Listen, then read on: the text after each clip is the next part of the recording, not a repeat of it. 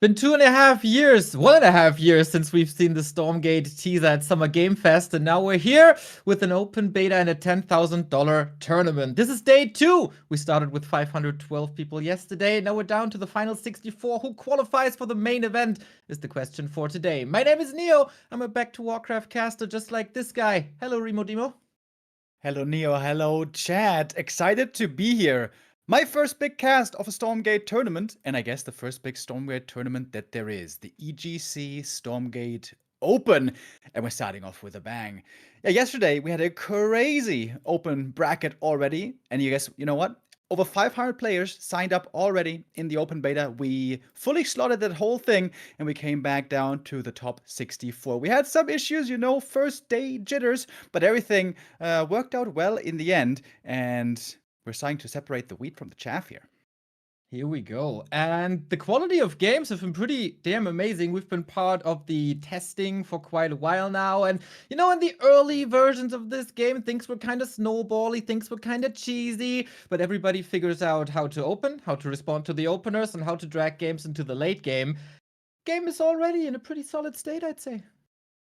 Yeah, absolutely. Also impressive how quickly adjustments and improvements are being made. Of course, that is sometimes the nature of a beta open phase. Still, lots of changes will be coming yet. And I'm sure a tournament like this will be a nice little indicator for the developers, for the fans, what the meta right now is looking like.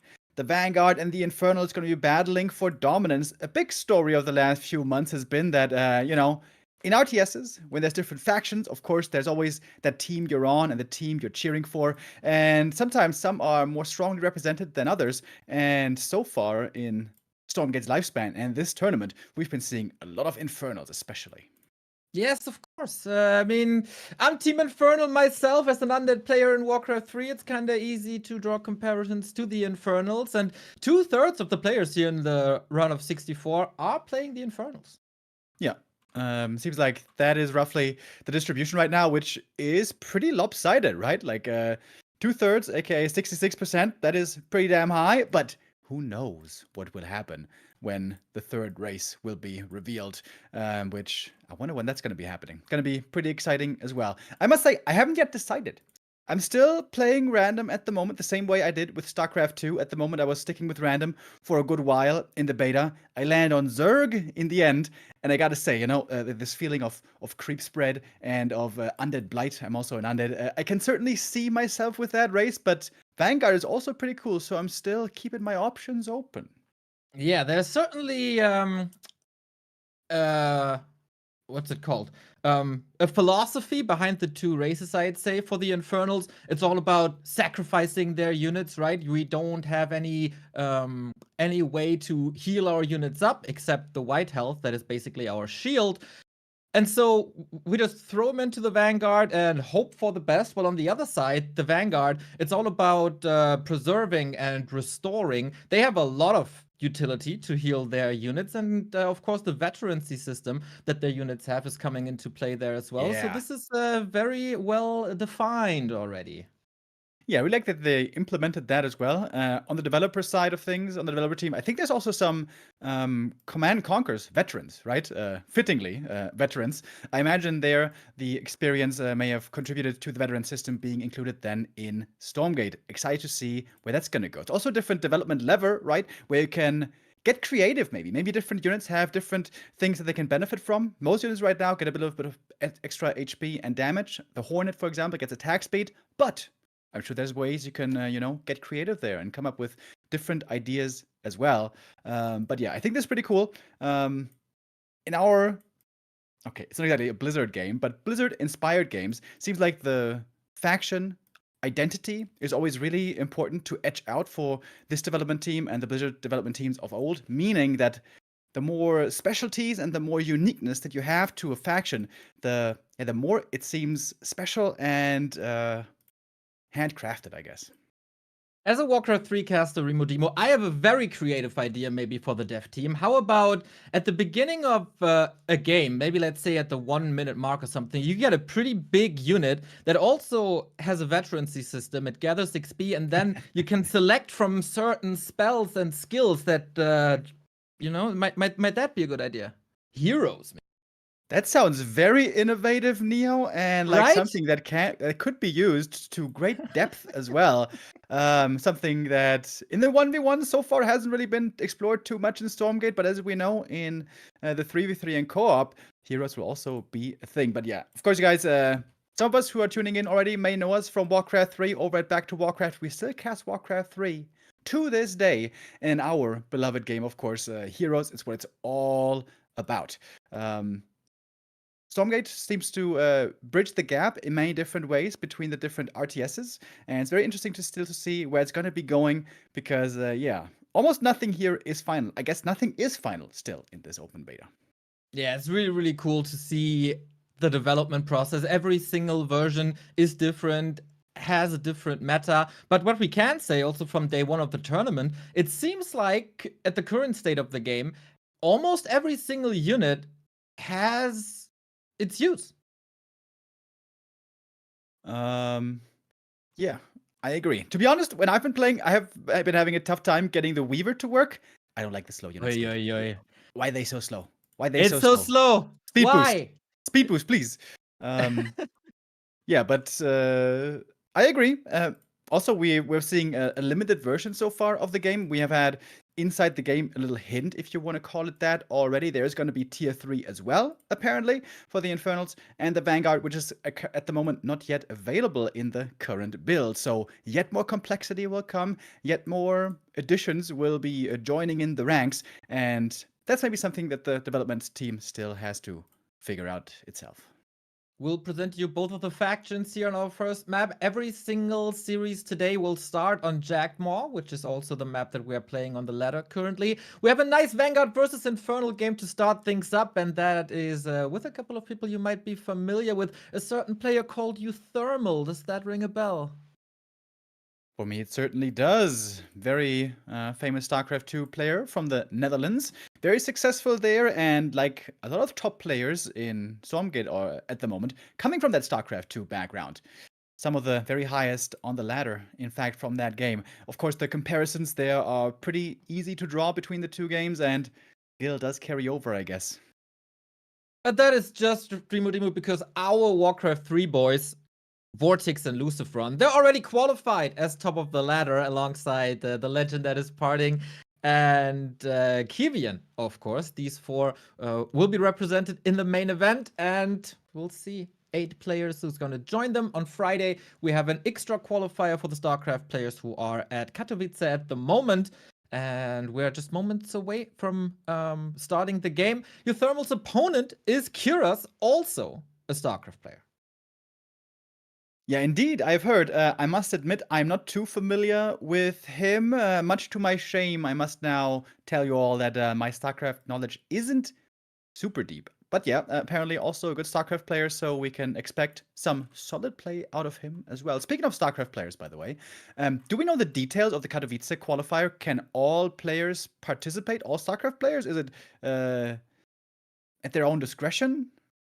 I feel like there's not too much info on this. Okay. It's time for the admins so we both to don't figure know. this. Excellent. Exactly, because we're not involved with Katowice at all. I guess the players currently in Poland will be aware if they want to play or not. Currently waiting for YouThermal. YouThermal playing Vanguard and Kyras playing the Infernals. There is another distinction between the two factions that we might have to touch upon is movement speed. Since you've been playing both factions, the Vanguard, super fast and a lot of tools to increase movement speed as well. Infernals, in general, a little slower, but hard-hitting.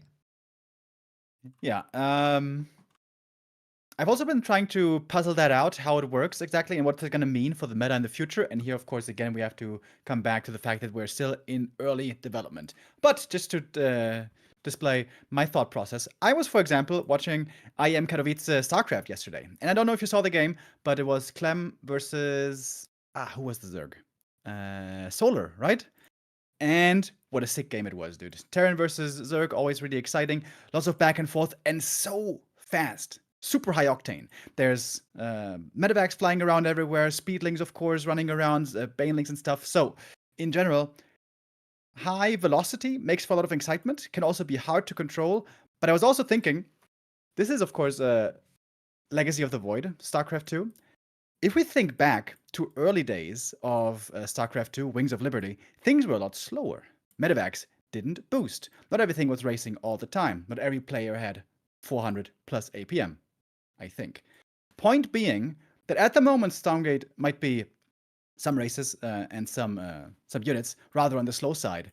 This might change with development over time. If there's going to be some DLCs or expansion packs, certainly there, something new could be added, but also just getting the base model of the game right, getting the fundamentals right first, and then maybe the game will be sped up later on, is what I would expect. Yes, sir. I got a little update on the status of the tournament right now, because of course this tournament was supposed to start at 4 p.m. Central European time. I take a look at the Stormgate Discord right now, Mr. Remo Demo, and in the announcement section I see we need to take Stormgate down for some time, starting now. We'll get you back as quickly as we can. So, very unfortunate timing, I would say. Well, sometimes life do be like that.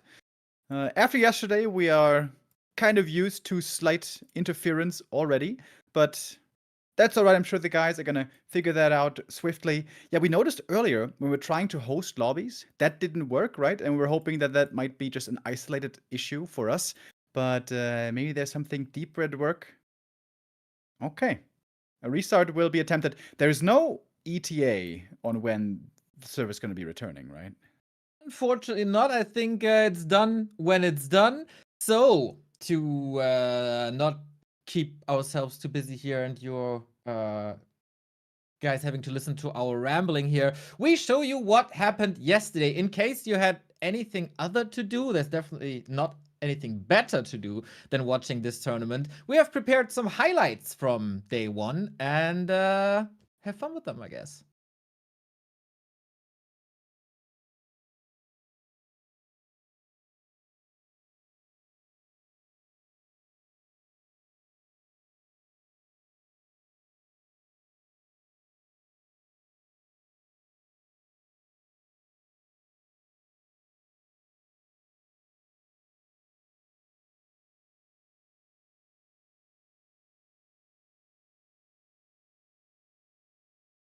Full damage reduction means the Gaunts can't kill quick enough here, and it is going to be a breakout. Infect comes in, activated ability, but with a lack of troops to kill, there will be no conversion. He gets nothing, and it just costs him extra units. March in. Lancers, wait, what's going on here? This is... I don't want to... Like, Neglectful doesn't do it justice, right? It's like you've just given a small kid a knife and sent him into a forest full of wolves. This is... I don't know what this army is meant to do. The Hellborn damage is huge here! Oh yeah, my Atlas god. getting caught off guard on the front line as well. First Atlas going down to his second one, but front line... Yeah, Shroudstone now deployed, and Night Phoenix will just pivot to the enemy main base. And while he's on the enemy Shroud, he's also getting white health himself, so that kind of offsets between the two players. Splits come out. Roots front line for the time being. Gaunts are behind this, so you have to be careful, because this is the thing. When you get on top of the meat farms, it's actually just a feeding frenzy. It gives you freebie fiends constantly, and that's exactly why a fight that looked like it should have been terrible for Night Phoenix actually turns into an even trade. I'm gonna buy you a few seconds here, but the Gaunt count is high. Bobs are getting kited. The Buzzsaw doing a lot of work. It looks like the Brutes are going to move across to defend now. Shadowflies just waiting for their moment here. Haven't been microed into that. Hornet is still alive. Has got some Exos out to help him. And the overcharge is doing overtime here. With Shadowflies, they get the dive in. Hornet removed, but it looks like Tiger Bear has done enough to stay alive. That Hornet did a lot more damage than what it was supposed to. The Shadow Flyers waited too long. Hellborn is just inaccessible for too long here. Bob's trying to defend, but most of them actually blocked from even getting engaged in this engagement. Hellborn count still at 7. Front line is dwindling on both sides, and I'm starting to think that this might be the end of the road for Tiger Bear. Medtech count down to 3. Last Lancer makes his stand. The Infest Bomb is coming in, and that is going to be the snowball that lets him break the base. Love the use of the Magmadon's trample ability over here. You had those... One of the ways you can absolutely get your day ruined is if those fiends or a brute get somewhere in the center of your army and that Atlas fires off. the ability, you can upgrade it so it ignites the ground after it shoots as well. That's going to hurt your guys too. So things to keep in mind. That's why the Atlas drop feels so nice, because you almost don't want it to be a part of the fight, since there are a lot of melee units that get close. Much like in Age of Empires with the catapult, though, you can T-air at least just to get rid of that evac. But it's not like a traditional mech composition where it's like, oh, he's just making Atlases and Vulcans. There's a lot of anti-air here too, so the evac itself is not really exposed as long as these Exos can stay on the field. There we go, a Shadow Flyer. Innocuous, but actually the placeholder is quite apparent out on the field. That High I think contrast. two of them can take out, and much like a Scourge from Brood War. They do AoE, not that it's particularly relevant. Stomping through the Atlases. That being said, the instant unload mechanic is what makes up for that. And as you pointed out earlier, it feels like a combination of two different types of units. But I don't necessarily hate it. Provides a shroud as well for the Animus collection if you keep it on the ground, and naturally when it's landed it's vulnerable to the anti-ground attack, so something else to keep in mind. Another thing to note is the shroud. Oh he's my like God. microing He's in and out of juggling it like bunker micro. And this is where it gets tough. So he goes into the main, he's gonna pull everything back, tries to get on top of these. We see them kiting away. Important to keep in mind, of course, that shield cooldown might be back up for whichever one does get lowest in the fight if he tries to commit to it. But the micro here is just filthy, and even the evacs, which can drop those mines that sandwich with those, or they're just a little out of position. We'll see. Oh, Here it comes. The catapult comes up first. Not exactly what you want to lead the charge with. And it's already getting slapped by the Lancers here in the front. And that's a med station. It needs to be repaired, but the med station is doing huge work for the Lancers. Big heals. He's Still trying to up. dodge it. Yeah. He's trying not to let the workers get hit by it, I suppose.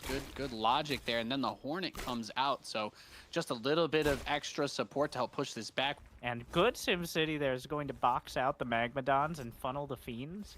So that way the Fiend can get taken out, and then you can focus the Magmadons. But oh my God, it's happening! Oh. He's got the Flame Imps, and he's going straight for the Exo. Yeah, the Magmadon on the side, he found he's stopping.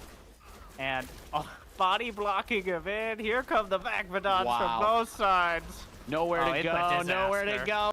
On this push against Mana, Numidan is going to have to get some serious work done with everything that he's lost leading up to this point. A decisive fight, it seems, is going to occur potentially right here if he's able to get on top of him by Mana. Any charge.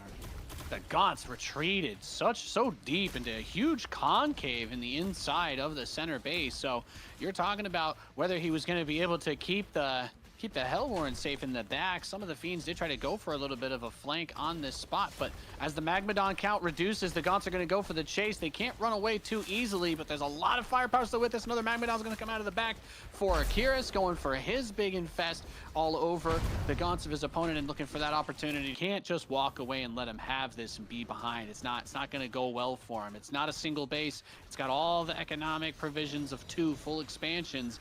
Can't just let that go. Now we have the dragon on the other side. We're Game of Thrones now, boys.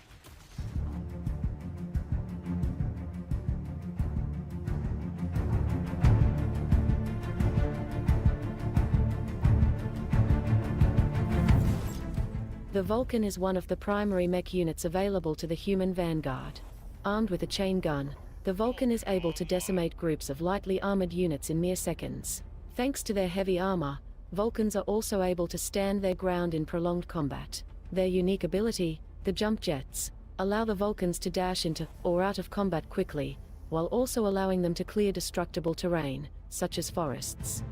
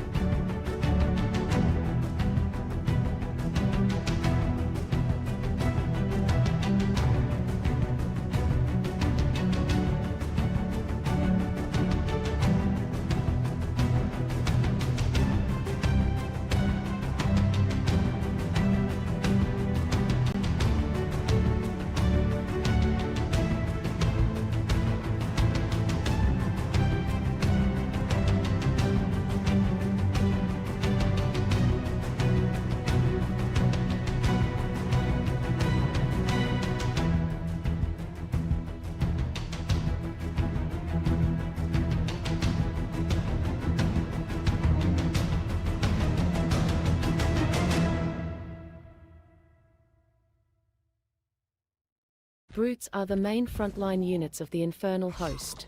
Tough in melee, these slow troops provide a sturdy frontline for the Infernal armies. Brutes can also be split into 2 fiends, either manually or automatically upon a brute being eliminated. With this ability, the slow-moving brutes can be turned into a force of highly mobile fiends in just a few seconds.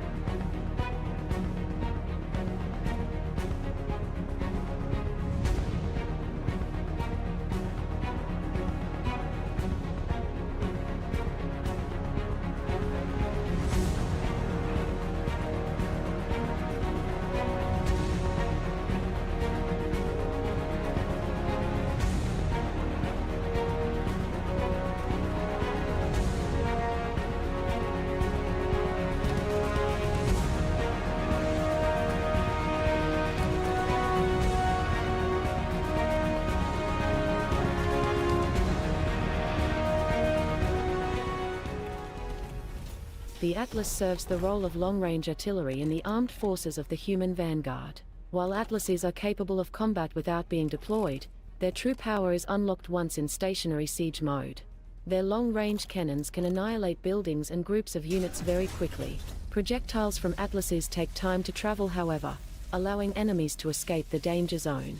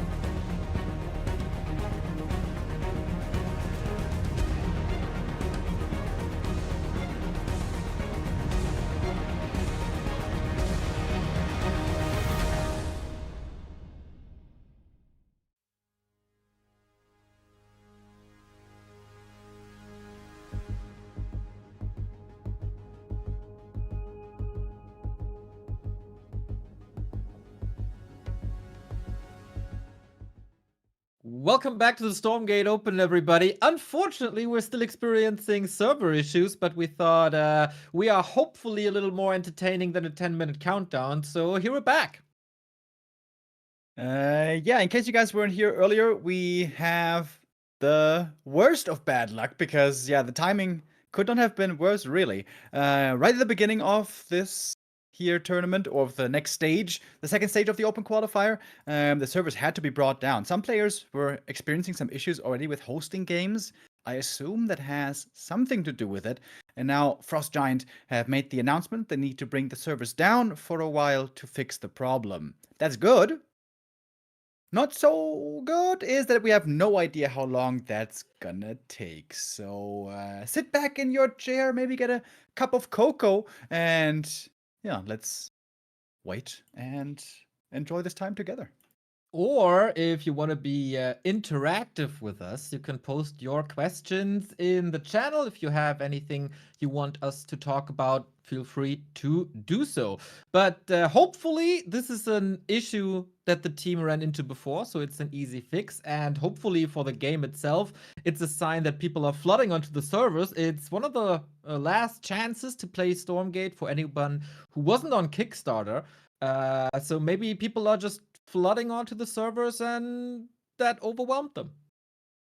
Yeah, until tomorrow, right? The open beta is still running. Lots of people have been trying it out and trying to get an early taste of the game. We're still early in the beta phase, of course. Only 2 factions so far. Still lots of fiddling and improving and tweaking to be done. I saw, for example, just a headline, I think it was this morning, where apparently Monk said that the creep cams were going to be changing as well. I didn't look into it too much. Do we know exactly what that's about? That was part of an interview this week with Beowulf, who will be casting later on alongside Nathanias. And I don't think he gave anything away, but yeah. Old Kevin. Good old Kevin. Right? King of teasing. Professional, you know, that Blizzard PR training really kicking in. He's definitely excited. That we can say, but and very passionate. And very passionate. If he puts his mind onto creep cams, he teased that to me in a DM. I'm leaking that now a couple of months ago already. So this has been in the work for quite some time. At the moment, creep cams is something that everybody is linking towards Warcraft 3, right? Oh, the game is kind of similar to Warcraft, right? You got creep cams. Well, it's not the same thing, I'd say, because we have no items in the game, which obviously are the biggest part alongside the experience in Warcraft 3, which is also not part of the game. So here in this game, creep cams are mostly about the effect, whether that be vision or the siege one we will see on the first map, or the speed boost, and of course resources. So I would say it's more like a MOBA creep cam than a Warcraft creep cam. Yeah, I guess so. Especially the siege creep certainly reminds us a lot of Heroes of the Storm, for example, right? Because the creep cams always, once you conquered them, they would join your lanes, I think is how it worked, right? So there certainly clear inspiration was drawn from Heroes of the Storm. But again here, similar to the veterancy system we touched on earlier, I feel like I really like this system that they implemented because there's lots of different ways you can get creative, and also easy ways to find levers to pull, you know, to help with balance, to help with some issues you may encounter. And as I said earlier, there's only the very early development stage of Stormgate. There's lots of future plans and future ideas going to be coming through. And because that's kind of what scared me when I read that headline, that when Monk said the creep cams were going to be changing. I hope that they stick with this idea, because as amazing as StarCraft is, the one thing that really bothered me always with StarCraft was there's nothing really to do on the map unless you want to attack your opponent.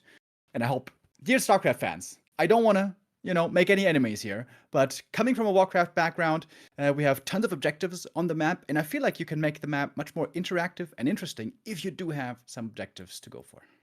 Yeah, and I felt that when I played myself, we've been through 3 different maps now in this open beta test, and the first one had a lot of them. So whenever I knew, okay, my opponent is maybe a little stronger than I at the moment, what do I do? Like, do I just sit at home do nothing. That just feels wrong. I want my army to do something. I want to destroy some things. And the more creep camps they are, the better it felt. On the second map, Secluded Grove, it was more economical, I would say. So you want to protect and get additional mines up, but I don't know, do you want to go to the upper left hand side of the map to get a speed camp or a tiny little resource camp to be out of position? Because of course we have no real recall or no town portal in this game. That felt really dangerous. I think there's a lot to optimize in that regard. Yeah, definitely. Speaking of Secluded Grove, gave me like vibes of old Blizzard maps. Like I feel like maps like that aren't being made anymore. You know, like with dead ends that kind of almost feel like, I don't know, island exposed features, and where you have to run around a lot. There's also super narrow chokes on Secluded Grove. That map. Sorry, I'm getting that mixed up. That was actually Titan's Causeway that I was thinking of there. Titan's Causeway I have almost not seen at all yet from any players in the tournament or anywhere else, really. Yeah, me neither. Maybe it is because it wasn't part of the ladder rotation at the moment, so obviously you have less experience in it. But in the tournament, there's no bans really, right, when it comes to maps. So maybe some of these players prepared some special strats for that map. Yeah, this way can get really creative. I'm sure lots of players have been watching some of the pro players as well. We have some big names in there for us as the Warcraft guys with our Warcraft background. Of course, Vortex and Lucifron, legends of our game, but not just ours. By the way, how sick are those two brothers? In Warcraft 3, in StarCraft 2, in AoE 4, and now also in Stormgate, looking so strong. They are just blessed by the RTS gods. So much talent, so much skill. And what I find fascinating, they never play the same faction. They always go for something different. Seems like maybe there's a bit of childhood rivalry going on. Don't want to be like the brother, you know? But anyways, I don't know, man. Isn't it more of a synergy? Like the one brother focuses on the one faction, the other brother is focusing on the other faction. So they learn about everything there is at the game separately, and then they mix it up. And they have a weekly meeting, a family meeting, where strategy will every be day discussed. at breakfast, dude. Every day at breakfast. Sunday family dinner. Everyone's sitting at the dinner table, and those two guys can't start shutting up about RTS games. And the family's like, guys, again, really? And off to the side is Ryu. Ryu was the third brother between them, right? That's right. Yeah. Yeah, used to be a pretty good Warcraft 3 player. Not quite to the same extent as the other two, who were, world-class level, and seem to be there again, both in the top 4 of the ladder. That's how they made it into past this open qualifier already.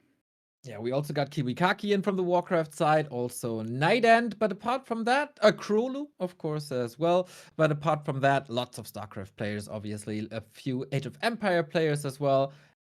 So let's see if we can hang with them. Still, no update, unfortunately, on the servers. We are hoping that it comes back soon. Quick little shout out to the Stormgate Discord, where you find a lot of information if you want to dive into the game. Because if you are getting thrown into a new RTS, it is so hard to get an idea. What building to build first? How heavy do I go on economy? Where do I move? How fast do I expand? The Discord helped a ton of people a lot. Yeah, absolutely. Guides are a big help. I know that feeling all too well. It's one of the big difficulties of RTS in general, right? The learning curve is so steep.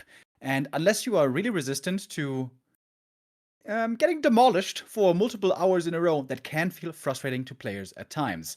Now in the open beta phase, right now, onboarding isn't the big priority for the Stormgate development team yet, I would imagine, but I'm also excited to see what they're going to be doing about that. I imagine there's going to be 1 or 2 ideas they're going to try to implement. You mentioned the Discord already. Absolutely. Great place, great resource to look for help and for inspiration and for builds and all that stuff that we need in real-time strategy games. And also, of course, YouTube. YouTube, the next place for guides to look out for. I know that Probe, for example, has been doing a good job with that, and I'm sure many more creators will come forward with that as well. Half of my prep for this broadcast was the YouTube channel and the Twitch channel of the dear Probe. So shout out to you. And of course, a couple of grinds on the ladder. I made top 2 in a German tournament yesterday, Remo. Very nice. Did you play Right? Sparta's tournament? I did play Sparta's tournament. I got demolished in the final, but until then, I made it work. Damn, dude, pretty good. Esports earnings soon. Nah, there was no earnings in this tournament, just bragging rights, you know. But hey, I gotta use my bragging rights then wherever I can. Yeah, early days. I can see you on the IEM Katowice stage already, Neo. At the sweet young age of 42, we're gonna Hey, not yet. Not still in the 30s. We're gonna have East Frisia finally going strong. Dude, we had Mew in Warcraft 3. He was from East Frisia. True. Represent. There we go. I imagine some people in chat might still know him. German Warcraft legend and just a very unique, super cool guy. I want to talk about the game a little more here, Mr. Remo. What is your favorite unit and why?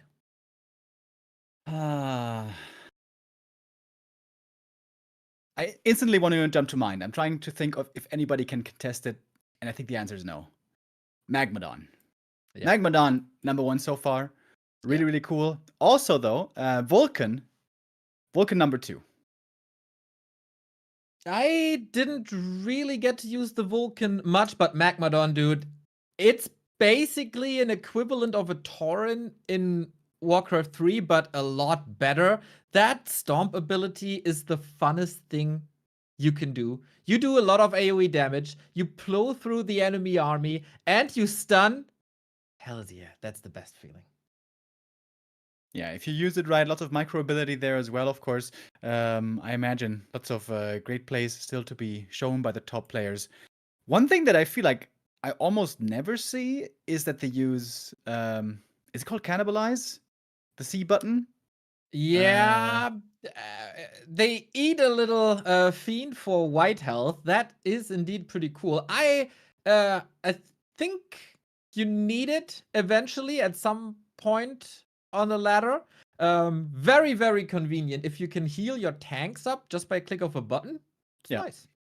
I guess the weird thing is you can't target what you want to eat. So it just kind of randomly walks somewhere. I assume it's the closest target. That would make sense. But yeah, especially high level players, when there's something that they cannot control, that might be a little bit, might feel a little uncomfortable for them.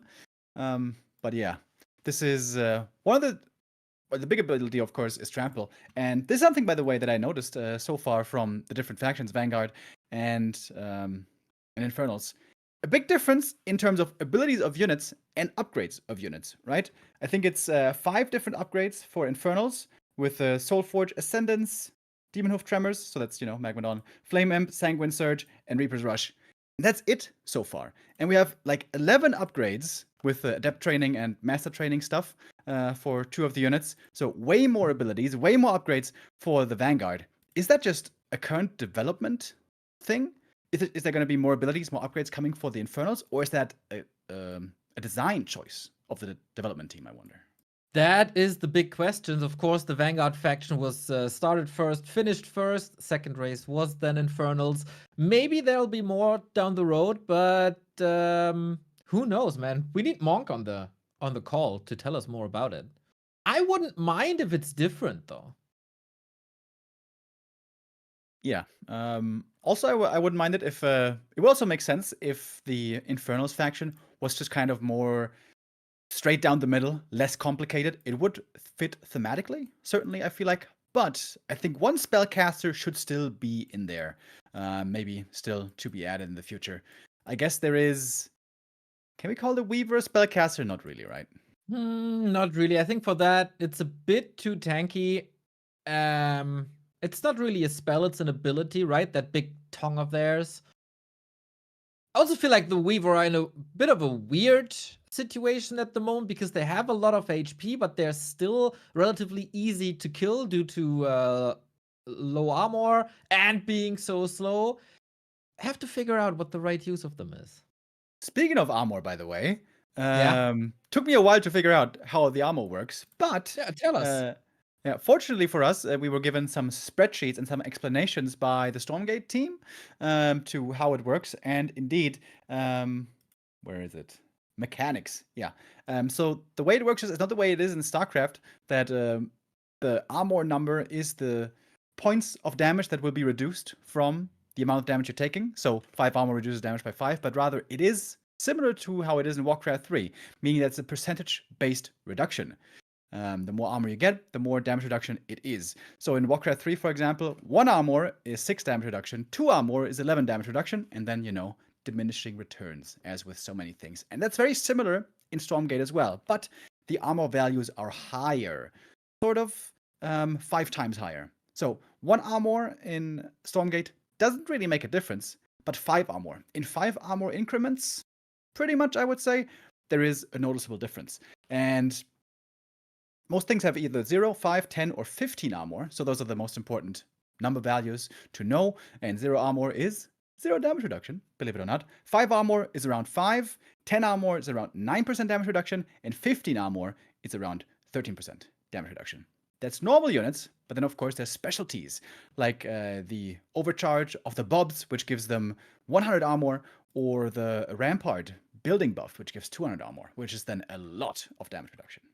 Yeah, and once again fits into the thematic of the Vanguard, who always want to preserve and save things. The Infernals, they don't care about armor. Everything dies eventually. But if an Infernal unit dies, it also has a benefit, right? It loads up your animals. And if you have enough animals, Remo, you know what's at the end of a game. It's the big dragon.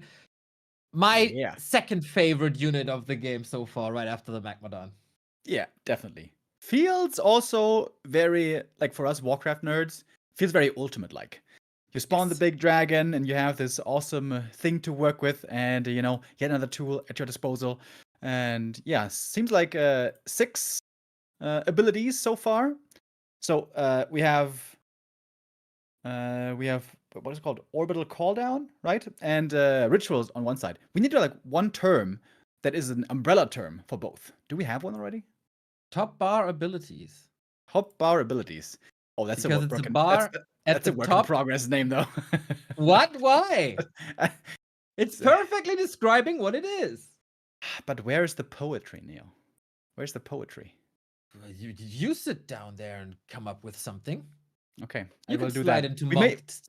We may still have time to come up with stuff today, because we still do not have an ETA yet, unfortunately, guys. In case you just tuned in, there are server issues right now. Frost Giant are restarting the servers, so we can't play out the games at the moment. We can't host lobbies. I think I saw earlier that Mana won the first map already, apparently.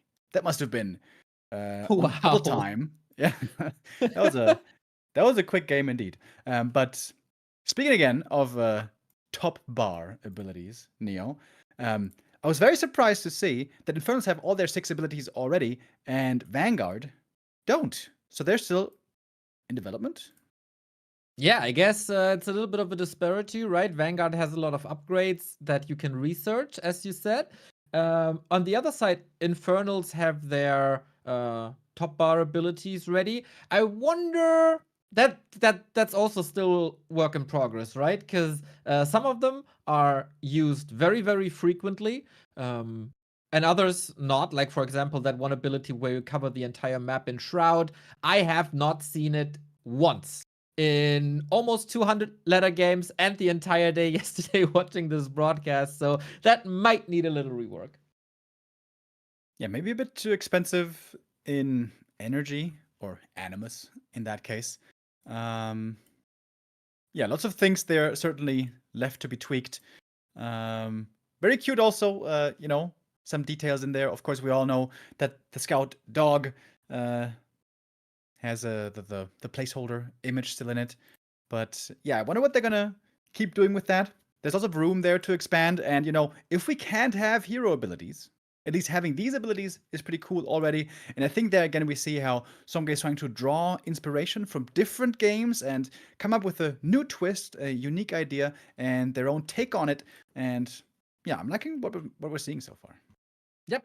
It is also a bit of a comeback ability, right? Especially for the Infernal section, because you get your mana, your spellcast power, your animals when your units die. So the more you lose, the more you win, basically. Yeah, and Sounds if it's weird, eh? if it's on Shroud, even more so. Yeah, I feel like at the moment, of course, we're still in perhaps not the dark days, but in the pioneer days. Still lots of stuff to be discovered. So many different builds. Also with how many different maps there are and how differently they play, creep camps and so on. There's so many different things you can go for, terrain as well with the trees and stuff. I remember one of my first games. I, for example, was just trying to macro up. I was trying to build another base, you know, get all those resources in. And then I was like, okay, I kind of have an idea about the game. Now let's start to watch a stream. I turn on Vortex stream. I was like, okay, he's gonna macro up, he's gonna build bases. And what does he do? He hardly macros at all, makes aggressive buildings, makes gaunts, and rushes right away. Going for creep camps, going for speed camps. And I was like, man, there's so many different ways to play this game, and still lots of builds and timings to be worked out. Yeah, that is a super exciting thing. Like, I usually played at nighttime, right? And at the end of a nighttime grind, I felt I figured most of the game out. Of course, my control was slipping a bit, and I got tired, so I forgot to macro, and that didn't really matter. But I had a solid grip on the game, and then I wake up the next day in the afternoon hours and queue again, and all of a sudden I get rushed in 5 minutes because someone figured out a creep route where all of a sudden you get 5 fiends in your base after 1 minute 30. It's so cool to see. Sorry to cut you off. That sounded so much like a Warcraft cast. Creep route, fiends in your base. Brings you back.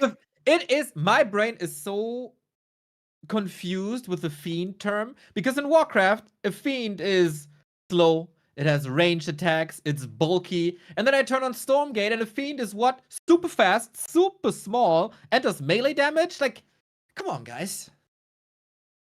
Yeah, we're gonna have to train our brains again. Yeah, we're gonna have to learn stuff. This old dog will have to learn some new tricks, it seems like.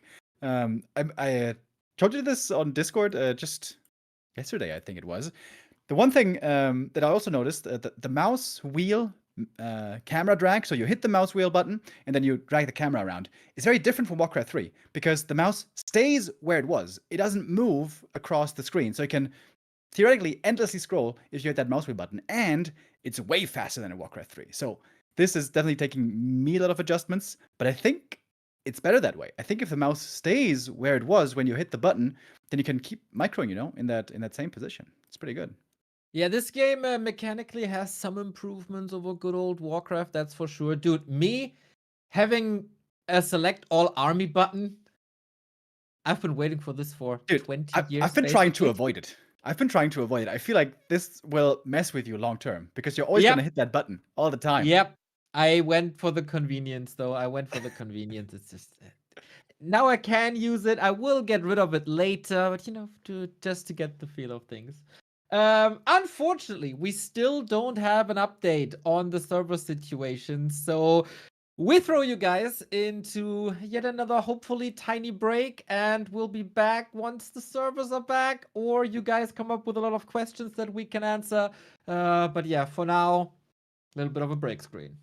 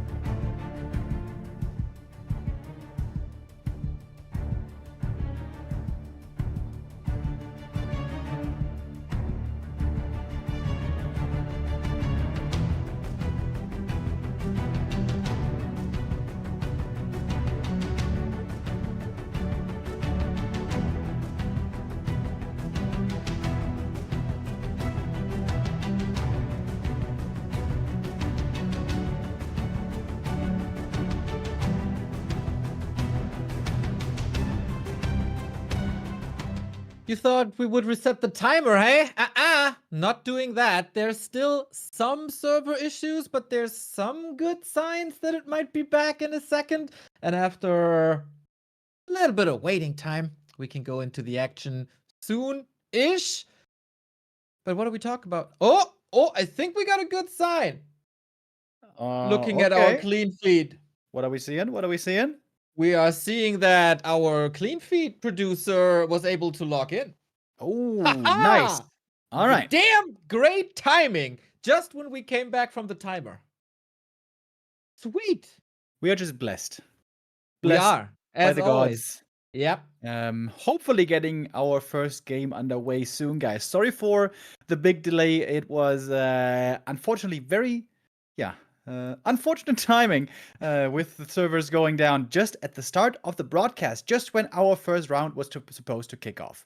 In case you weren't here before, let's quickly sum up again what today means. Yesterday, of course, we kicked off the open bracket, the big 512-player bracket, which we completely filled. Lots of games were played today, and we narrowed it down to the best 64 players. So today, 64 players battling it out. We're going to see plenty of matches from them, fingers crossed, and by the end of the day, we're going to be down to the top 8. That is right. They will be joined by 4 players who already qualified via the top 4 ladder. That is Top, Vortex, Lucifron, and of course, parting as number 1, Vini Vici. That is allegedly him. And of course, 4 players who are coming from the Katowice exclusive qualifier that will be done next Friday, I assume, on this channel. Yeah, I think so. After the day, of course, the open qualifier section is going to be done, but next weekend then is when the big boys are playing and the big decisions will be made. Going to be very excited to see where that is going to be going. I had a little brainstorm in mind for our next session here in case we had to wait. I'm not sure if we do have to wait, but since it's on my mind, Neil, I may as well bring it up. And I think the biggest question surrounding Stormgate, with all the many uncertainties that we have still surrounding the game and the development phase, the big one is clearly the third race. Yep. What's it going to be? What is the plan? What are the inspirations? At the moment, there's only rumors. There is some assumptions.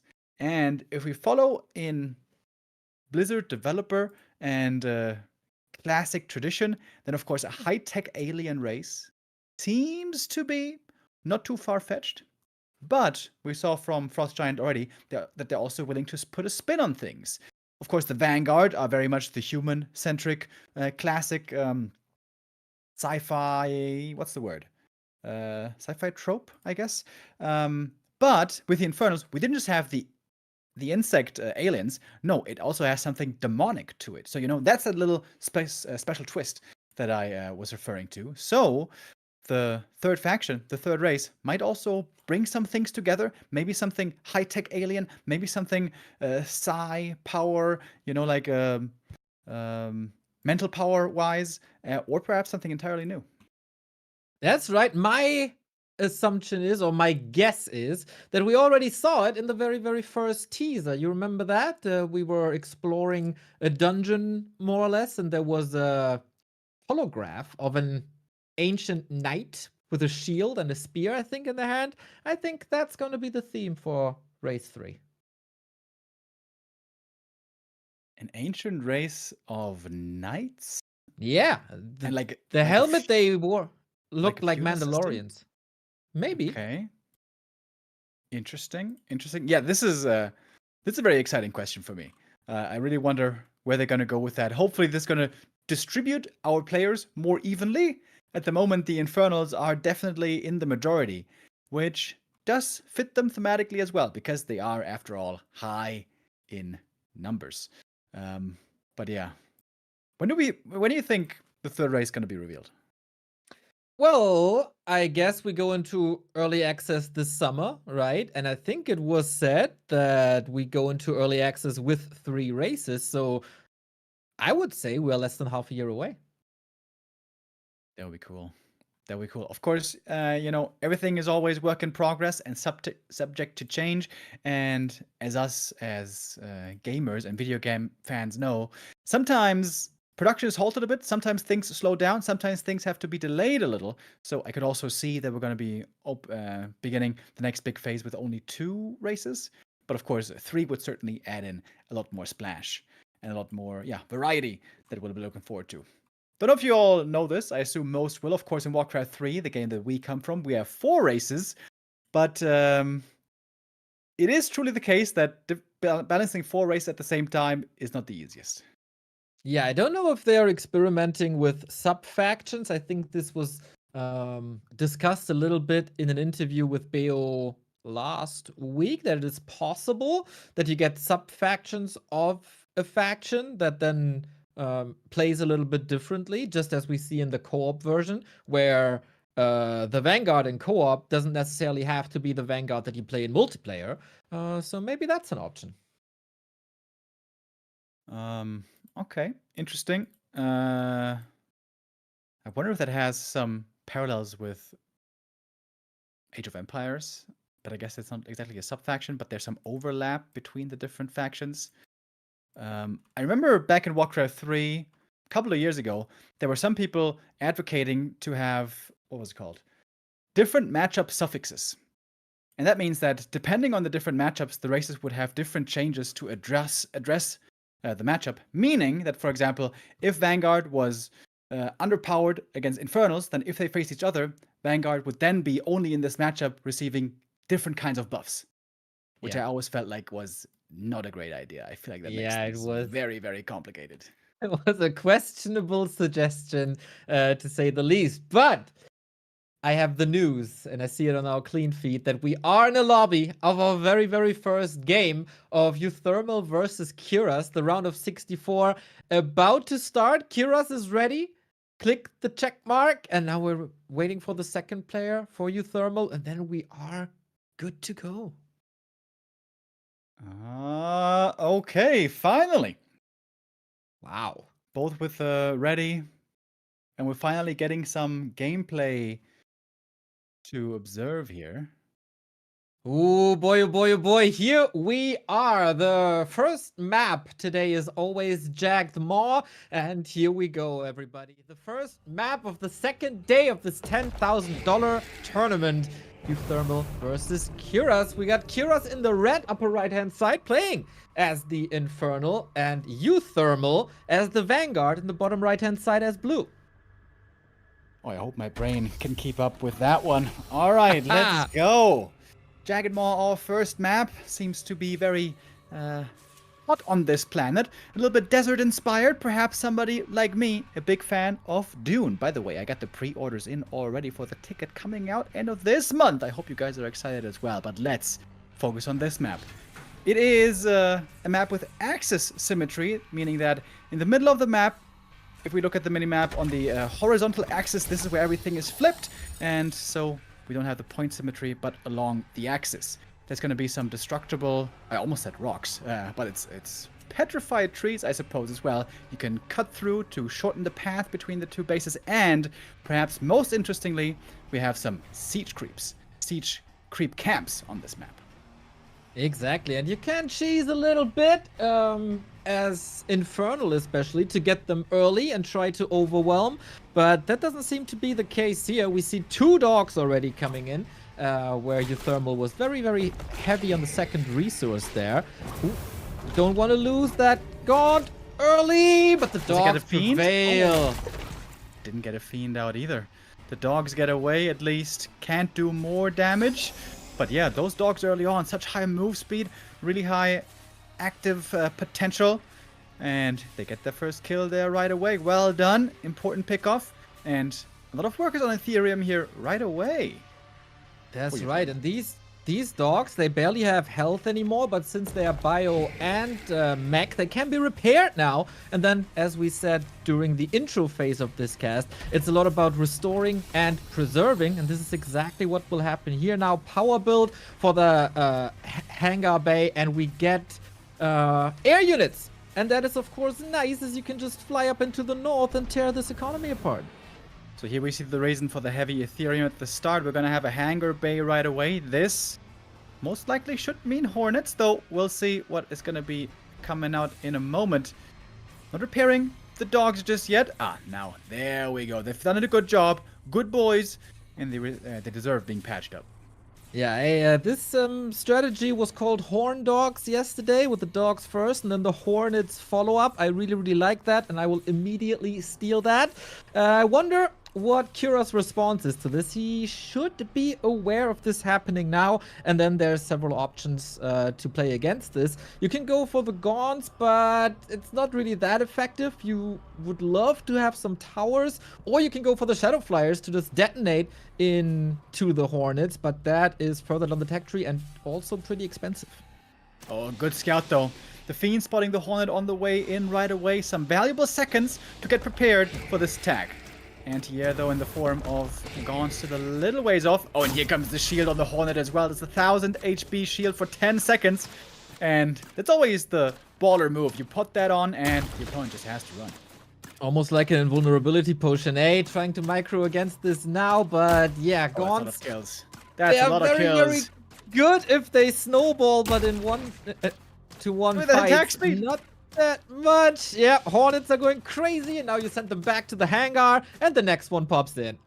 Damn, really strong play here by YouThermal.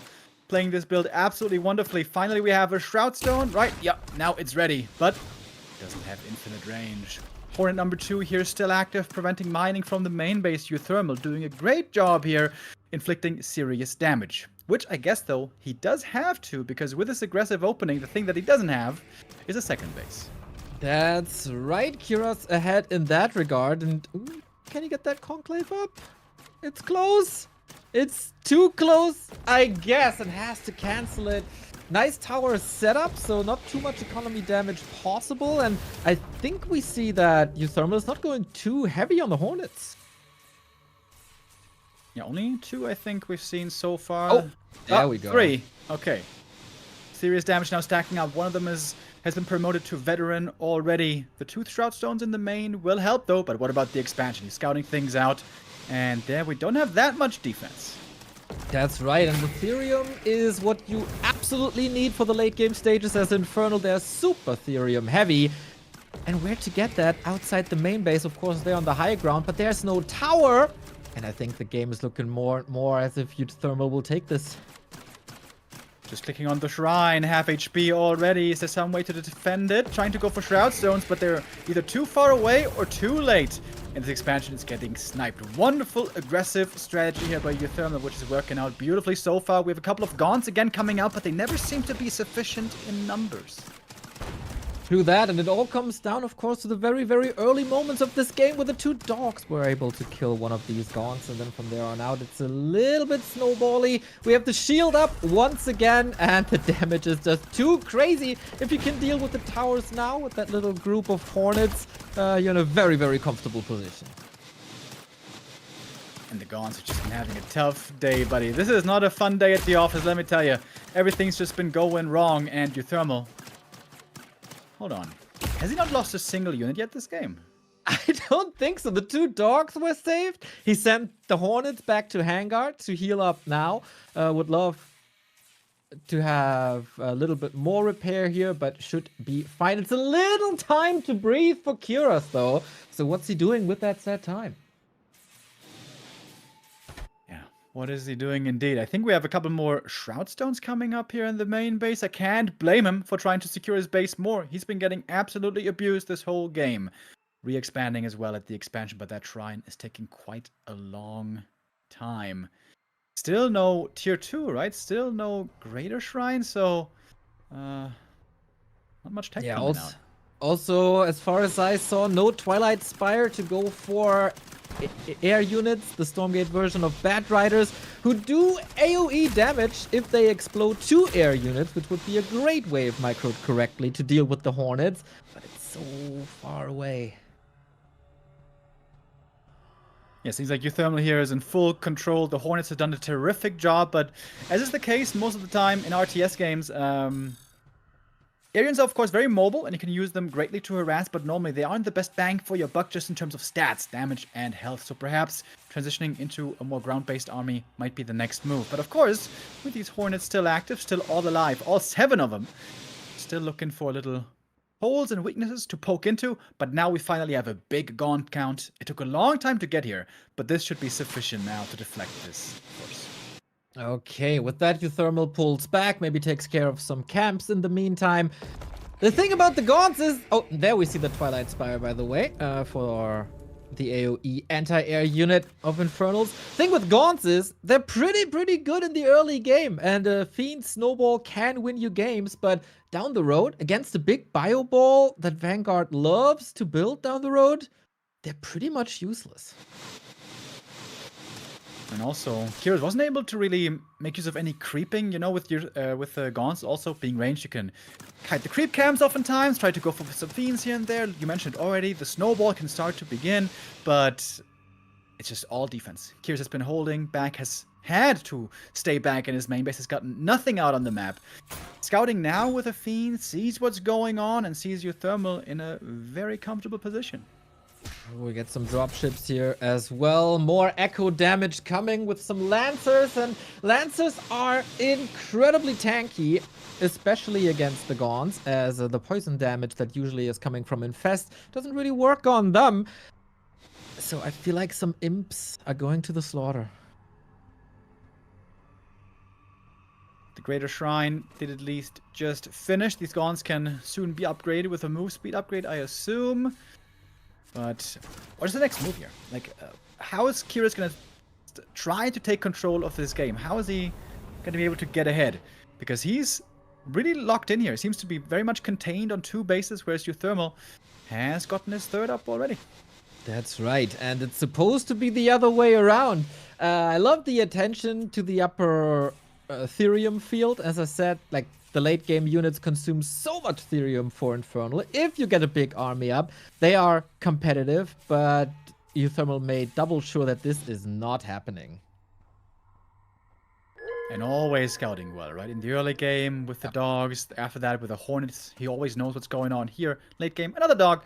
Not the most impressive fighter anymore, this stage in the game, but still knows that there's no 3rd base. And with that, YouThermal knows he's in a good spot. YouThermal had a very strong opening, very aggressive opening. Now it almost seems like he's perhaps expecting an attack, holding back on his side of the map, feeling now that he's in the lead. Alright then, but we ain't moving so far. Not satisfied with the army composition is Kyrus. Would love to have some Magmadons. We talked about them. One of the coolest units you can build. And we see the Shadow Flyers here, so some anti-air. If they connect well, maybe there is a chance. We see an absurd amount of Gaunts. And a catapult soon. The siege camp here finally being taken. This is going to initiate the push towards the Vanguard base. Hornets still looking for a little bit of pressure. And now we see the Shadow Flyers. Will they connect? Oh, some of them certainly do. That's 2 Hornets taken out. But also YouThermal sees there's no main army here. They're starting to get suspicious. Okay, we see reproduction. Another Shadow Flyer coming in. But he needs more. You need 2 per Hornet to get rid of them. 1 more, just 1 more could get rid of this entire harass in the north. But I don't think he can afford it right now. Maybe he's out of charges for the production. Very, very unfortunate for Kyrus. Some Hornets went down, but YouThermal still has 3 active, if I see that right. But more importantly, on the left-hand side of the map, there's a huge arming rolling on south. If there's a way back into this game to win it and take the advantage, it will be this one. He's following the catapult, the siege unit, and it seems like it's going to arrive at this 3rd base of YouThermal's.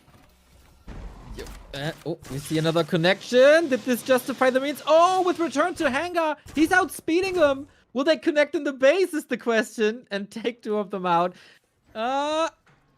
Looking good. Gets the double kill. That's fine. Okay, that won't help in the defense, which is coming. The catapults taking care of the static defense, which is amazing versus Gaunts. And that dropship killed, but the Lancers now. These Lancers should tear the Gaunts apart. Yeah, they have the upgrade as well. So much attack speed and move speed, but they don't like the positioning back there. Feel like they're going to get taken out. Infestation dodged as well. It seems like YouThermal might not have the most units here, but a couple of Exos reinforcing from the left, and suddenly the tide might be turning. Oh yes, it certainly has. All the Gaunts suddenly going down. Looks good for just a few seconds, but YouThermal won't give this lead away. Exactly. The straight up fight, the Lancers hold their ground, and then the Exos come in, and whatever you click on with Exos, is gonna die in high numbers. And from here on out, it is a gigantic snowball for YouThermal. He was ahead at the very, very beginning of the game thanks to the Gaunt kill, and then went further ahead with the Hornet play, and now this map is his oyster. Got a couple of med techs out as well. Now everything can be healing over time. Some units are still hurt, but YouThermal seems to have a big death ball here at the ready. And he knows as long as he takes care of the opponent's third base, he will still be favored in the economic department. And this Infernal's army doesn't look that huge either. No Magmadons, no chance, I would say. No stun, no AoE, and no way to deal with these lances. Look at them, they barely take any damage here. And there's the GG. The first map of the day goes to YouThermal. Well played. Good strategy. The Horn Dog strategy, I must say I'm also very fond of that name. Working out quite well here. And I think you hit the nail on the head there at the start when the first Gaunt goes down, slows down your momentum so much. The two dogs doing a terrific job. I hope they got a treat back at home. They certainly deserved it. And YouThermal comes in swinging hard. Takes map 1. At least Kiris should know to have a close eye on that strategy moving forward. Right on. Of course, we have to say that YouThermal is coming into this as the favorite, as the higher seed. So the underdog didn't prevail here. But in the beginning, it was very close, though, wasn't it? The two dogs just surviving by a couple of HP. If that goes the other way and the Infernal player is able to creep a little bit and put the pressure onto the Vanguard player, the entire game might look a little different. And map 2 now is going to be the map choice of the Infernals player. And as we mentioned before, there's no bans in this system. So we have 4 maps total. We're always going to be starting map 1 on Jagged Maw. And then you have free reign, free pick of which map you want to go for next. What do you think? Being the Infernals player, Neo, what would you see more here out of the 3? Oh, put me on the spot, eh?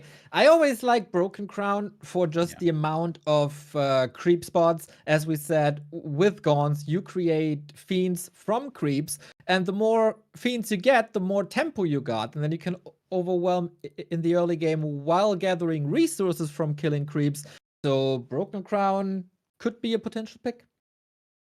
Yeah, I could also certainly see that. The speed camp up there in the corners, or down there in the corners, always seems to work out pretty well. You pull that out, you kite it. Players of this level will certainly have the micro to pull that off. Couple of tricky maneuvers you can go for on this map as well. You can use some workers to cut through the trees, maybe. Look for a backstab into the natural or into the main base. Broken Crown, I think, has made for a lot of interesting tactical variety already.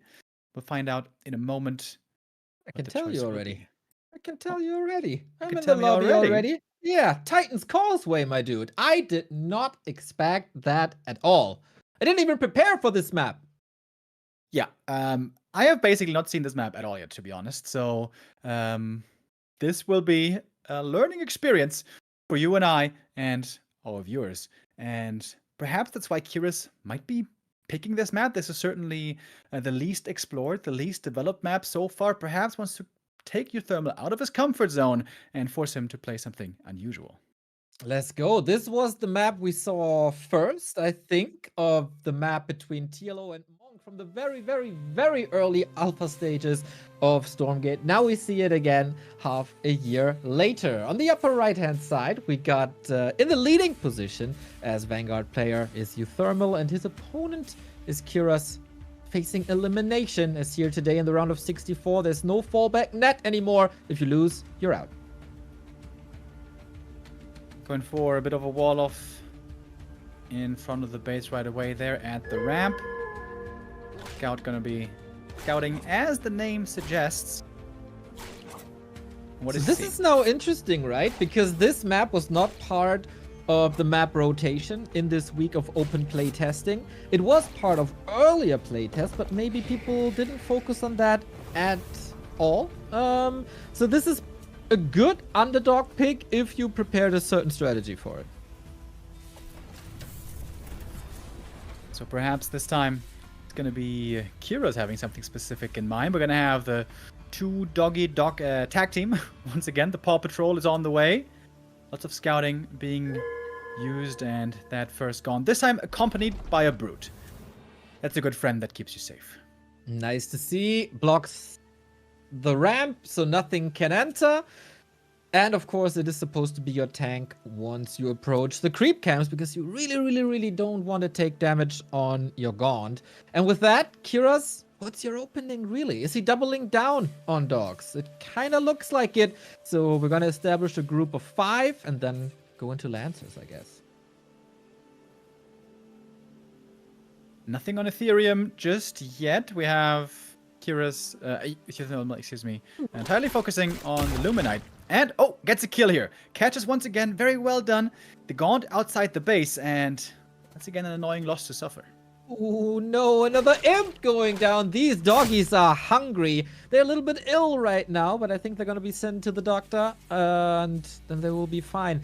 Super important early game moments once again by YouThermal, and Kyrus finds himself in a position he'd rather not be in, and that is pretty much the situation of map 1 as well, just that different units are coming his way. This time wouldn't expect Hornets outside of Jackmore, but this is now pretty much total map control for YouThermal. Yep, precisely. He's picking off some small camps here and there if he can, getting a few more resources. The dog is able to sprint across the map, and you know you're going to be safe from everything. They can always make it back home in time if they need. But Kyrus right now is not thinking of aggression at all. A little bit of creeping, looking for the speed camp, while we have YouThermal with a much earlier expansion this time. Yeah, speed camp's obviously amazing for Infernal players. 5 creeps, so you get 5 fiends, and you get the resources for every single creep there is. So these are the juicy ones. Oh, the ramp wasn't blocked anymore, and now the dogs found a new home. They're all hurt already. The Gaunt might be able to get some kills, but 5 dogs at the same time is still a little bit dangerous. Brute may need to help out, but we also have a lot of imps here going down. Some of these dogs promoted already, but this might be their last mission, I'm afraid. Trapped now in the main base, but did good damage, got a great scout off, and I would say they served them well. Yeah, exactly. With 5 dogs, you can basically one-shot a brute. We've seen that. And he also killed the Therium Imp. You absolutely need Therium Imps. Otherwise, you can't go for more Gaunts and can't go for a high attack, which you then need to deal with the Lancers. So, loss of map control to a degree. But now, we'll see the strength of the Lancers, hopefully with the upgrade. Sweet surround, double surround actually. But, okay, gets it. 2 new fiends. Nice attack by Kyrus. Bit of a misclick on the sentry post, I think. He sent the bomb in there for a Repair-O-Matic, and now he has to make a sentry post in the main base, but it's taking a while. Power build coming in, but the sentry post might be cancelled. Seems like it will. Wasn't cancelled, no resources back, and that will just do it. Enough damage is done. Okay, with the Buzzsaw static defense, could have been an easy hold, but you were right. Repair-O-Matic was not what he needed there. The static defense of Vanguard is pretty damn cool. Whatever infantry unit you put in, there's a different effect to it. Yeah. Buzzsaw Cannon does a lot of damage to infantry of bio or on the other side, but there was nothing really to repair at that moment, right? So immediately exploited, and a very, very fast game too, with Kira seizing the opportunity immediately. Yeah, quick, fast, and in a hurry here. Our game number 2 wasn't even really a big force. How much was that? Like 4 brutes, 4 gaunts, and a couple of fiends? But I would say also the map here taken advantage of very well. He went for the speed camps, obviously, making his army there a lot more dangerous. And on this map specifically, keeping the natural and the main safe seems to be pretty tough. The ramp is set up in a weird way where it kind of creates an entrance for both bases. And then Kyrus had his pick of the litter and went for the main base, and there was no defense there. I wonder if the Buzzsaw Cannon finishes, is that even going to be enough to deflect this attack? Seems like the Infernal army could have just run into the main base. Well, then maybe a second cannon is up and you hold that way. It would have helped a ton, since the fiends were all surrounding these Lancers. If you're getting too close to that Buzzsaw, the fiends are all going to be disappearing. But hey, we'll never know, Remo. We never know. We will soon know who's going to advance here victorious. We're going to go to the map 3 decider next. An advantage, of course, for YouThermal. He's going to have his map pick coming up next. And it's going to be one of 2, either Secluded Grove or Broken Crown? And we have the answer in a second. Both Broken Crown it is. All right, that was the map that was played first during this playtest.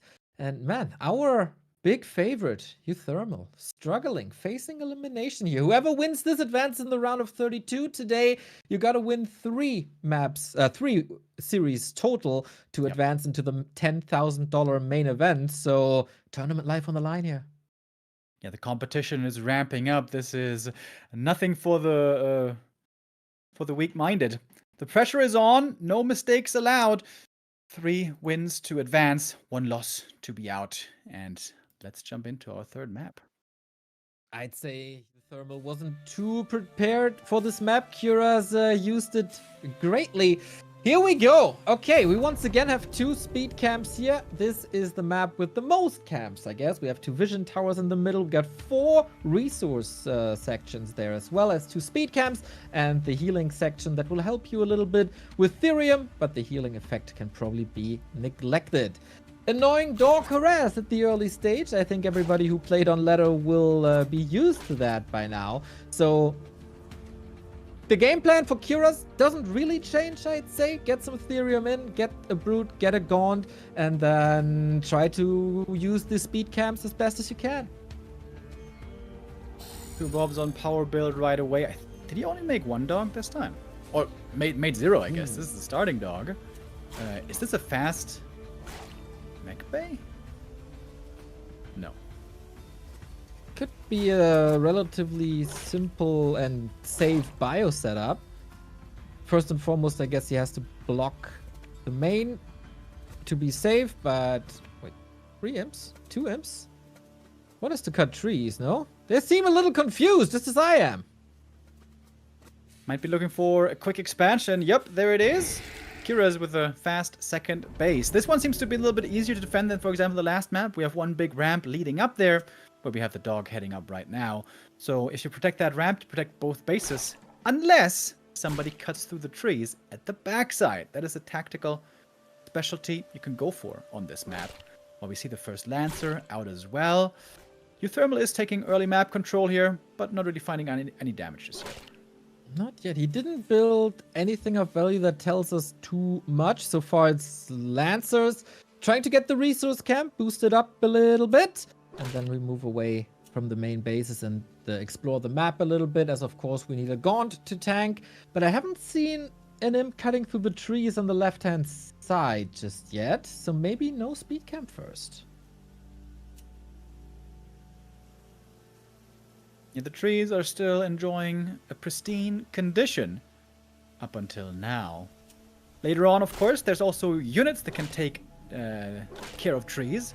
For the Infernals, we have the Magmadon, for example, with their slamming ability can bust through these trees. And also the Vulcans for the Vanguard can do something similar, or the Atlas. But we've been rather low tech this whole series so far. That's right. Both players were hitting their power spikes quite nicely. One with the Hornets and one with the Gaunts. And those games were basically over then. Now I want a long tug of war in the late game to see all the units these factions have to offer. Kira's with a bit of a faster expansion. At least he started it faster. Oh, last hit, maybe. Tried to get it with the bouncing attack, but YouThermal with a resource boost. Also a boost on his Bobs. So economically, it should be pretty even now. Yeah, perhaps the most even game we've seen so far for a third map decider. But YouThermal is able to get a few camps in here and there. Only level 1 camps, of course, don't give you so much yet, but they will get stronger over time. Another 40 Luminite takes those, thank you. The Lancer-based army here taking control of the middle of the map. Yeah, as we said, they're so tanky, and nothing in the early game really deals with them except a lot of fiends. Now Kira's focusing on the health camp. That's probably the only thing he can do at the moment without being contested. Gives him Ethereum, might lead to a fast attack. Microing his units properly as well. The Stag, hard to bring down. The honorable king of the forest. Yeah, YouThermal. Taking more camps, still looking what he can find with these Lancers, but I doubt he's gonna dare to go up this ramp. Total map control thus far. There's one Shroud Stone to help on the defense. There's 2 Brutes to tank. And that should be fine then. For both players, now the big question. What is the next move? We saw Bob moving out for either another base, which would be a bit ambitious. We see the hangar bay. A couple more Hornets. So it's Lancers and Hornets this time. Or was it just for a drop? Ooh. And we have we're going to the left-hand side this time. Oh, the imp opened the way. Is that the invitation? Of course, it's been scouted, so it might be a little too bold to head in there. Seems like a well-balanced army on the side of Kira's. We have 4 Brutes and a bunch of Gaunts behind. Now the entire army was moving to the left. Are you coming from there? Aye, this is hard to defend here now, but also to get an angle. The dog is obviously helping with a lot of vision, can track army movement really nicely. And we get more fortification. Nobody seems really content to go for an early push, and why would they? But now I think we see that the Bob was moved to the left-hand side to open up the trees, but since they're opened up already, there's the entry. Could be a little weird if we get a meat farm up in there. This choke is hard to come by right now.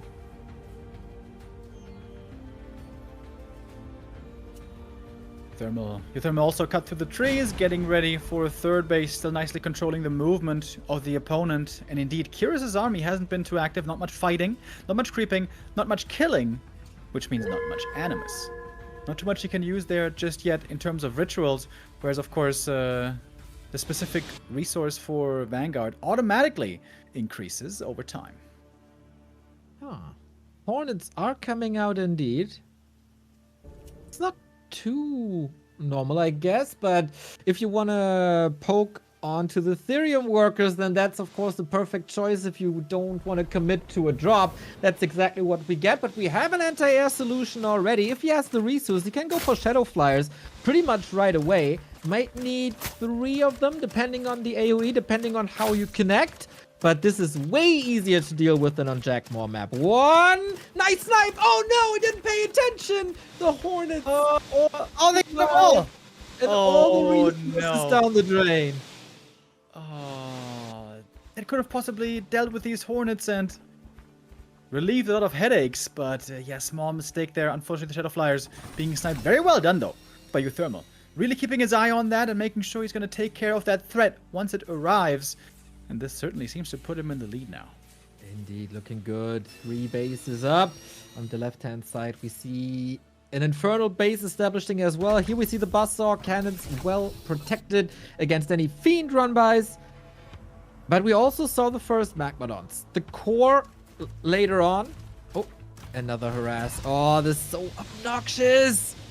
This shield, man. What an ability. He's had out the shield. He's just trying to fight through it. And YouThermal's going to pull it back. Seems like perhaps 1 Shroud Stone could have been a good investment over there. The Theorem is always going to be exposed on this map, being next to the cliff and everything. Shroud Stones are very cheap, in fact. But I guess right now it's about building army for Kyrus. And to be honest, he has a respectable army. And YouThermal must remember that also on map 2, he was overwhelmed suddenly by an infernal host coming his way. So he must make sure this time he's prepared for it. True that. I'm not 100% sure what YouThermal killed at the bottom. Was it a Shadow Cliff? That would block the tech tree for Magmadons for a long time. And, you know, 1 Magmadon looks cool, moves cool. The trampling ability is nice to use, but you really want to have them like 3 or 4, even 5 of them to spread the AoE, especially with the stun. And if that tech building died, then he's in a lot of trouble. Speaking of the stun, it seems like the upgrade was researched, so the trample does stun indeed. And here come the Shadow Flyers. Trying to connect this time, but the Hornets are so fast, making it back home again. Yeah, and then we saw how little damage the Gaunts are doing. Very defensive play. Just the Hornets poking and stinging a little. 15 workers here, a little oversaturated, but yeah, YouThermal is preparing the big bio ball. That's so scary. You like how do you deal with it is still the big question for late game Infernal. Oftentimes the answer seems to be exploding imps, but not sure if he got there yet because it's very, very late down the tech tree. Oh yeah, I've seen them very little so far. The Flame On ability, it's called, right? You have to research that first, and then imps can flame on and become explosive.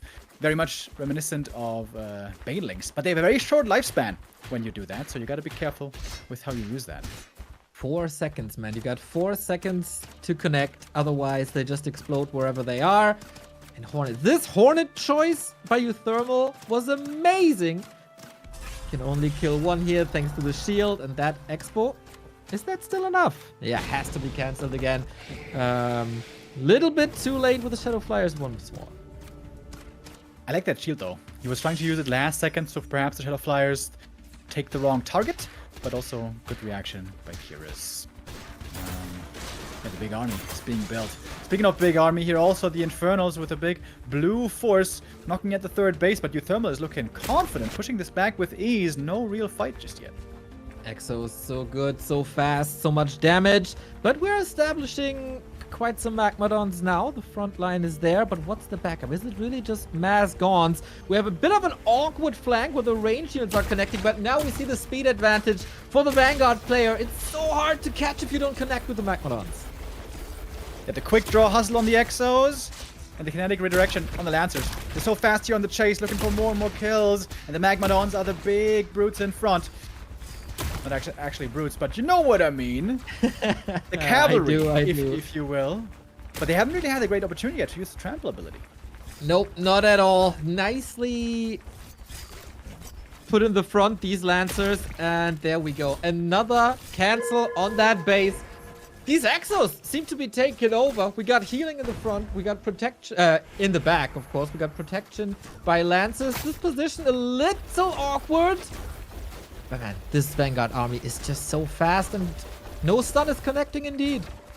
When is Kyrus going to commit? He's been retreating a lot, but now he finally seems to be going in with some Flame on Imps. Didn't get the hugest connection, but some damage. Did find it. Didn't get all of it, and that is so expensive. You lose your workers, you lose your income. You also have to invest a little bit. Now the trample, but an experienced player like YouThermal is obviously kiting against that. No Weavers just yet. They are also very expensive. And as we said, super duper slow. Could use their abduct ability to grab single units. Maybe the medics? Or medtechs, sorry. But no, not a possibility. And YouThermal is mining and mining, getting even stronger. But he's only on 3 bases, right? This whole time. Seems like he's had map control for a long while. Oh, this is cool. Sentry post being turned into a med lab, and now he's healing next to these, thanks to the medtech inside. But yeah, having such control of the center of the map, shouldn't there be a 4th base for YouThermal, I wonder? I don't think he really needs it. Usually, it's the Infernal player who needs to be upper base, especially with the Flame On ability, and you probably always will lose a Magmadon to connect. I'm a bit surprised, to be honest, that we haven't seen a drop just yet. That could be an option to drop Magmadons in the bag. You have to approach this Vanguard army from several angles to stop their retreat. Now we have YouThermal hitting the 3rd base, and this could be big damage. Oh, lots of imps should be going down right here. The main force for Kyrus is coming in from the predictable path. No flank, no backstab, so this could be an easy retreat for YouThermal. Flame On connects to a degree, but still the damage output is there. And then once more, you kite. This was some damage, especially on the Lancers, but they only cost Luminite, so relatively easy to replace. And all that static defense has to be reestablished, and the Therium income is gone from the left-hand side. Kyrus in a bit of trouble. Oh, there was something going on at the second base. I saw it too late. He had 75 gold he got for that. I wonder, was that a cancel maybe? Not quite certain. But the Magmadons that were stranded out there were taken out. We still have a couple of Magmadons. Seems to be a healthy number now available for Kyrus, finally getting out on the map and creeping a little bit. But still, it's YouThermal creeping more, getting some good resources here. A bunch of Luminite from these camps, and again falling back to the healing station.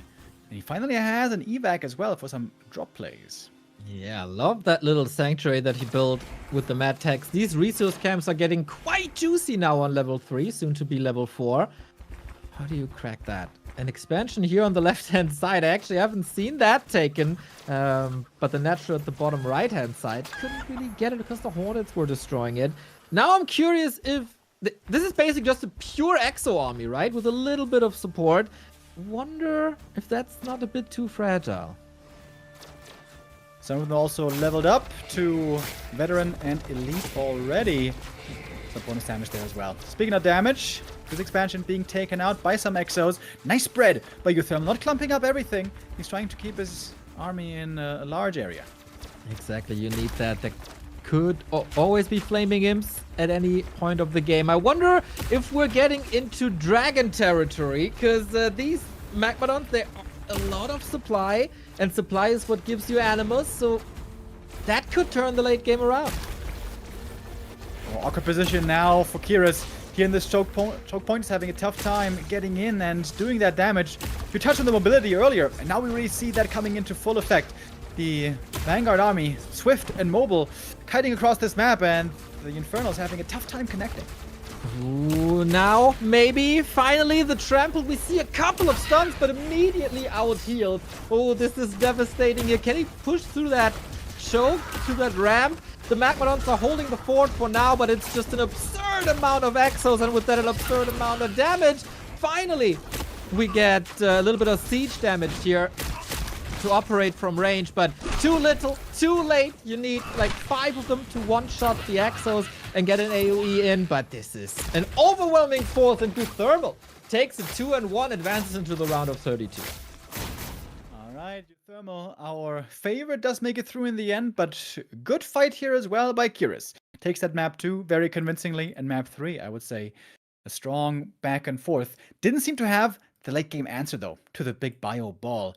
You were kind of hinting at it already at this beginning stages of the game. Once the Vanguard gets to the super late game, gets to this big army, which can have such high mobility in the right scenario, having the correct answer to it seems difficult. We saw, I think it was 2 Hellborn there at the very end, right? Trying to throw those attacks from long range, trying to get that AoE to really connect, but wasn't enough. 2 Hellborn only, that is not really high damage, needed more of them. Perhaps needed some more resource, perhaps needed to expand earlier. But that's of course where YouThermal did such a good job limiting him and slowing down his progression. The Flame Imps, I wonder what developments there still will be made, because they seem to be really hard to use. You have to use the workers, you have to upgrade them, then you only have 4 seconds to use them perfectly. Certainly not an easy task. Perhaps also something that the development of this game will still see changes in the future. Yeah, or there's another approach to that. Just get good. Sure, that's always one way to do it. But if something is a little bit easier to execute, that might help some players as well. Like, for example, the all macro or ability. What's it called? The quick macro ability. All right, yeah, this kind of showed the state of the matchup a little bit. I think there was more potential for Kiras to use the Doombringers to drop into YouThermal space, because the pressure was always on him, right? And that was brought in through the Hornets. That is something that I haven't seen before with the Lancer opening into Hornets, but it's pretty smart, because with that you can scout for the Doombringers and you can kill them, of course, in the air. So that shuts down any drop potential early on. I like that move. Yeah, of course, you know, when you're on the back foot and every time getting pressure is really hard to make that space for yourself, both in the APM and mentally and in the game, to be able to drop as well. But I agree, well-executed Hellborn drop can look really strong. Also, if you see Hornets that early, and they were revealed pretty early, I would love to see some more Shroud Stones being placed, especially in the main base at the Ethereum, where we saw a lot of harassment going down. Shroud Stones, very cheap. Does cost an imp, of course, but, well, so does everything. But with that, yeah, YouThermal made it through the first round, and I think we are getting informed who our next players will be. Well, it is B that we all know from Age of Empires. He actually tried to dabble into Warcraft 3 as well, was then a couple of times eliminated early in tournaments. He had a very his very own playstyle that defied any meta game and then eventually wasn't too successful. But mechanics, he got that, and he was very good at Zero Space. He was very good, or he is very good at Stormgate as well. And his opponent is Night Phoenix, who's currently number 7 on the ladder. Oh, wow. Really high ranked player. It's going to be another Vanguard versus Infernals matchup then for us. Players are in the lobby, and we should be getting this one ready to go pretty soon. So this is going to be round 2. After that, the winner will have one more match to win, and with that be qualified. As we mentioned to you already today at the start of the broadcast, 64 players here today in the second stage of the Open Qualifier, and 8 will survive today. We will have all 8 players determined by the end of the day, which will still be a few more hours, of course. Thankfully. Because you know what they say, more Stormgate is always more good. We're waiting currently for B to give us the go, and then we're ready to go. B has defeated Soul Spirit, while Night Phoenix has defeated Nomis King, both with a 2-0 so far. Now they're clashing. Once again, the starting map today is always Jagged Maw. And I wonder if Night Phoenix has a better counter to the Horn Dog. I was about to say, almost seems like you have to play Horn Dog here, right? On this map, the Hornet specifically seems so good. I guess the dogs have a little way to travel at the start of the game when the barricades in the middle aren't destroyed yet. But the dogs are so fast, and of course one is out immediately. And that's going to give you momentum right away as the Vanguard. We're going to see Infernal on the back foot. Not on the back foot, but on the defense for the start of the game, most likely. And maybe we can get some cheese here for the Infernal side. You can go for the speed camp. You can go for the siege camp. So wonder if Night Phoenix takes advantage of that. It should be a very, very different game to what we've seen before. And then who's the better gamer of the two is the big question. At the siege camp specialty on this map, you can't really control it, but you can kind of move it around with your own army if you follow it and block it in certain ways, right?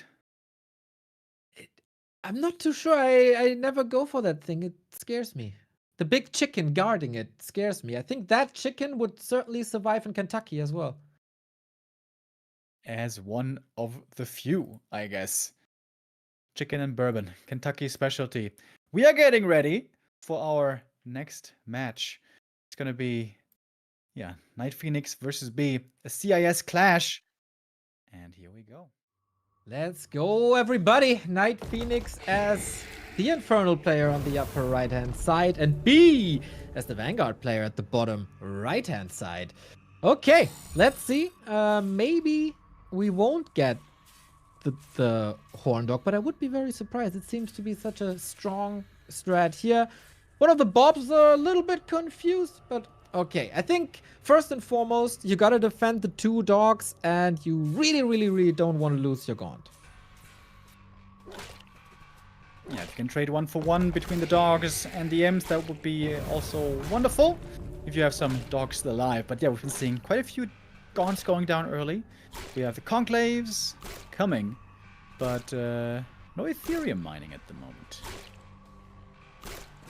Oh, that will be necessary. Should switch a couple of workers over then to Ethereum to be able to afford the Gaunts. Maybe he dashes them out at the same time, then he can still have some. B comes in as seed 34.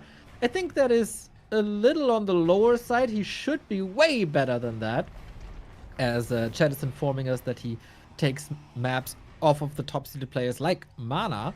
So just because he's the lower seed, I wouldn't underestimate him. By the way, we saw an early biokinetics lab, and that should mean upgrade for the dogs, shouldn't it? Their upgrade is the Beryllium Claws, and that gives them 16 bonus damage versus light. Yep. Which is the and Gaunts. that is the Gaunts, and that is also workers. And he's hiding about the dogs, only showing one of them. Wants to create a false sense of security for his opponent here, perhaps, is B. Tricky play by our Vanguard player. I like that. Also, no Gaunts, no Brutes at all.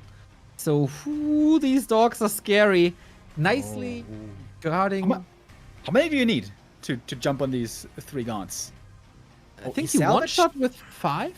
He salvaged the Biokinetics lab. Did he finish the upgrade? He must have, otherwise it was pretty much for nothing. Yeah, you can salvage buildings as Vanguard to get everything back. Here we go, onto the dogs. These dogs need to do some sick damage. Oh boy, 1 down, 2 down. Oh my god. No, it's a disaster. 1 gone survives and the dogs wow, the all saves. hurt. Are you kidding me? Plays by B. Dude, sick micro on these dogs.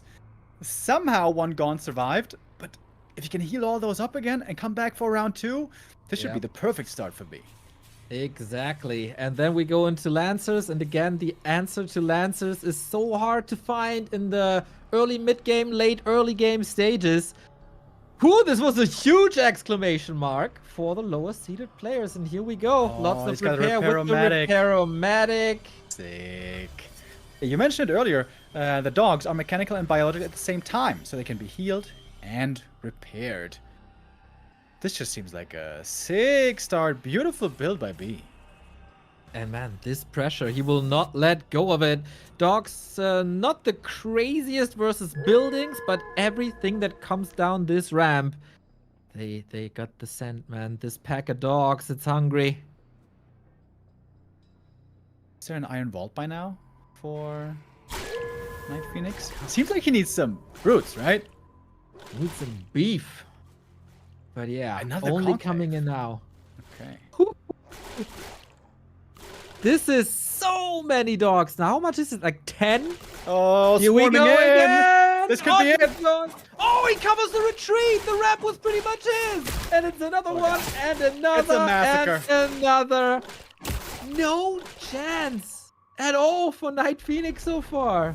5 fresh Gaunts coming from the main base. Is that enough? B playing it safe. Not going to commit in here. This is how he could lose the lead. If he commits again with the dogs and loses them all, and then they all turn into fiends. I like B's play here. How does Night Phoenix get out of this? Must have a comeback mechanic in mind. Oh, he stole the last hit! Oh my god, he's playing Dota right now with the dogs. Are you kidding me? But dude, B is pulling off a clinic here. I told you, man. Don't underestimate B. He got the Expo up. Thanks to Bob Overcharge fast build.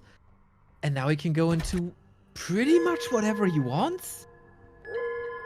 Sees everything all the time thanks to the scout ability from the dogs. And here they come in once again trying to surround all these Gaunts.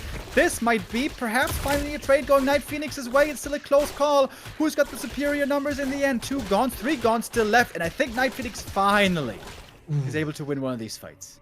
Maybe a bit of an overcommitment here, but maybe you also want to rotate out of dogs anyway, so you throw them away.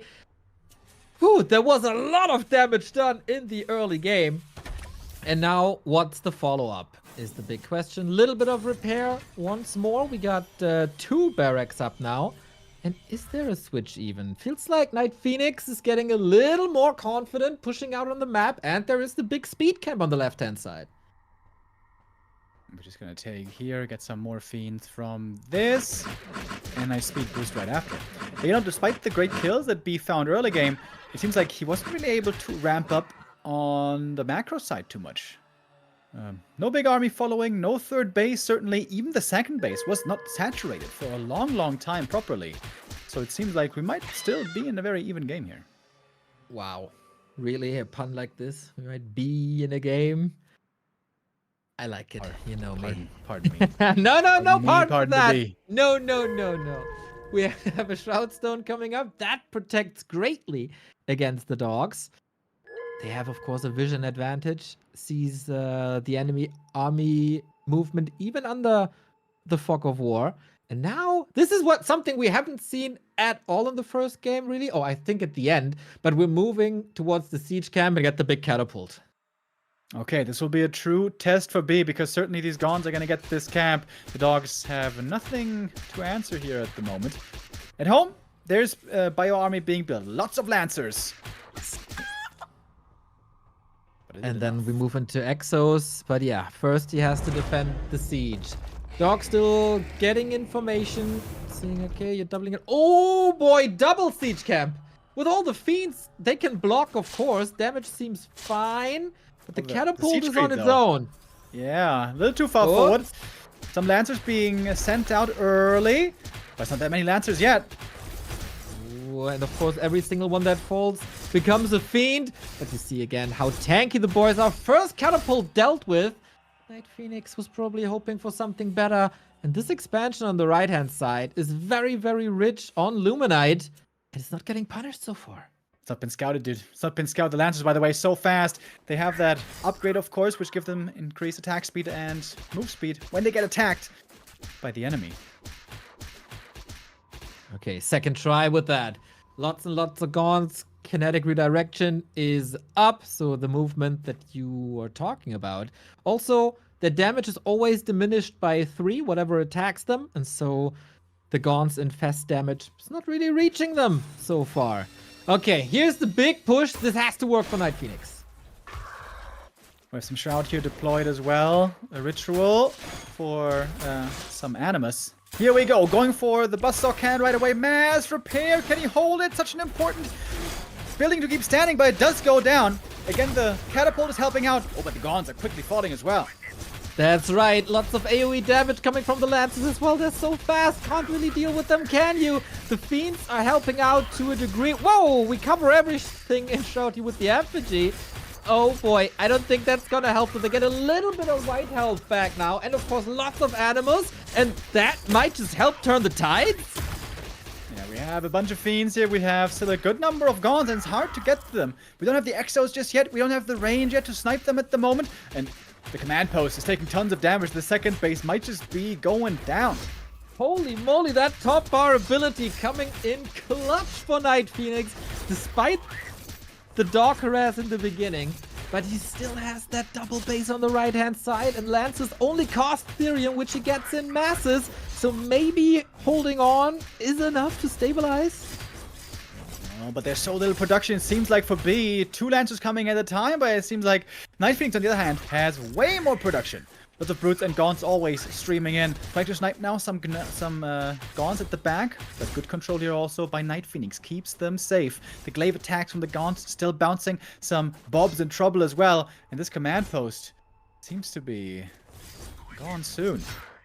Right on. As bad as Gaunts are against Lancers, against Bobs, they are fantastic as long as they're not overcharged. And there might not be enough. Okay, they are overcharged now, so this is the moment to push out. The effigy is gone. No more Shroud for Night Phoenix. But such a big force here for our Infernals player. More Gaunts coming in from the main base, and more kills, of course, always mean more Fiends. It's time to swarm over this Vanguard player, isn't it? Even with this third base completely undetected, it seems like Night Phoenix might just have enough to overwhelm. Can't believe this command post hasn't fallen yet. Now it is, though, and that is the game. Night Phoenix with the first map. What a sick comeback this was, man. When the pack of dogs was in his base or his expansion, we might thought this is it. This is too much damage in the early game. You can't really recover, but with the catapults and with the top bar abilities, Night Phoenix brought this back. There is a reason why he's top 7 on the ladder. He's not just good at openings, but also knows how to adapt in that early stage that this game is in. Very, very clutch comeback from him. Yeah, nice to see him so resilient here, despite this disaster of an early game where many players would crumble mentally. He knew how to come back into this game with the catapult wave. He was doing a great job with his Gaunt army. But I wonder, something may have gone wrong there on the macro side for B, right? Seems like after all this pressure, after all these dog kills, shouldn't there have been a faster expansion? Shouldn't there have been more Bobs? Shouldn't there have been more income and a stronger transition? Because despite the tremendous damage early game, it seems like it took forever until we finally got some Lancers out. And it wasn't very many of them, to be honest. Did we even see a single Exo? I don't think so. No, it was dogs first, then Lancers. Maybe didn't have the resources at the end for the tech building that you need. But yeah, without additional information provided by an overlay, it's hard to see what was going on there. Maybe slipping on the macro side, a bit overwhelmed with the micro of the dogs because they die so quickly if you don't take care of them. Hard to make an estimation here, but it looked like you have to make more work with the great early game that you got. Yeah, certainly felt that way. Although our intuition, certainly my intuition, might still be a bit off. It's early days still. We're still trying all to get a feeling for the game, a rough understanding. And now it's going to be the decision with our Vanguard player. B, what map is he going to choose? Once again, we have 3 to pick from. Broken Crown, Secluded Grove, Titan's Causeway. Titan's Causeway already, earlier we saw, was looking pretty difficult for YouThermal when you had to play on it. So wouldn't necessarily expect that next. We go Broken Crown, baby. Lots of creep camps here. Probably speed camps taken early, because that's something we haven't seen for now. So very excited about Night Phoenix's opening. We're ready to go. Map number 2. The favorite, one of the top players on the ladder, is ready to go into the round of 16, which would then be the last round he has to be successful in to qualify for the main event. And B is fighting for his tournament life. Hopefully he can bring it back here, take us to a third map. Again, our previous series was quite exciting already. We don't know which race is going to be waiting for them in the next round, by the way. Could be either Infernal from Adagramus from Poland, or Mixu, the Vanguard player from Finland. Dude, Mixu, I guess, got a lot of fans in the chat already. Wherever is RTS, Mixu is part of it. And that would be one hell of a matchup here. At the bottom left-hand side, we see Night Phoenix in the blue. We got B as the Vanguard player on the upper right-hand side, already rushing across with the Scout Dog. Forcing the imp off the Ethereum right away. The Scout Dog, indeed, wonderfully always able to give you that information, scout perfectly for you, figure out what's going on. And again, it seems to be the same build, right? Conclave's coming out right away. Seems like Night Phoenix really isn't interested in the brutes too much. Not at the start, anyways. Curious. Don't you need something to block early on, I wonder? Well, maybe you don't.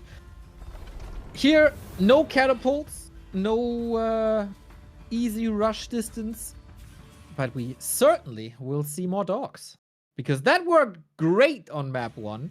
Why change anything? Seems to be the same opening here indeed, with a biokinetics lab. Once again, the dogs are going to get their upgrades. The upgrade, singular. Beryllium Claws for more damage. Lots more against light units. Taking out some camps already. Oh, this is something I don't know. Do the creep camps also have armor types? Huh. That's a good question. It certainly looks like it. You know, my knowledge about creeps is limited.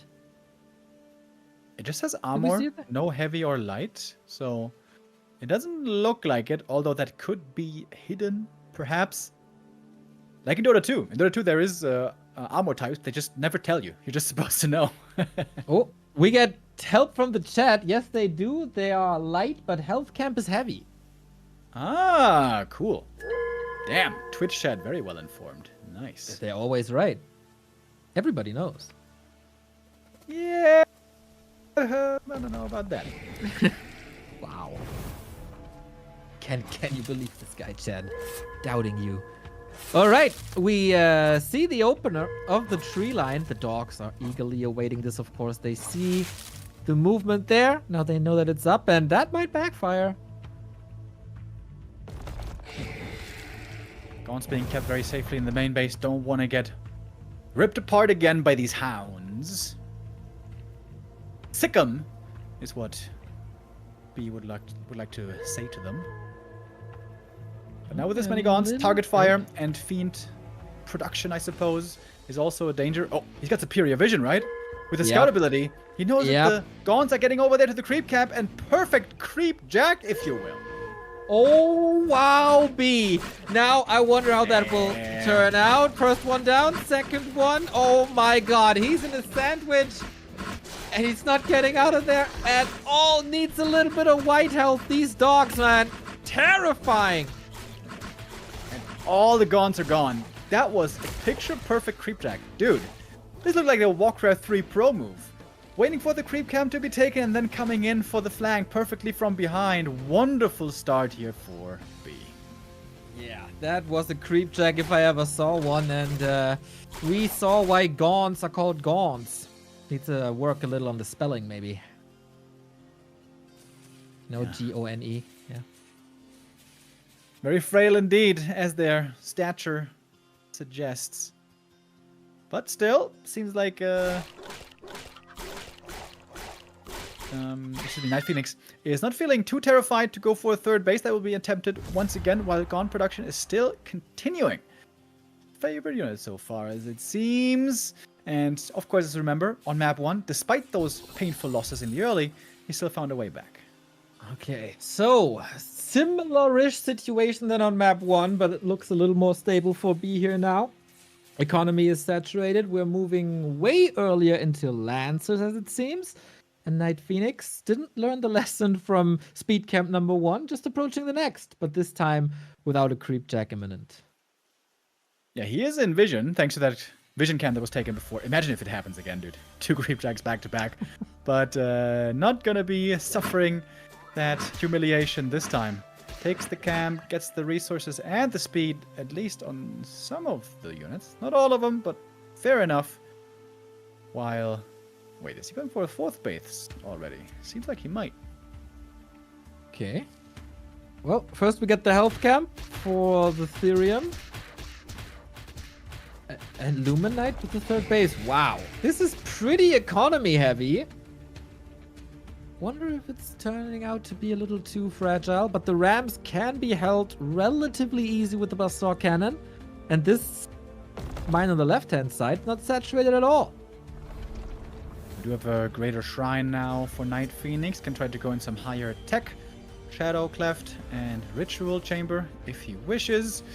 Trying to saturate his bases. Not quite there yet with the imps. I could slide them over. Left-hand side base. I need a little bit of help. But okay, dogs are moving out once again. Get extra vision, gather information, and resource camps. And here we see the Doombringer, but scouted immediately. There is no anti-air at the moment, but getting this information is vital. Creepjack now, shoes on the other foot. Couple of gaunts in there. They have been spotted. Very dangerous if they make it into the back of the base and can shoot at the bobs. Of course, B should be on high alert right now. How is he going to react to this? Need some buzzsaws. Got that one up here. That should keep the base safe. Nothing on Therium here. Hard to find an opening, but no protection. He could always work against that with Bob overcharge, and the Lance is in position. Damn, he's giving him nothing so far. Another drop. Do we see the overcharge here in the main base? Seems like it would be a good moment to do it. Fiends about to start popping out. There we go. 1 and 2 and more might be coming. But the Lancers are doing a good job here protecting. Nice repair as well. Couple of workers falling, but not a critical mass, I would say. And now we get the Exos out in a bit, and then we have an answer. Doesn't feel like this did enough. It did distract, though. It certainly kept all attention on the top side of the map, on the Vanguard side of the map. This gave some freedom for Night Phoenix to also free the macro up. I imagine he should have plenty of imps right now. And now he finally also has some brutes to go up against the Lancers in the front line. Is that enough? Doesn't seem like it. Dogs are challenging a flank. Here we go. Once again, the resource camp is active. Uh-oh, here comes the drop, and there's Shroud now, which is support white health and more Animus here. Chaotic fight, but man, Lancers are so crazy if they get the speed boost. Cut my life into pieces. This was brutal. Is this counterattack just going to finish the game? This is a huge force flying towards Night Phoenix's base. But he's got a bunch of Shroud Stones here. Very nicely placed, perhaps also with the Animus setting up another one. And here comes the defense. Is there going to be enough? Seems like a close call between the two armies. Oh man, this is nuts.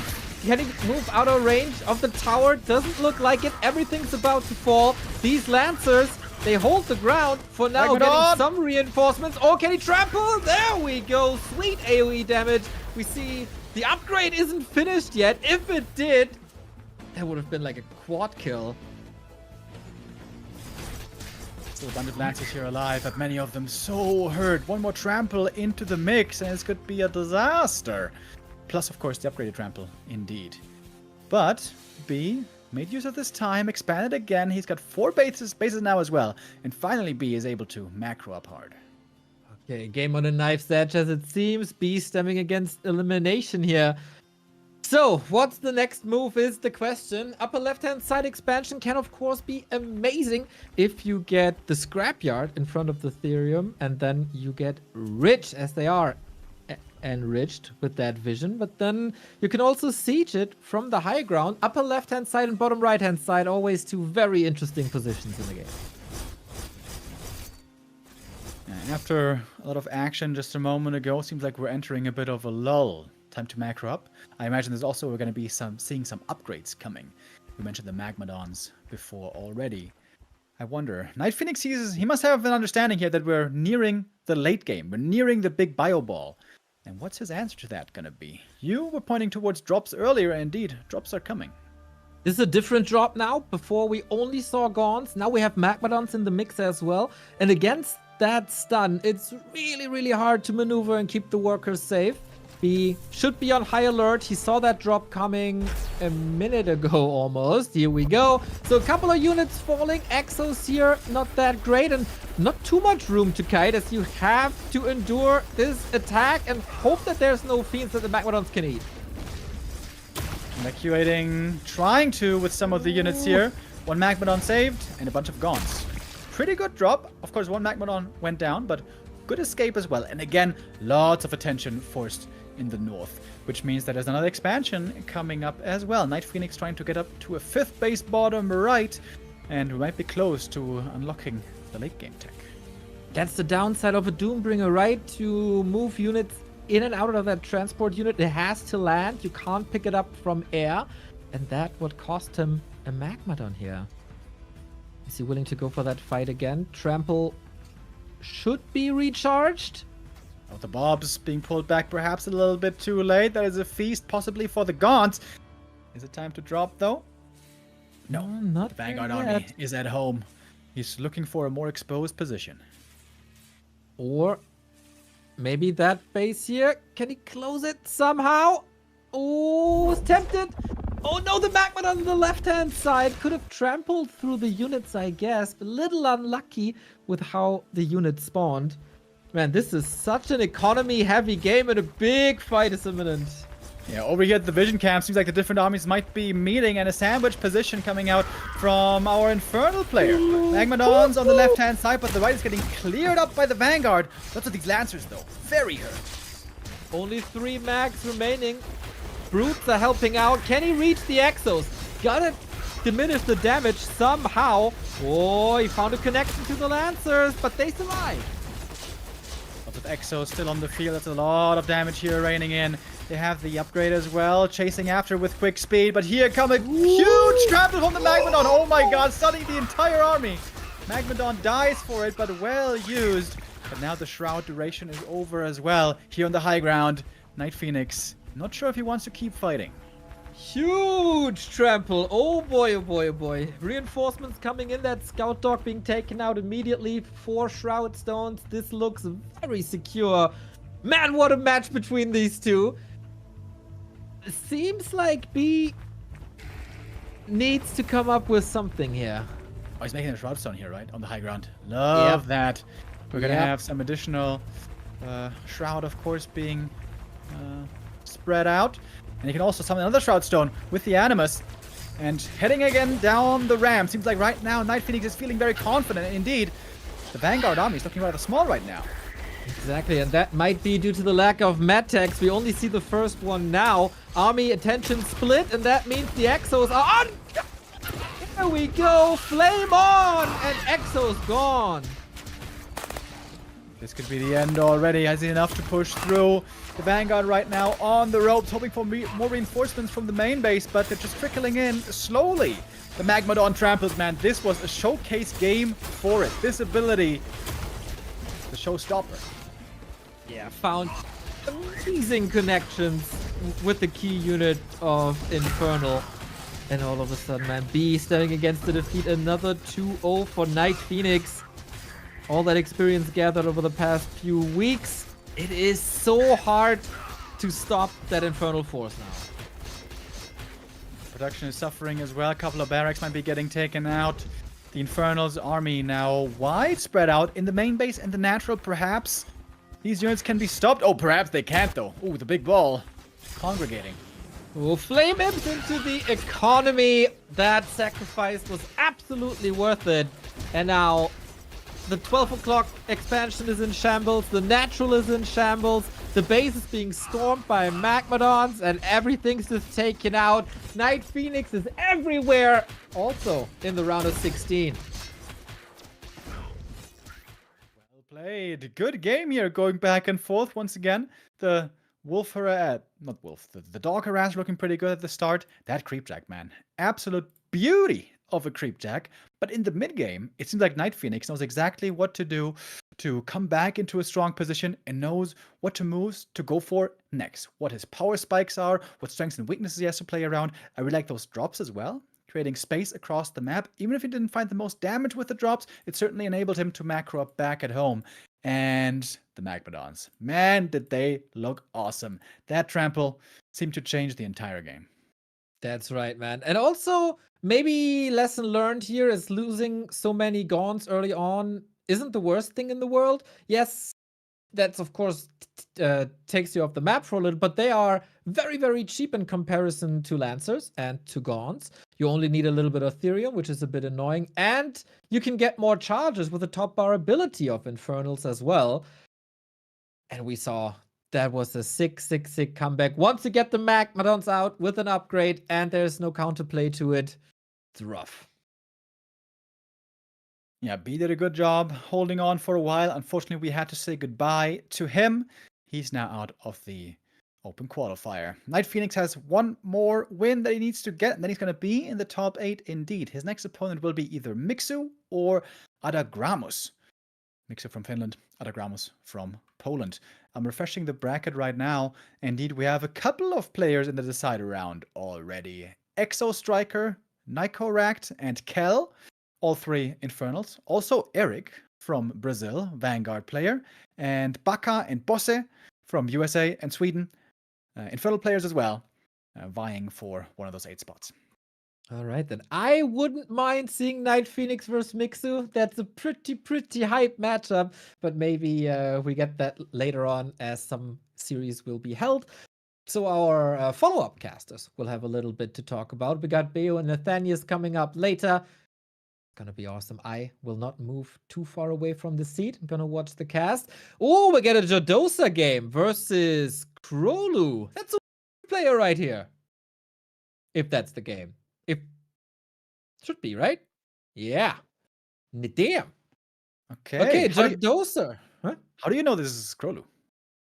It says on the challenge bracket we got. Ah, okay, cool. All right, Jodosa goes into this as the favorite, or as at least as the high seed. But Krolu has overcome the odds before in his round of 64. But yeah, overcoming Jodosa now is a tough task. And it's going to be an Infernals mirror for the first time today. We're going to see what both are going to be up to. At least, on our first map, like we mentioned before, it's going to be Jagged Maw all day today for map number 1. You're not going to have to be worried about the Horn Dogs for once.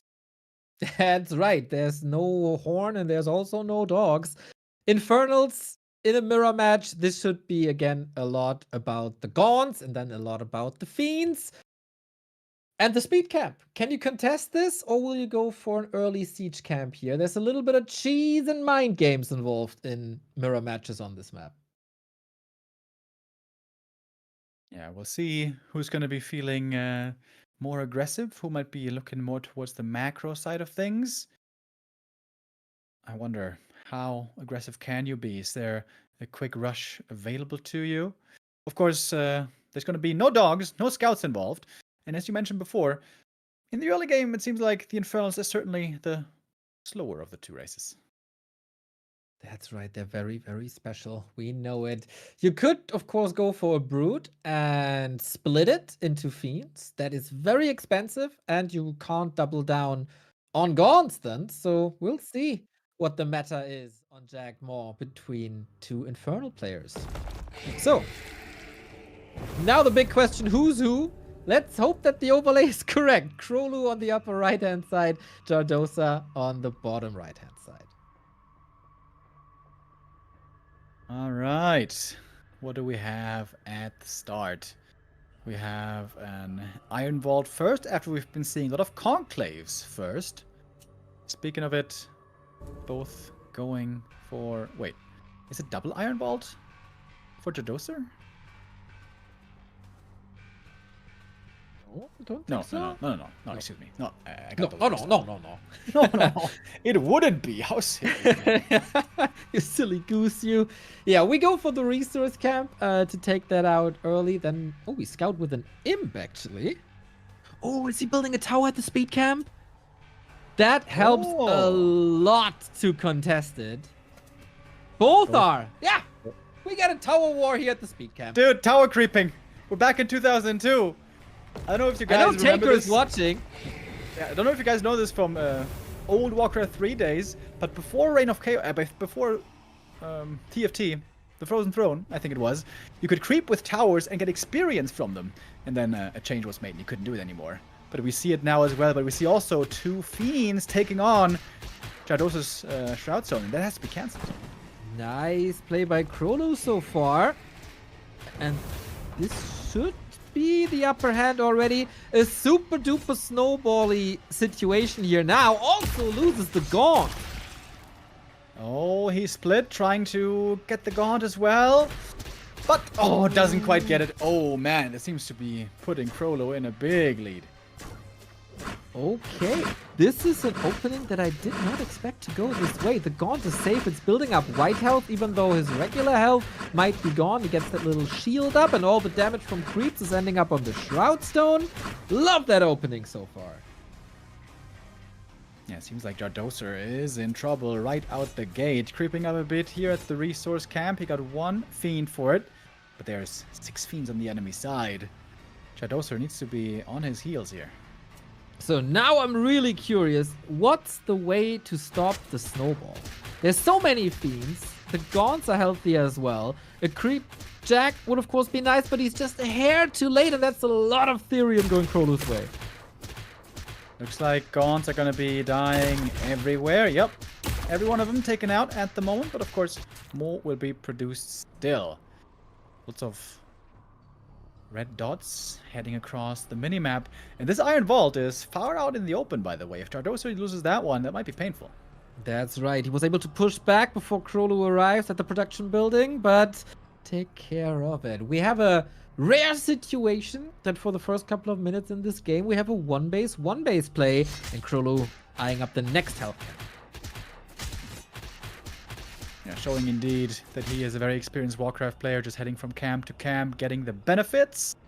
Couple of resources here and there. A resource camp, I think, is also available. Or perhaps he just took it. And might be time now to congregate. The forces are joining up. And the Shroud Stone here. Oh, can he take this siege camp already with the Shroud Stone?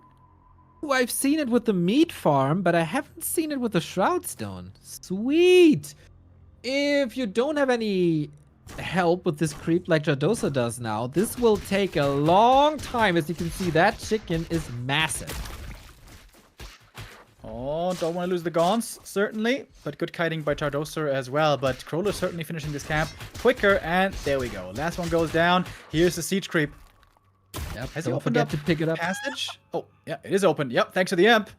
Sick. All right, here we go with the catapult. Oh my god, the connection. This AoE is brutal. Gotta be careful now to not attack your own. And now we got catapult wars. It's an Age of Empires channel after all. Oh my god, are they gonna destroy each other? Where the shot's gonna land? All of these are so important. 1 for 1. And one does survive, but only on a sliver of health. This should be easier to take out, so a bit of a wash perhaps in the end. Damn, what a sweet battle in the middle. And now Krolu has to fall back a little bit, lick his wounds. Not too many Gaunts remaining, but we have a Doombringer, and this can of course spiral out of control quickly. Should be loaded already? Oh man. Yep. Seems like there's a bunch of Gaunts inside. Yep. Jardosa's army not too far away, but it needs to react quick. Here we go. And that is 1 fiend, 2 fiends, 3. Oh, so much infest. 1 gone, left behind. Is he gonna drop again? No, better safe than sorry. Damage is done. Yeah, good play. Krolo here looking quite impressive, I would say, and going for the next drop. Doombringer number 2 on the way. Ooh. And if he hits in 2 spots at the same time, that could be terrifying. To be honest, though, both only have 1 base, so you don't even really have 2 places to drop in. But that's only possible because of the health camps, right? Because they give you so much Therium, and Doombringers are quite heavy on Therium. So getting that creep camp stolen on the left-hand side helps Krolo a lot, but now Jardosa is ready. Oh, heavy commit. The Shout Zone being summoned in as well. That's a big help, and I think Krolo here overextended a bit. 1 Doombringer almost going down. And that exchange seemed to be greatly in the favor of Jardosa. 5 Okay, HP, Jesus nice. Christ. Oh, little. Wait, it died! How? How? What? Okay, I wasn't aware. Infest? Oh, infest, maybe. Infest! Yeah, damage over time, infest. Oh my god. Yo, that's quite rough. Here's the next one. Jardosa now going to the enemy main base. Trying to take out the Doombringer as well. Is Krolo, so he can force this drop to stick around. Krolo has like nothing as it seems. No, there's his own drop. Gauntz versus Gauntz, and it is a brutal massacre. It absolutely is. Who comes out on top is the question. Whew, this is a tight mirror. We got a saturated base in the main, and we are working on expansions. Both were able to stop snowballs. Also, Jardosa did not get overwhelmed by the double drop. And starting a comeback. Both about to have their 2 bases. Might take a little while to saturate. But it's looking like quite the even game now, isn't it? Krolo again out on the map. Might be trying to continue creeping. Oh, he still has that Shroud Stone here. That's nice. Very convenient, of course. Jardosa far away. Doesn't have to be worried about a creep jack at all. This level 3 now, so higher rewards, but also takes longer to take out. Will the Shout Stone fall? The last. Oh, no.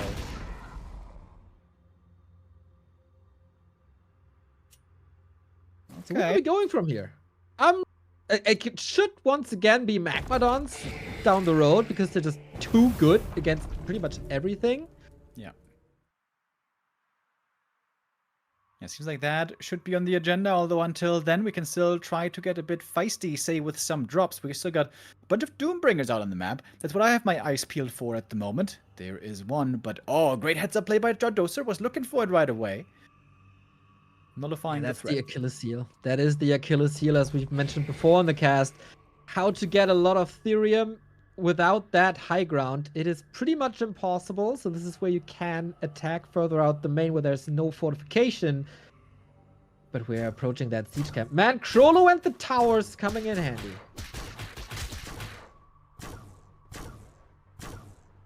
This camp here, level 4, not so easy to bring down, but he has a big enough army, and the Shroud Stone helping as well.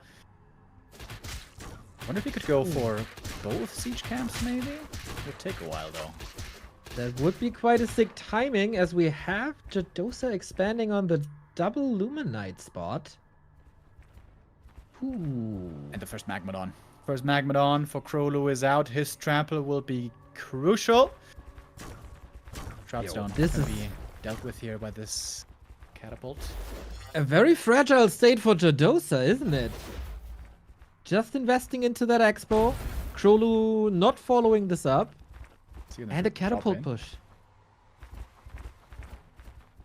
Ooh, he's trying to fortify with some Shroud Stones, but no chance. Might have to use the top bar ability.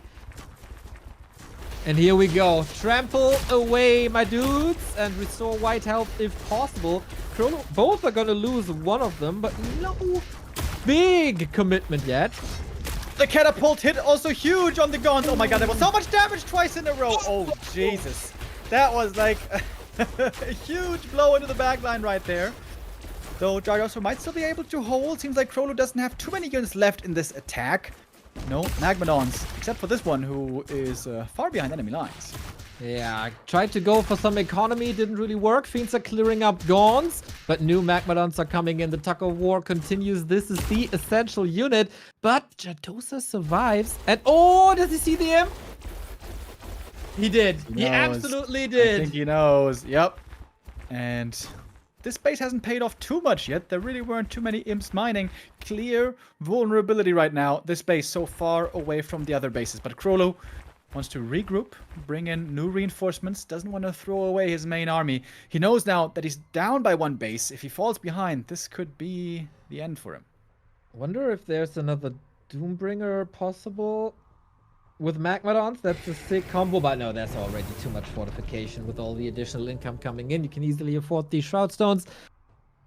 So yeah, Krolo, you gotta do something about it. There is a base coming up for him at 12 o'clock. It's gonna nicely increase his income, of course. But tell you what, this is not double Luminite now, is it? So, if that can't be made up for, then Jardosa seems to have quite the lead here indeed. That third base perhaps a bit of a risk when he took it earlier, but we've seen players today struggle on multiple occasions to see this one right away. And now, oh baby, is it paying off hard. Oh, we do have Doombringers. Magmadons in. And Gaunt's in as well. If this job works, Krolo has a very, very good spot. But where to drop is the question. Onto the Therium is probably the logical choice. Okay, he's attacking onto the double Luminite spot and then dropping onto the Therium. Can a Warcraft player handle that macro? Well, the Shroud Stones here at the expansion doing a good job. Jardosa trying to get his army in position to defend when necessary, and now might be the time. This army here seems to be purely distraction, as we have the Doombringers heading towards the main base. Yeah, that's it. Both are using their tramples here, and here we go. Every Infernal player's dream, dropping next to a meat farm. Trample didn't hit too much here, but they're all trapped in a corner. Tower being brought down as well, but the trample is missing and a lot of imps survive. Speaking of trample, here comes Jardosa with his Magmadons. Trample for the opponent for Krolo should be cooling down. Yep, using it now once again. The Gaunts are still active. The Magmadons still partly alive. But Jardosa is reinforcing well here. Yep, and these mags are gone. That's a lot of resources down, but also, man, this base is in shambles. Relatively easy to resaturate the Therium income, as there's some enriched nodes, which are basically double the effect, or double the efficiency of the unenriched Therium nodes. And I guess this is enough of a hold to re-establish an army and take control of the game. Yeah, Jardosa is sitting on defense right now, but I don't think he minds too much. He is getting rich. He's got 4 bases. And that includes, actually 5 Therium patches. Goddammit, Luminite patches. The mains might run out kind of soon, though. Another siege camp Krolo is going for. Level 5 now. Yeah, he feels the pressure, that's for sure. Being down a base, he's got to make something work. And the catapults, they worked fine. Lots of Gaunts there as well. There's like 6 or 7 max. Dude, look at the imps at the third base. They're just swarming around like a beehive. Ooh, Jardosa is once again working on an expansion left-hand side. Oh boy, trample party! Oh my god, what even is going on? This is like a mosh pit over here. Who's gonna come out on top? Who's gonna have to go to the emergency room? Seems like Krolo is having a good engagement here. Hold on. Jardosa all of a sudden struggling. Where is your army? Oh boy, if he can eat a couple of fiends and re-establish that white health. Oh, top bar ability and fast comes in. Everything that dies now gives Jardosa extra fiends. We have another drop in the base. Fiends, Gaunts everywhere. That catapult is also looking great. Oh my god, the multi-kill. Dude, the catapult shots have been doing insane damage. Krolo, thanks to the creeps, thanks to the mercenaries, if you will, coming back into the game. The drop in the main base at the same time was beautiful. Previously was a perfect defense by Jardoser, but now he is getting overrun. So many feeds. That base is gone. He has a couple more, but the tech is also been removed here. Krolu still coming in from the right-hand side. There is a tower, 2 of them actually, but is that enough? This is the big question. The fight in the middle has been cleaned up, but there's still a problematic amount of units in the economy, and 5 more mags. Mags all day, baby.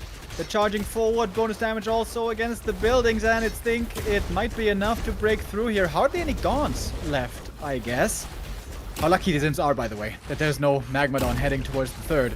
The Magmadons are right here on top of the production, where Krolo is looking for more blood. Yeah, feels like Jardoser had to use the top bar ability for the infest and maybe for a tower as well, so he couldn't go for the charges on his units, and that's what Krolu did, and that's how we end up with 3 more mags, and Jardoser goes for the GG. Krolu as the underdog wins map number 1. Man, that was a fun game though. Beautiful back and forth, starting off with a very specific tactic on this map, beginning with a tower creep that went in Krolu's favor already, with a decision. I think he split a Brute early, right? To get those 2 Fiends to cancel the enemy Shroud Stone.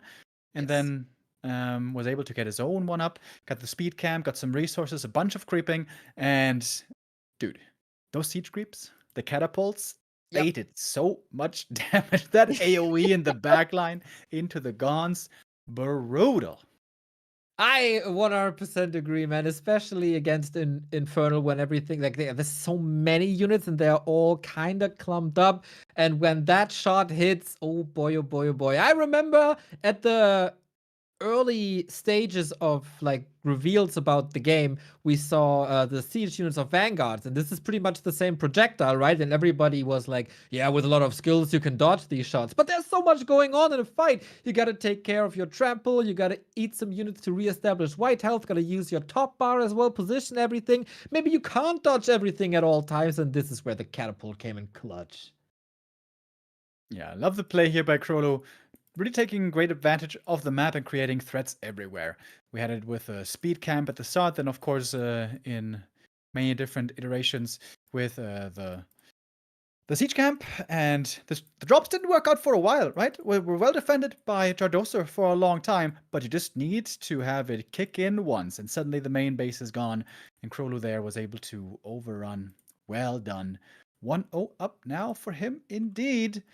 Looking towards that next round. Damn, dude. Did not expect this. Underdog party here. But yeah, oh man, I just love to see Magmadon's trample. I could watch this all day, every day. And good for us. We get 1 more at least. Yeah, it was pretty funny when we had 6 Magmadons on each side and they're just trampling against each other in the mosh pit. The catapult was lucky to be in the bag, otherwise it would have been taken out there quickly. Now, of course, we have Jardoser selecting where we go next. Do we see this in the lobby already? Broken Crown. Broken it is. Crown. Yes, Jardoser, one of the top seeds, up against the wall. Seed 7 in the round of 64. And here we go, man. Broken Crown it is. Can Krolu clutch it out with a 2-0, or will Jardoser come back? It seems like upper right-hand side is Jardoser being down a map, and Krolu this time in the blue, bottom left-hand side. Yeah, we are switching colors here, guys. A bit confusing sometimes, especially in the mirror. But smart, as you all are, I'm sure you're going to be able to figure it out. Jardoser this time, all of a sudden, eating smart. through the trees right away. I never said anything else, Neo. What are you talking about? We had a discussion about Twitch chat before. You said they're not always right, which of course is blasphemy. But okay. I doubt that resembles the truth. Anyways, we have the imps eating through the trees very quickly. And a quick Iron Vault as well for Jardoser. Seems like this speed camp is indeed very popular on this map. And why wouldn't it be? So many resources, 5 imps as well. They are not contesting the other speed camp.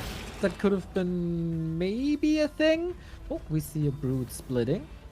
Will you reach that camp? Yeah, right? Should be. Setting up a creep jack here. Oh, okay. Has a hard read. Did he scout this? Not really, right?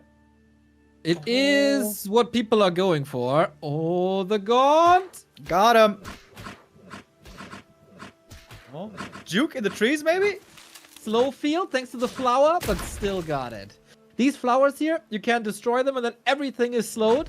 But yeah, if you take the gaunt away, of course, the brute could kill him now for the resources. Or even could he? I don't know. But then you don't spawn fiends. And the player with the gaunt is Krolu. Yeah, smart play by Krolu here. Using that split ability. Got the fiends out early. And now he's also got the high ground to work with. Perhaps something he might be able to take advantage of. He also got the flower, this little green thing you saw on the high ground. That is healing for free. And we go for the gaunt again and he kills it one more time. Okay, and we got reinforcements. More gaunts, more brutes. And Krolu seems to be getting the upper hand so far. There's a lot of attention right now in this part of the map. Yeah, if you steal this creep camp, man, that is the biggest thing you can accomplish in the early game. Jadosa trying to go for a counterplay, takeout, but that's the heal flower that I mentioned, and the fiends. Oh, stutter stepping kills the gaunt eventually, and now the creeps are woken up here on the high ground. Man, high action early game. This is super aggro play, especially by Krolu. Gonna take the vision camp, but speed camp might go to Jadosa in the end. Okay, and that is fiend advantage, and that is resource advantage. Can he creep jack here for something? Don't think so. Maybe a gaunt is on the menu again, but which one? Yeah, might just be all of them gone again. But at the end of the day, Jadosa is far ahead on fiends especially. The production should be very similar, with both players being on only one base so far. Oh, even got the vision! Sweet. Krolu forgot to pick it up. Man, Jadosa with the great recovery. Not only was he winning that fight on the right-hand side, he was also expanding behind it and fortifying this with the Shroud Stone. All of a sudden, this game is turned on its head. Seems like Jadosa here in a wonderful spot now, getting more fiends from the creep camps here. Good movement on his gaunts as well, trying to protect the single one he has. Successful at the moment. And Jadosa we can see again and again, really trying to go for those gaunt kills as quick as he can. Okay, you gotta claim the middle now as Krolu, I guess, for a little bit of a resource boost, but they're gone already. I think it's too late to go for the second speed camp. And now Jadosa, all he has to do is defend, doesn't he? Yeah, with that second base almost up, seems like Jadosa here in a great spot. Good production, starting to come in as well. Always gotta be careful with those guns though. Oh yeah, they're so fragile. They're very, very good, but they're also very fragile. Brute taken out, and the fiends are helping, of course. Nicely done. There was a question in chat, by the way, if fiends spawn other fiends. That is not the case. It was the case in a previous build of Stormgate, and that was a bit of a clown fiesta most of the time. Thankfully, it's gone. So no, fiends don't spawn new fiends. Yeah, those were fun days for the Animus, though. Yeah, it was also the top bar ability. If you use it, you win. If you don't use it, you lose. It was not pleasant for the eye, I can tell you that much. All right, Krolu is trying to claw his way back into the game. He's finally expanding again at the natural, but just seems to be behind on so many different levels. Fewer creeps, less army, slower economy. Everything here is speaking in favor of Jadosa. And on this map, Krolu won't be able to rely on the siege creep and the big AoE. Correcto. Jadosa getting both of them. Tech is done. And 2 bases. Krolu is trying to follow this up somehow. He was using a lot of drops before on map 1. Maybe it's time to dash out one of these. But where to take the Therium from is the question. He's stuck between a rock and a hard place.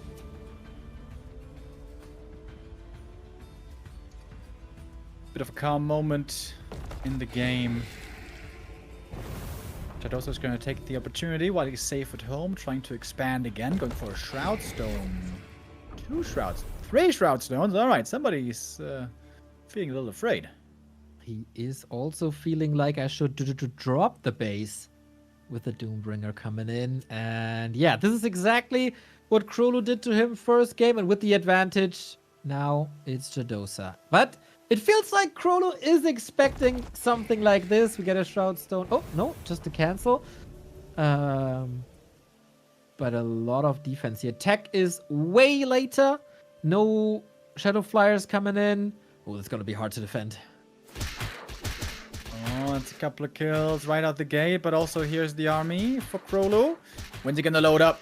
Oh, Doombringer, careful now. Almost going down. Still ticking from the damage.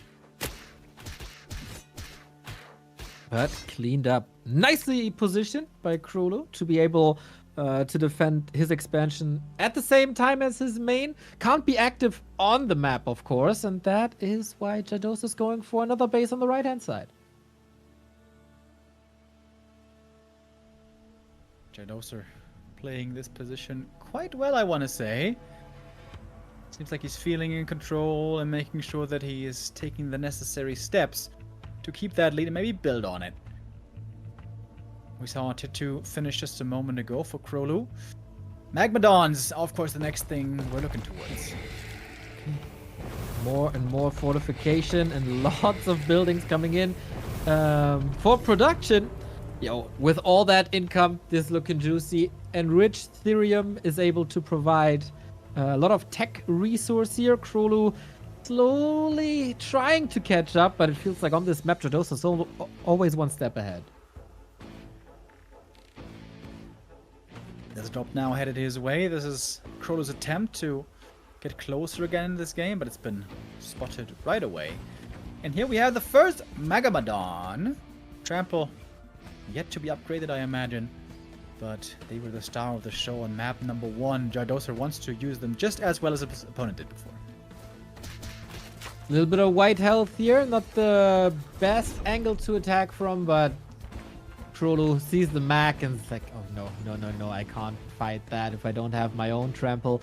More production facilities here coming in, and that's the drop. Against the one Shroud Stone, he can get a couple of Fellhawks, which then spawn a few Fiends. Maybe with that he can get rid of the static defense. Actually surprised to see 3 meat farms this close to the expansion. It's just fodder for Gaunts.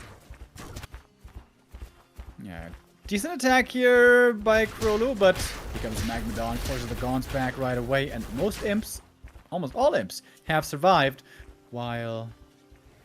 Oh, wait, is he gonna break through here? Jadoser with the opportunity to break through the trees.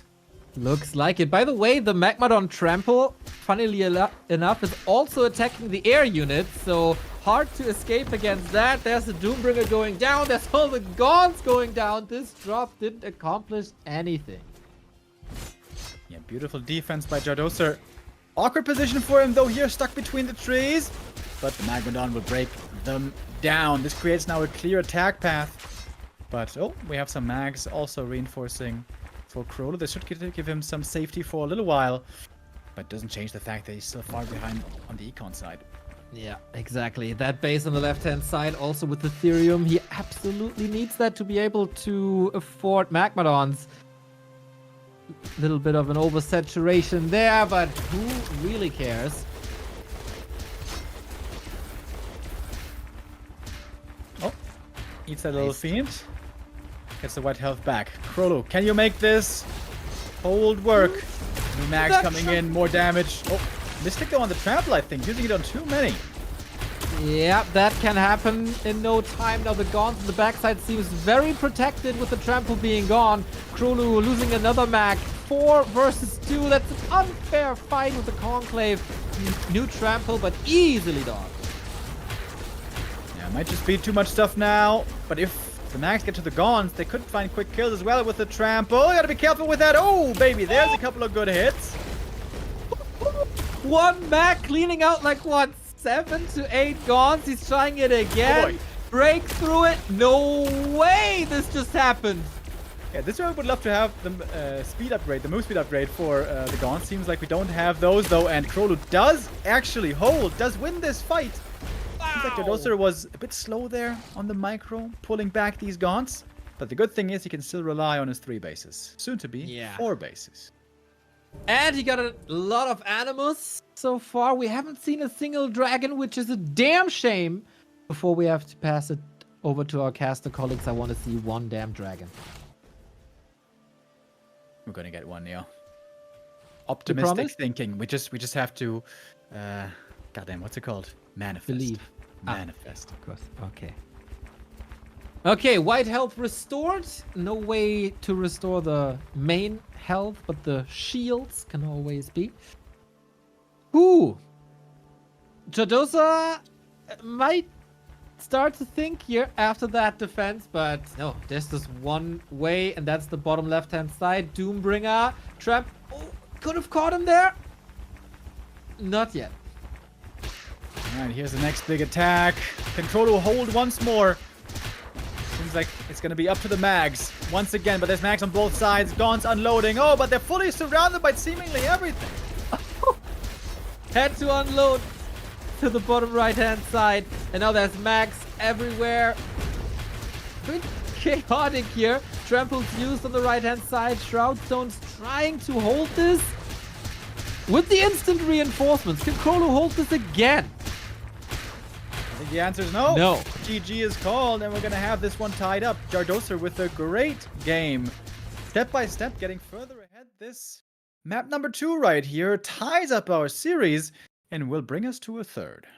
Right on. And once again, just because you have a win in the early game doesn't mean that you can manifest it into a mid-game advantage. We had a sweet little creep jack, which of course is also a commitment, as you're not going for your own speed camp on the left-hand side. If this works perfectly well, then Krolu takes the win from there and just snowballs like crazy, but maybe on the macro side slipped a little bit. Jadosa was able to get an expo up behind that little skirmish over the camp, and that eventually got him so far ahead in the mid-game that there was no recovery from.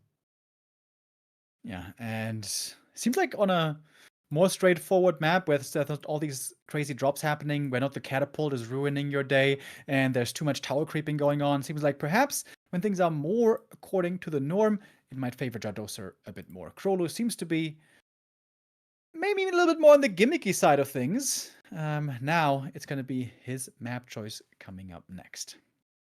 Okay, then. What's the map? We haven't. Did we see Secluded Grove once? No, right? Nope. No. Yeah, I like that as well. I'd like to see that pick. It's an unusual map. Some would call it perhaps an awkward map. Lots of weird paths. There's some Therium you can dig up with your army. Yeah, lots of dead ends as well, and a map that at the moment doesn't seem to be seeing too much play. If we can trust the bracket, we have some upsets here, by the way. Oh, while we wait for the lobby. Yes, please. Mana has been eliminated. 0-2 by Exo Striker. Mana, who won the DreamHack Clash in... I forgot where it was. But where he defeated TLO and Moon. 0-2 out as the top seed. Eliminated. And that certainly comes as a surprise. I was expecting him here to most certainly make it through this part of the bracket, but that is not the case. Exo Striker versus Nicara.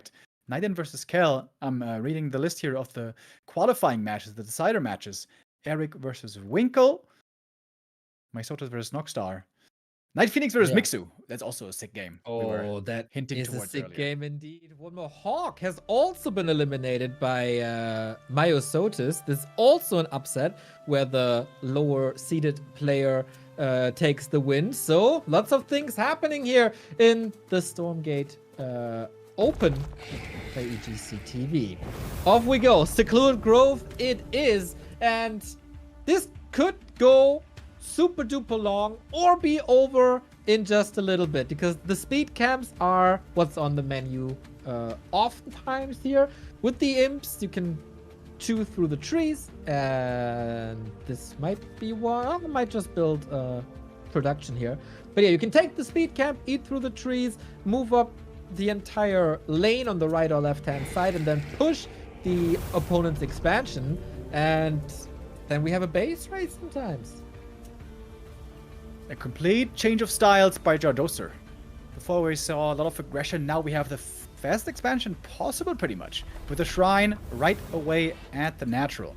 And this map indeed is quite big. Takes a while to get across the map. Hoping that this greed will not backfire for him.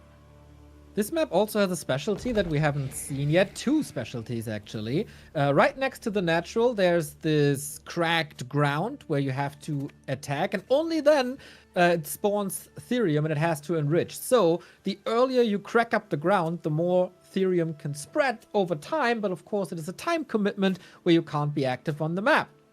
Second specialty, there's flowers on the ground that, unlike Broken Crown, are not giving you health, but resources. This could be Therium, this could be Luminite, and they spawn semi-randomly, so that they're not always at the same spot, but there's, I think, 4 different spawn locations, so you gotta find the flowers and use them. Right now, the Fiends are trying to find the imps. Gonna force a Shroud Stone here to be produced, but first blood should be theirs indeed. 1 imp goes down, a brute finally out to defend. The brute is big and strong, but slow and heavy, so has a tough time catching up. That's right. Nice little trick here to not pick up the speed camp globe, to not tell your opponent that you were there, because that is visible through the fog of war. And the 2 Fiends of Krolu couldn't really do that much, but another attack is coming. Oh, takes out a Gaunt as I say it. Cast a Curse Jardoser. Yeah, there we go. These Fiends quite successful. More Fiends coming as well, thanks to the creep camp. Going for the Shroud Stone right away, forcing a split. Uh-oh, Jardoser in serious trouble here. This greed might be backfiring. Oh man, exactly reading the creep pattern of Jardoser with the Fiend Rush. Now his own Gaunts are coming in. Can he take in him? Can he spawn a new Fiend? And Snowball. Jardoser, where is he on the map? Right now, he's just struggling to stay alive at his natural. He's got 1 Gaunt to defend with, a couple of Fiends, but this Gaunt might quickly be going down. The Fiend streaming in from Krolu, looking for the Execute. Who's got the faster reinforcements here? Oh man, Gaunt versus Gaunt, another one saved. Of course, white health is regenerating all the time. Fiends are attacking that expansion. Was that a little bit too greedy? Fiends can always take care of the Gaunts, but you gotta keep them safe here. Micro. Yeah, Walker 3 background coming in, and as we say it, both Gaunts go down. The second we praise a player, yeah, things go downhill, but still the pressure is on, man. Yeah, Krolu seems to have just the superior numbers here for all this time. I wonder what the imp situation is like in the main base. Maybe their Krolu has even been able to imp up more. And it's just kill after kill, man. It is just a slaughter, and the game ends early. Dude, 4 minutes only, and we're done with this. Jardoser has been eliminated from the EGCTV Stormgate Open. That is quite an upset. Yet another upset here in the tournament. And Krolu makes it through to the final round. All right. Krolu with some really fun play, some specific play as well on Jagged Maw, the first map. I feel like this one was the one where he really could show off the most flashy style, but then in the end, a bit of a rush on map number 3. Maybe too greedy by Jardoser. Maybe a bit of a blind counter as well. I wonder if there's a way to hold this, maybe? If he brings down imps quicker, could that help? But it's also risky, right? If you bring in the imps and they all got turned into fiends, that's not what you want to see. And what that's probably right. And what some of you guys won't like to see is that we are done for the day. But of course, the day will continue. We get excellent replacements. Beowulf has been established as a little bit of the godfather of the Stormgate scene so far. Has been very, very active in providing information, cast tutorials, etc. Basically since the announcement of this game. And he'll be joined by Nathaniel, who was very active throughout the entire day in the chat, and also been casting yesterday alongside Winter. Very much appreciated. There are lots of knowledge bombs to be dropped from the second casted team, who will carry you through the deciding stages of the round of 64. Yes, indeed.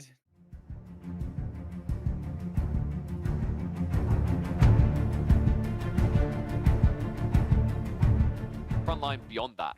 And These Lancers do have an ability to jump in on the Gaunts. Dive on the defenses. Looks like Medtechs have come out to try and heal him up. Magmadon's to the dive. One is going to go down. And the Buzzsaw defenses are absorbing a lot of the fire here. So reset opportunity. Ballastor starting to give over ground. Bobs do activate the overcharge. Able to push this back with 100 armor. Full damage reduction means the Gaunts can't kill quick enough here. And it is going to be a breakout. Infect comes in. Activated ability, but with a lack of troops to kill, there will be no conversion. He gets nothing, and it just costs him extra units. March in. Lancers, wait, what's going on here? This is... I don't want to... Like, Neglectful doesn't do it justice, right? It's like you've just given a small kid a knife and sent him into a forest full of wolves. This is... I don't know what this army is meant to do. The Hellborn damage is huge here! Oh yeah, my Atlas god. getting caught off guard on the front line as well. First Atlas going under his second one, but front line... Yeah, Shroudstone now deployed, and Night Phoenix will just pivot to the enemy main base. And while he's on the enemy Shroud, he's also getting white health himself, so that kind of offsets between the two players. Splits come out. Roots front line for the time being. Gaunts are behind this, so you have to be careful because this is the thing. When you get on top of the meat farms, it's actually just a feeding frenzy. It gives you freebie fiends constantly, and that's exactly why a fight that looked like it should have been terrible for Night Phoenix actually turns into an even trade. I'm gonna buy you a few seconds here, but the Gaunt count is high. Bobs are getting kited. The Buzzsaw doing a lot of work. It looks like the Brutes are going to move across to defend now. Shadowfly just waiting for their moment here. Haven't been microed into that. Hornet is still alive. Has got some Exos out to help him. And the overcharge is doing overtime here. With Shadowflies, they get the dive in. Hornet removed, but it looks like Tiger Bear has done enough to stay alive. That Hornet did a lot more damage than what it was supposed to. The Shadow Flyers waited too long. Hellborn is just inaccessible for too long here. Bob's trying to defend, but most of them actually blocked from even getting engaged in this engagement. Hellborn count still at 7. Front line is dwindling on both sides, and I'm starting to think that this might be the end of the road for Tiger Bear. Medtech count down to 3. Last Lancer makes his stand. The Infest Bomb is coming in, and that is going to be the snowball that lets him break the base. Lovely use of the Magmadon's trample ability over here. You had those... One of the ways you can absolutely get your day ruined is if those fiends or a brute get somewhere in the center of your army and that Atlas fires off, the ability, you can upgrade it so it ignites the ground after it shoots as well. That's going to hurt your guys too. So things to keep in mind. That's why the Atlas drop feels so nice, because you almost don't want it to be a part of the fight since there are a lot of melee units that get close. Much like in Age of Empires with the catapult, though, you can T-air at least just to get rid of that evac. But it's not like a traditional mech composition where it's like, oh, he's just making Atlases and Vulcans. There's a lot of anti-air here too, so the evac itself is not really exposed as long as these Exos can stay on the field.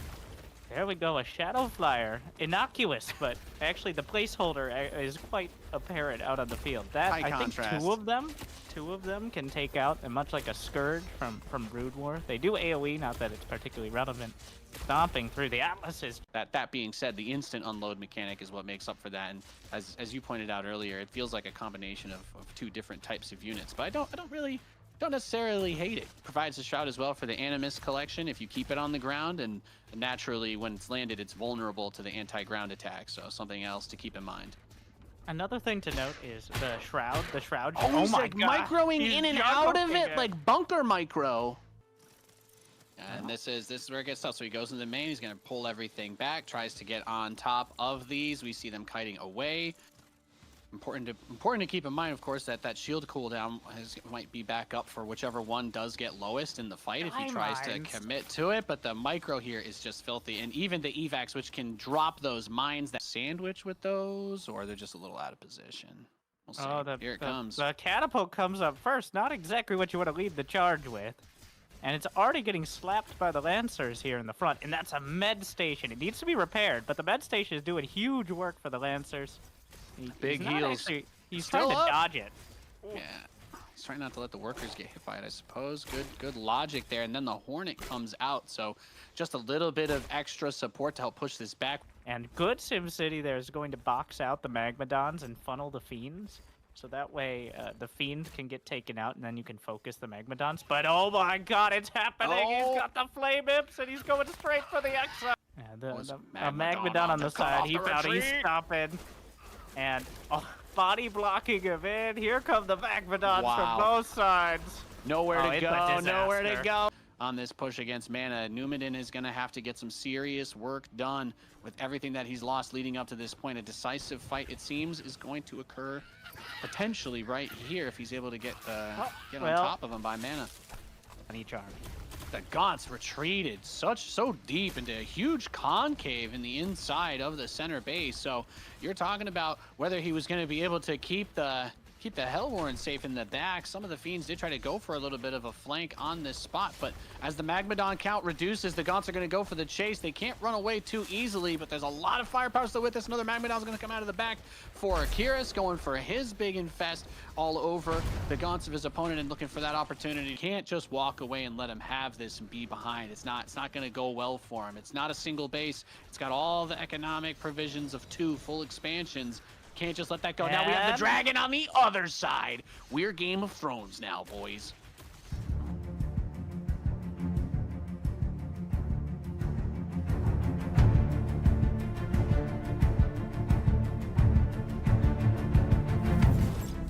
The Vulcan is one of the primary mech units available to the human vanguard. Armed with a chain gun, the Vulcan is able to decimate groups of lightly armored units in mere seconds. Thanks to their heavy armor, Vulcans are also able to stand their ground in prolonged combat. Their unique ability, the jump jets, allow the Vulcans to dash into or out of combat quickly, while also allowing them to clear destructible terrain, such as forests.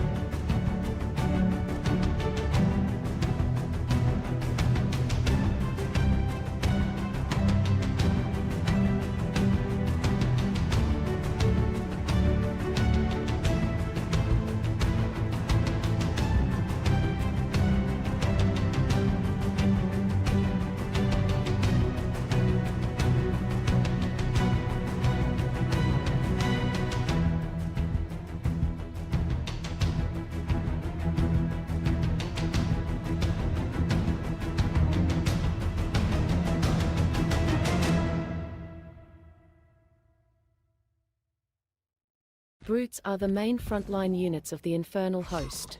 Tough in melee, these slow troops provide a sturdy frontline for the Infernal armies. Brutes can also be split into 2 fiends, either manually or automatically upon a brute being eliminated. With this ability, the slow-moving brutes can be turned into a force of highly mobile fiends in just a few seconds.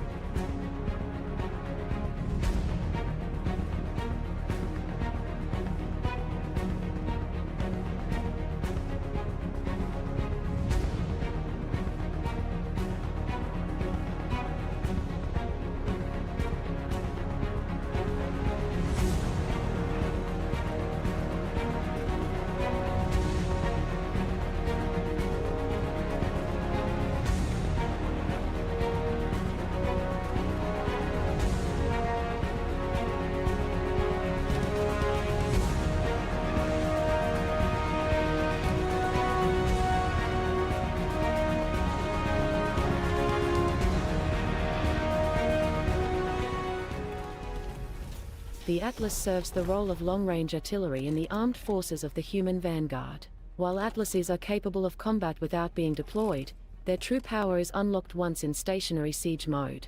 Their long-range cannons can annihilate buildings and groups of units very quickly. Projectiles from Atlases take time to travel, however, allowing enemies to escape the danger zone.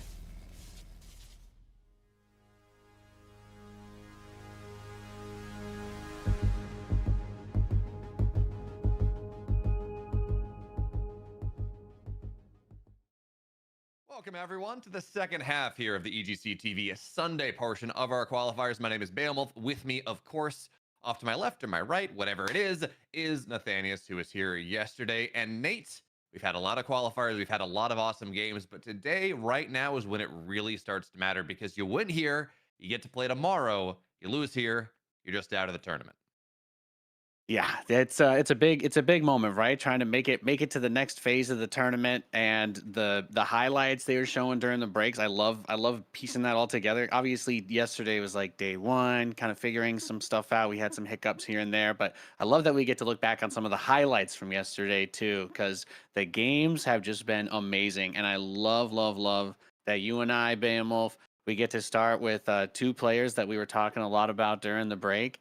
And personally, we got to cast him. I got to cast him with Winter yesterday, but Mixu and Night Phoenix, this is just setting up for a banger matchup to kick us off. That it is. Mixu's been one of these players through pre-alpha and alphas and betas, moving pretty much from the moment that we could start to play Stormgate, has been grinding this game out. In fact, at Atlanta, as I was down there at DreamHack Atlanta, he was playing in the StarCraft tournament, but the early stages, right? The big group stages in the round of 36. And between every single game that he was playing, as he tried to qualify a little bit further, I'd look over and he wasn't playing StarCraft. He wasn't getting ready for that. He was grinding out more Vanguard games in Stormgate, getting ready for whatever he wanted to do, getting ready to play in one of the Alpha Navigator Cups that Attico's been putting on, getting ready to just improve. And by default here, I guess, technically, getting ready to make this deep run here into the $10,000 EGCTV tournament, that's a lot of prep. Meanwhile, Nate, on the other side, Night Phoenix is this player that's been good. I got annihilated by him in another tournament, but I haven't seen quite as much experience going way deep back in Stormgate.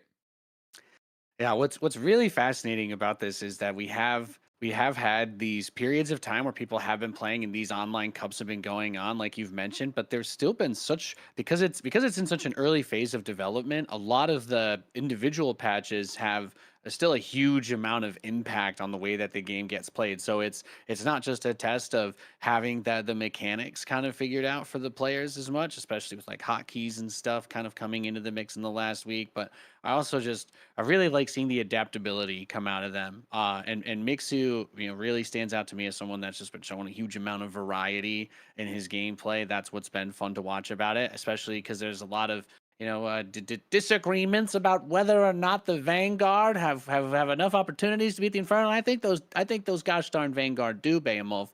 It's just with units that are perhaps a little bit difficult to get to, a little bit tough to control. But man, Mixu's Atlas drops just kind of have me hungry for more. And not to be too biased here, but I just like watching fun, active gameplay.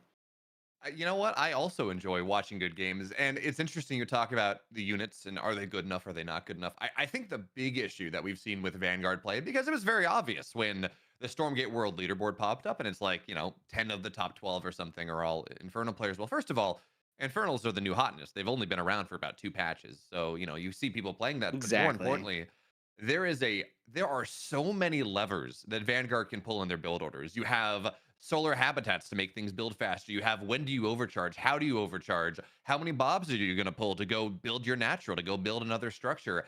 How do you want to play around the map? All of those things mean that it's going to take a little bit longer to figure out the optimal build orders, exactly how you want to play. But Nate, we can talk about more of that in a second, because Jagged Maw is game number 1, and you're pointing something out already.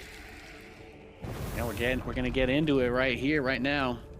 We are loaded in. Of course, Jagged Maw. There's going to be a lot of things to talk about on this one, but just to get the introductions, in the top right, we have the red Infernal. It is Night Phoenix who's facing off against the blue Vanguard in the bottom.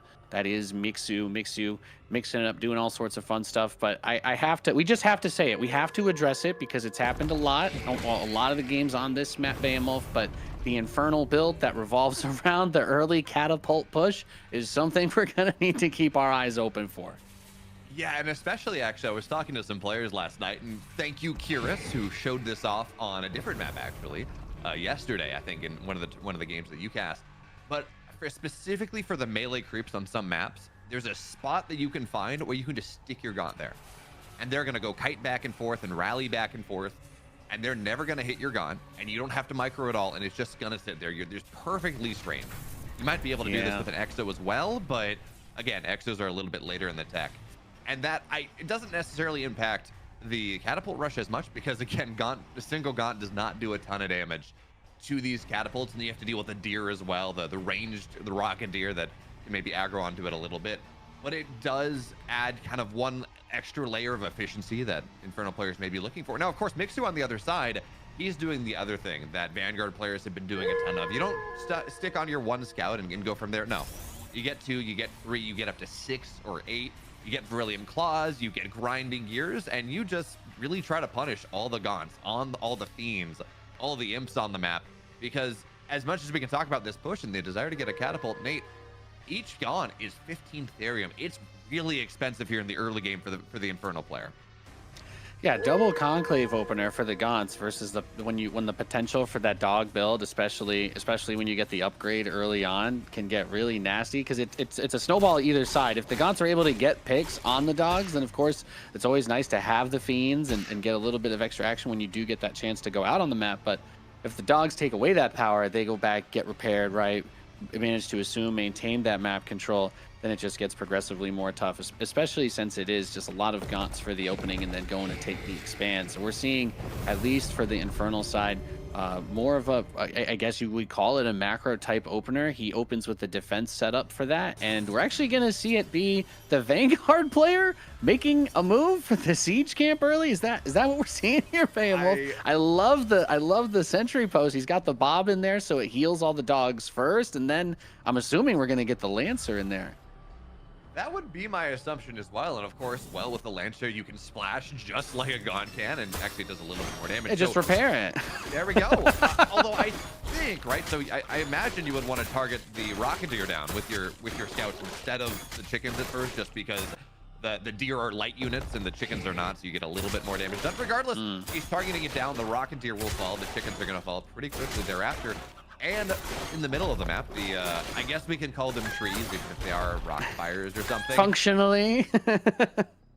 It's the petrified forest. I don't know if you've ever been out to New Mexico, but that's exactly as the Imps doing it. Oh no! As they say, is that technically correct is the best kind of correct. So I mean, in a roundabout sort of way, you could imagine them to basically be trees. They serve the same purpose, and now the catapult comes across. So I've definitely not seen Vanguard do a dog catapult push.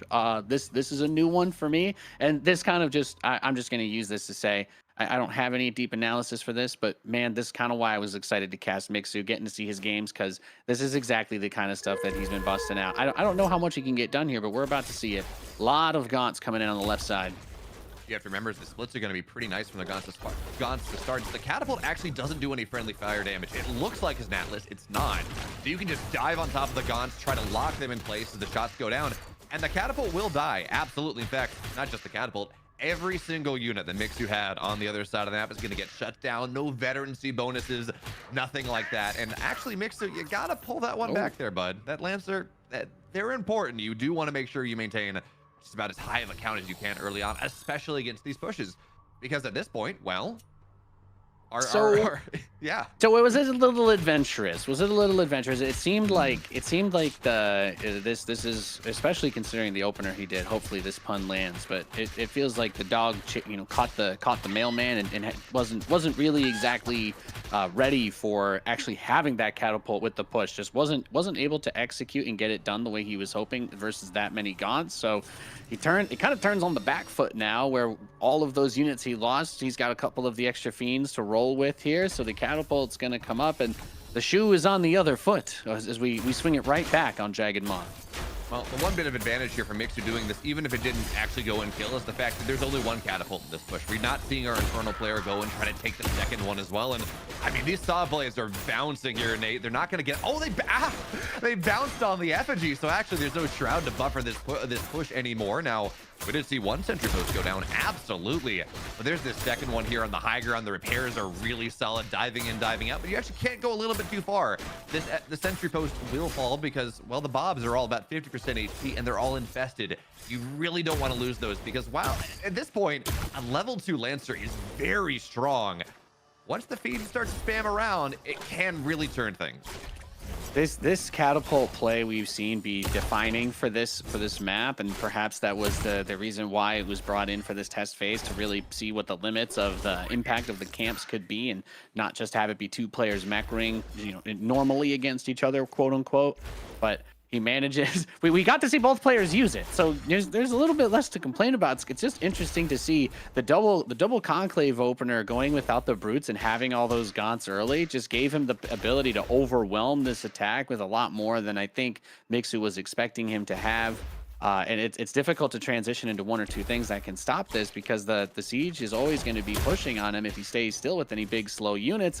And then on the other hand, even if he were to squeeze out a hornet, there's 5 gaunts in his base, so workers are just repairing each other. The push continues on, and we've got a 2-base build from our Infernal player, Night Phoenix. He's not like he's fully all in or overly committed with this. He's actually taken the double Luminite base below his main as well. So whether or not this gets held by Mixu is definitely still a question. I think the natural looks like it's going to fall as well. More fiends spawning, but I don't know what he does, even if he could break out of this. Yeah, there it is. GG. And Mixu's going to tap out for game 1. Night Phoenix, he held the catapult push and then he catapulted him back. You can't really complain about it when you use it against the other guy and then it comes back at you, Beowulf, right?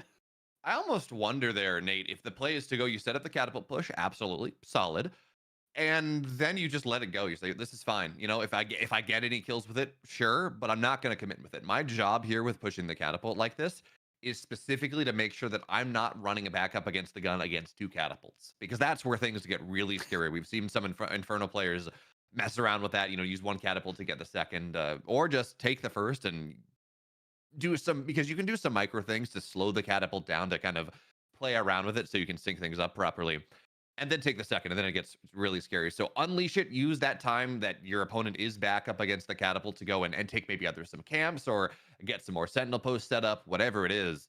Get yourself ready for the ensuing push. Or hey, you know what, get the hornets up maybe just a little bit faster, run across, and do whatever you can to keep the Inferno player off your back. But Nate, we are going to have a second map pretty soon. I'm excited to see what it's going to be, because I think Jagged Maw is still a very good Infernal map, but there are other options.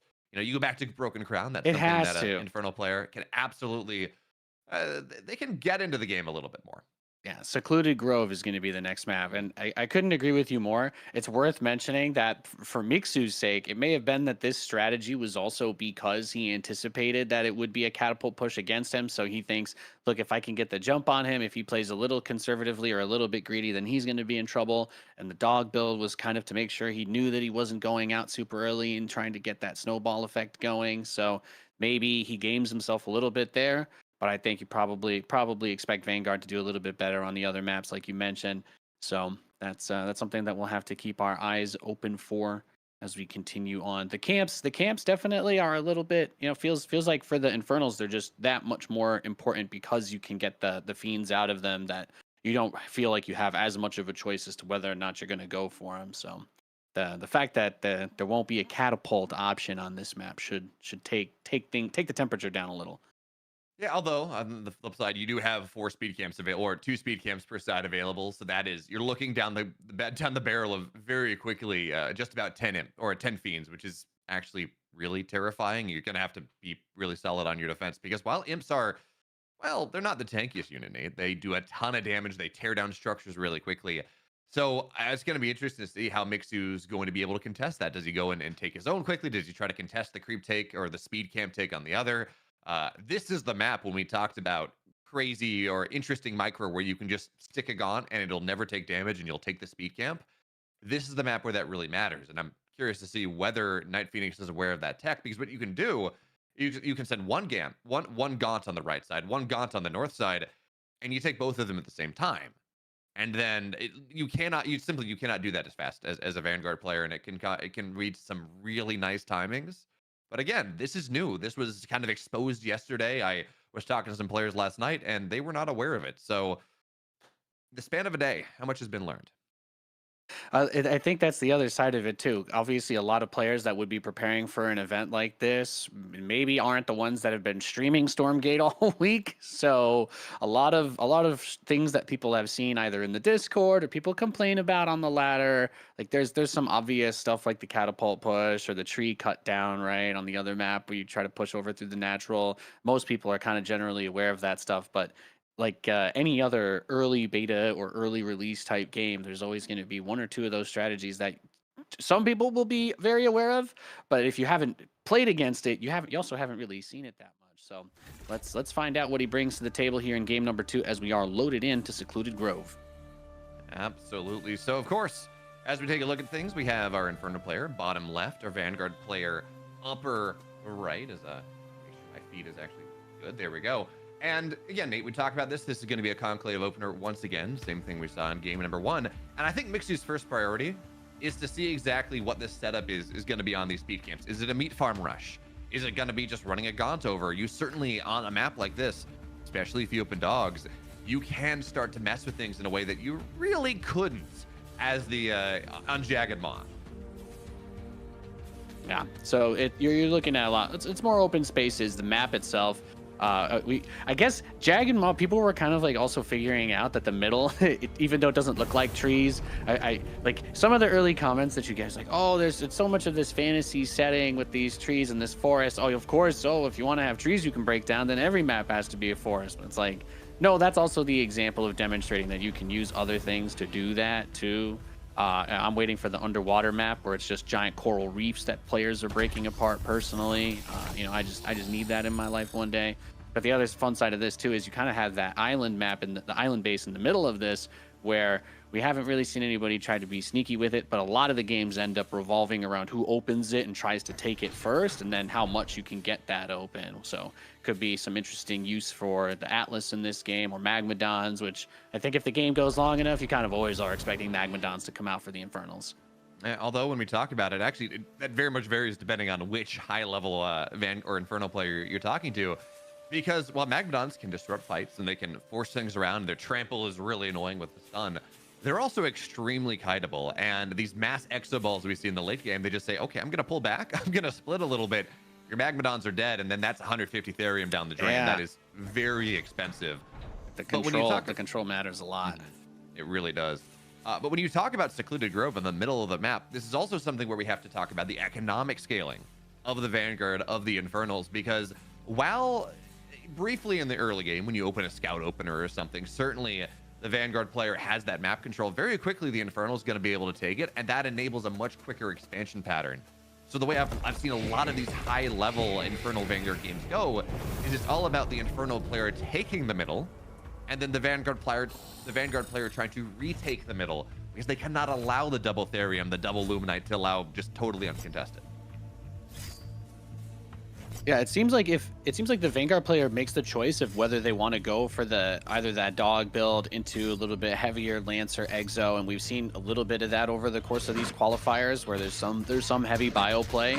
But I think you bring up a great point, because for the Infernals, they're kind of going to be able to get out there with the map control earlier, and for dealing with some of those end game units, if you can't get a position where you can kite those Magmadons, or if they are able to set up a flank, then you start to look at some of the higher tech units. And Mixu is somebody that for dealing with that in his matches yesterday, he did work Atlas into his strategy, so I would kind of like to see him get back there today. He had a wide variety. He was even using the Sentinels as well, trying to get the disruption blasts onto the Infernal army to help slow it down. So there's a lot of different tools that can be used here, but I think that you're probably looking at, you kind of need a lot of money to afford that too. It's not easy to be moving a ton of Exos and Lancers around with Atlas drops at the same time. So it's a little bit of that wind up, but it doesn't look like we're seeing anything super crazy out of him. Pretty quick hangar bay. So maybe some Hornet harass to start us off.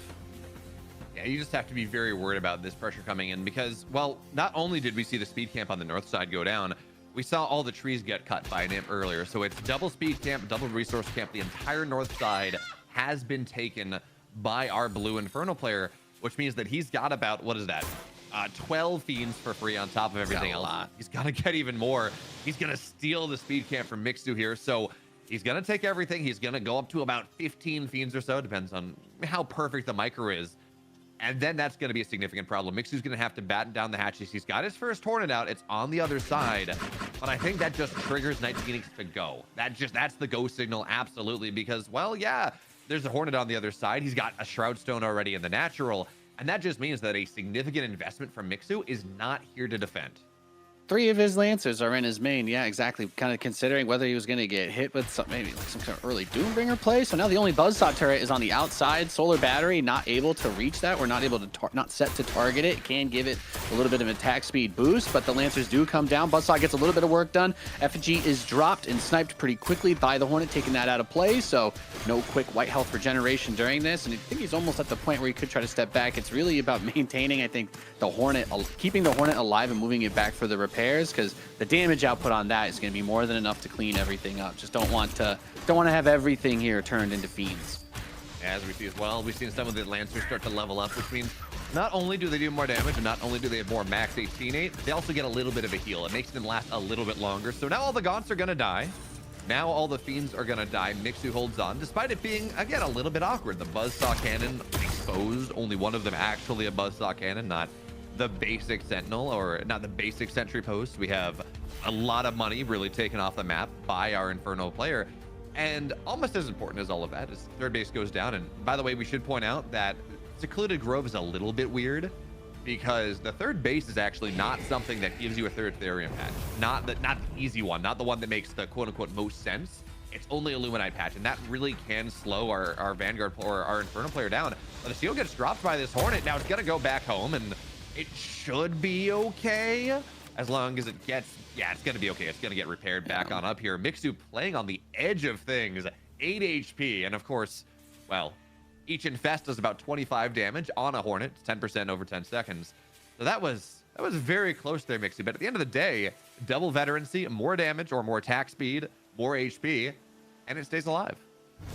Yeah, we see the respect being shown too with the Shroud Stones on each of the bases, recognizing, okay, I mean, if we're watching earlier, I was enjoying YouThermal's matches earlier, getting to see some good Hornet control come out of him, and stacking the veterancy on the Hornet gives that huge attack speed boost every time. So it already does a lot of damage. You're looking at being able to take out those imps at a crazy pace. So just getting the vision, being able to have a little bit of that map control, now poking up towards the front, gets the sight on the Doombringer. So knowing that coming is huge, but they also do they do a lot more damage to other air units sometimes. So almost not sure if he was trying to bait him with the movement forward to go for the drop and snipe it, but he is going to be able to pull that back just in time. Looks like it's taken the DOT, but as soon as it gets to the hangar bay, when you use that ability to go back, it does repair you automatically. So you can't leave until you're fully repaired, but you can use things like the Bobs or, of course, the Sentry Post with a worker in it, and that'll be the repair turret. So you got a couple of different options for handling it. We've seen Mixu use this a lot as well. You can put the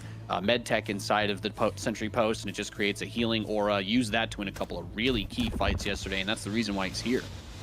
Yeah, this does become a lot more difficult now for our Inferno player. Yes, there's more tech you can go to. Weavers are really solid against this composition. A lot of Inferno players are playing around with imp drops or just using the implosion to go and knock things down, do a lot of damage to Lancers, because, well, Gaunts do just about nothing.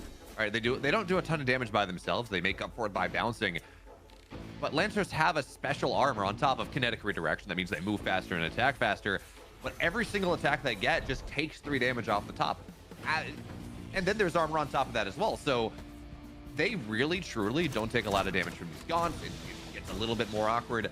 You do want to see the next level of evolution. Again, whether that's Magmadons, whether that's Weavers, whether that's going to be Hellborn as the Exo count starts to grow. But we do need to see our Inferno player tech up a little bit more. Yeah, how about multiple Vulcans, by the way? People in chat are trying to debate whether a mistake was made that they were built at all, but we've got 2 of them. When they can stand and deliver, when they can do the thing that they're supposed to do, they dole out huge damage. If you get them in range of those Gaunts, and they'll rip apart all the Fiends at the front of your army with 0 difficulty, but the mobility on them is the biggest thing. So you either invest into the jump jets and play carefully with that cooldown. It does do damage when they use the jump, but once they get surrounded or overwhelmed, getting them out becomes extremely difficult. So expensive, powerful, but a liability in terms of, well, the mobility. That is certainly true, and I think what we're going to see here is that these Vulcans are effectively going to force. We were talking about the next round attack. This is going to force Night Phoenix to level up, to get that Ritual Shrine down, because Vulcans against Gaunts, they have better range, and they do damage and splash. They shred Gaunts. It's actually not even close. Yeah, Brutes can survive a little bit longer, but they're not going to get on top of them because there are Lancers at the front. This composition that has been made, you got to worry about the Magmadons, right? You don't have any Exos to kind of kite away and kite them down. But we do want to see the Ritual Shrine go down. You do want to see those Weavers on top just to make sure that A, you can abduct the Medtechs, B, you can abduct the Vulcans, and effectively you can do whatever you can to tear apart this army composition, because if it's allowed to just sit there, as I think we have a drop getting set up into the main base. Don't know if I got any at the third, but our Doombringer in the main is going to start to try to wail away at this Therium setup. Thank you, Vodka. And for now, the Hornets seem like they're going to do a decent defense, and more importantly, they're going to make this a one-sided trip. One of them may go down. No, it's going to be repaired. Very nice there coming out of Mixu. But this is just a distraction, because look at this massive army at the third base, Nate. That's going to make life just a little bit more difficult.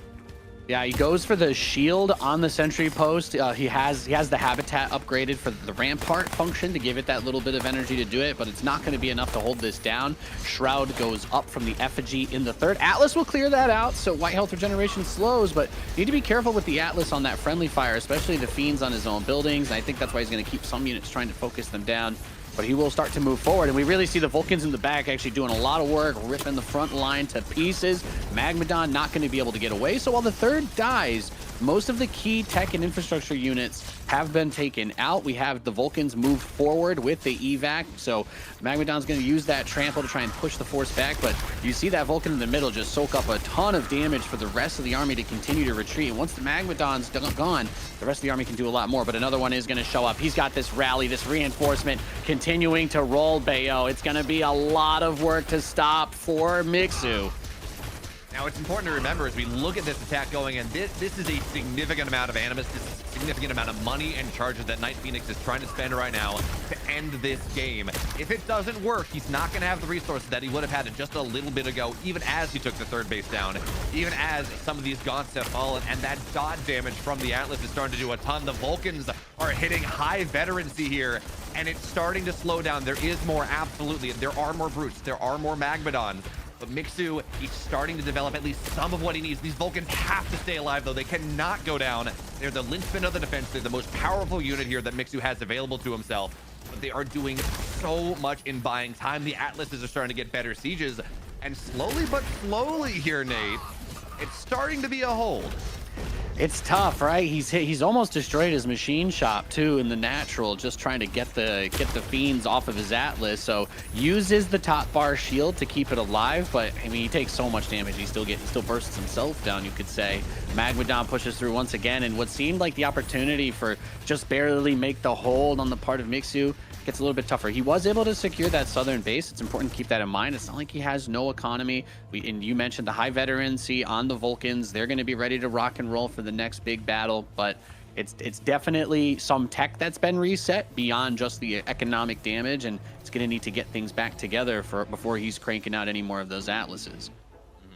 You got to be very careful as well, because one of the things that really enabled this more than anything else was the excellent evac micro, to be able to pick up Vulcans, to run them away, to pick up Atlases, put them high ground, put them low ground as well. We are going to see some of the tramples get baited out very quickly here, but you have to be so careful about the Shadow Flyers. We're going to notice Mixu try to target them down just about as quickly as possible, because that enables the evac micro. If the Shadow Flyers are here, things go down, but the Sky Mine's going to do a nice job. But there we go, Magmadon's on top of things once again.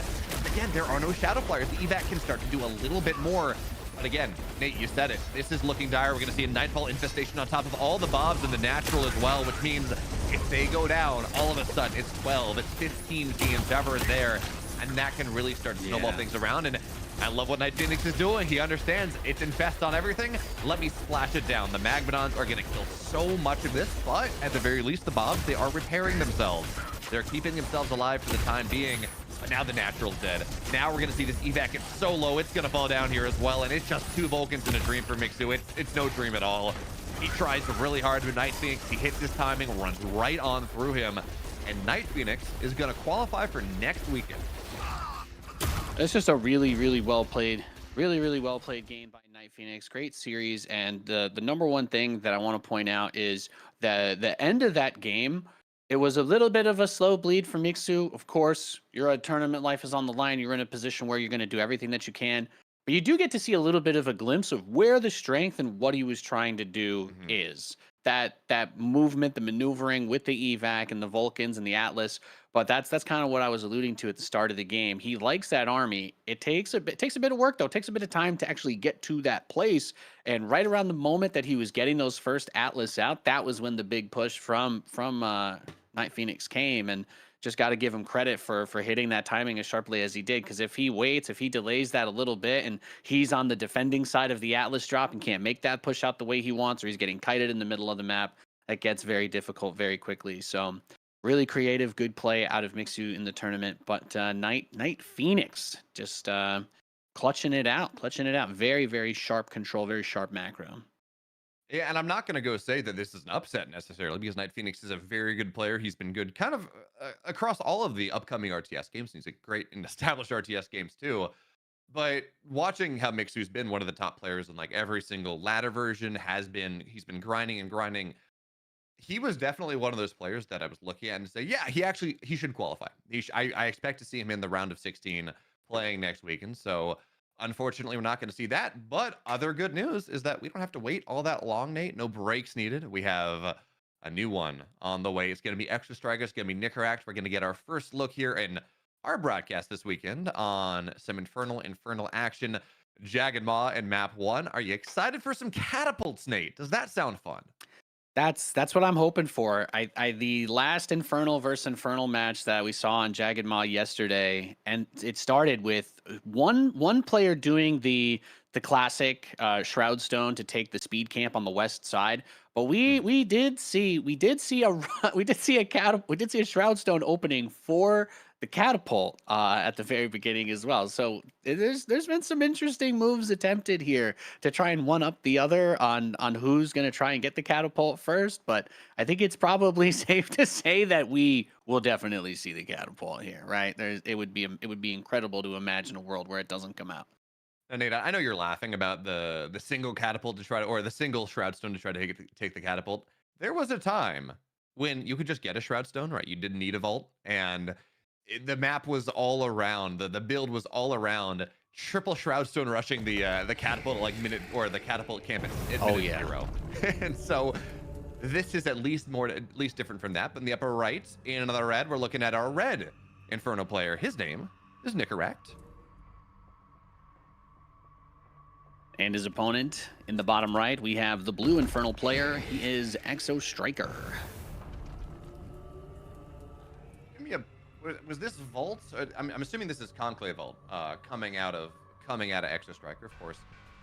When you talked about the Shroud Stone rush on the speed camp, there's a good reason for that, Nate, and that is that, well, there's one speed camp. Speed camps are worth 5 fiends. They're really good in trying to absolutely bull rush down your opponent's gaunts, and gaunts are by far the most important unit in the early game. They take splash damage, they apply that infest, they can make you win fights that you would have lost, and they can make you also lose fights that you would have won. So you want to make sure you get that massive fiend advantage early on. And again, there is only one camp, so it's not 5 versus 5, it's 5 versus 0. That's pretty significant. And now we're gonna see, oh, it's the double rush. I love this, except here's the problem. Our red player, Nicara, his rush is just a little bit faster.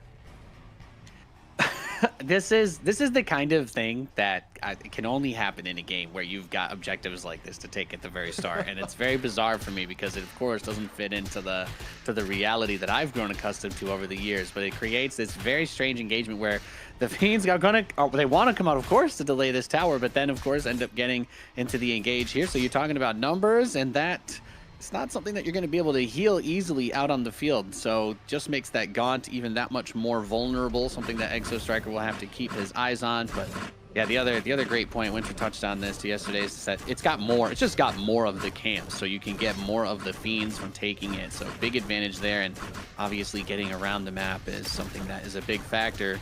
Watching 2 turrets shoot each other like this across a gap of Fog of War is beautiful, though.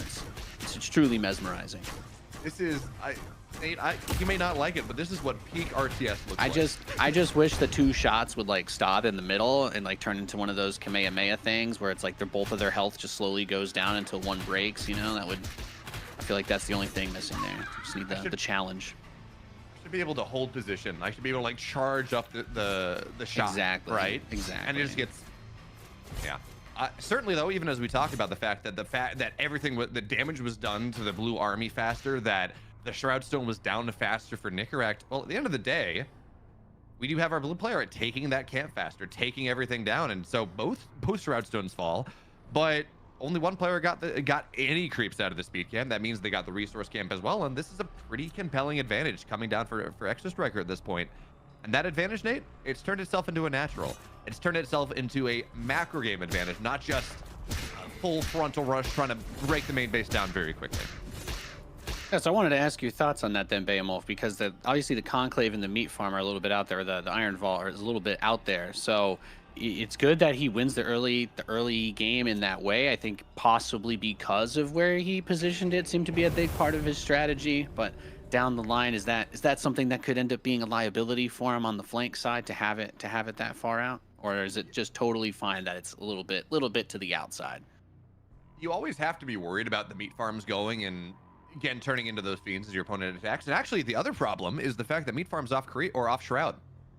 That's actually kind of an interesting thing, because the meat farms are called farms for a reason. You spawn a fell hog every 20 seconds, and once it's full, you go and those fell hogs die, which gives you animus, but it's not a ton. It's like half an animus if it's off Shroud, but it's a full animus if you're on Shroud or something like that. It actually is a pretty significant advantage. If you want the game to go later, you want to develop this animus that gets you into the dragon faster. But we're going to see a push out of this, which is, again, a bit surprising considering how macro Exo Striker has been looking. He's going to... Oh, look at what he's doing. This is a double push. Notice he knocked the siege camp down, but he didn't take it. Instead, he's going to go take the other, and he's going to time this. He's going to take both sieges at once. Oh, my... Yeah. Well, I haven't seen this yet. Oh, let's party. Okay. The double siege rush is this is going to be beautiful. It's going to be beautiful to see, Behemoth. It feels like every time we get this map, somebody's cooked up some new way to do it. He has this you lined him up. Oh, all right, let's go. Let's see. How do you stop this? Nicara has got his work cut out for him. He does technically have a Shroud Stone, but man, these catapults, they shred Shroud Stones. So look at that, already half damage down. Fiends are getting converted. The Shroud Stone, yeah, it's dead. And now, well, you get to focus the catapults on the Gaunts, which is an immediate yeah, that'll do, Donkey. That'll do. Gets the GG out. I mean, two cannons roll up to your base 5 minutes in. You're not having a good time there. So big cleanup by Exo Striker to win game number 1. And that is exactly the kind of thing that we see happen on Jagged Maw. So we definitely, I can guarantee you, will not see that on the next map. Yeah, we will. Actually, again, I'm curious to see whether we see some interesting other speed camp rushes if we go to, say, Secluded Grove. But actually, this is the map that pretty much everyone playing in this tournament should have by far the most experience on. We're moving into Broken Crown for map number 2. That's the map that was on pretty much from the moment, well, actually, from the moment the build was available, and certainly from the moment Kickstarter players started getting into it, up until Tuesday of this week. So I know I, for example, have the majority of my games on it. I think most players will have as well. And that means that maybe things are going to be a little bit more defined. We're going to see less of, oh, wow, this is new, and it breaks the game, like we saw in that last one, the double catapult rush. And also, we have to remember, again, this is Nicara. He's down one map. He is the name that is, I think, more, if you come from a StarCraft background, is maybe a little bit more well-known. He's played for Storm for a while. He is maybe not one of the best players, but he's been able to qualify for some regional events, for example. And Exo Striker is not quite that level of a name, but he's the one that's up 1. I mean, hey, this is what you got to do. When we talk about opportunities, the more that any game is played, the more people have that mastery, the more people figure it out, then the harder it is to beat somebody who's mechanically better than you. But at this early on, strategies like that, that's a part of the point, right? It's a part of the game. It's a part of testing. It's a part of figuring out what works, what doesn't, what you can win with without enraging the other player, and what you can't win with without enraging the other player. So I'm sure it's something that is definitely getting a lot of attention from everybody that sees it. So interested to see how that develops along the future. But we are loaded into game 2, and well, Behemoth, we've got these trees getting cut down in the natural pretty quickly for Nicara. Yeah, this is an unmitigated disaster for Nicara, though, because here's the problem. He's cutting the trees down. He's doing the I don't know if we can call it the theory build. It's become very popular on the top level of ladder, where you cut the rocks down, you open conclave, you open up into an iron vault, and you do get the conclave just a little bit faster. But here's the problem.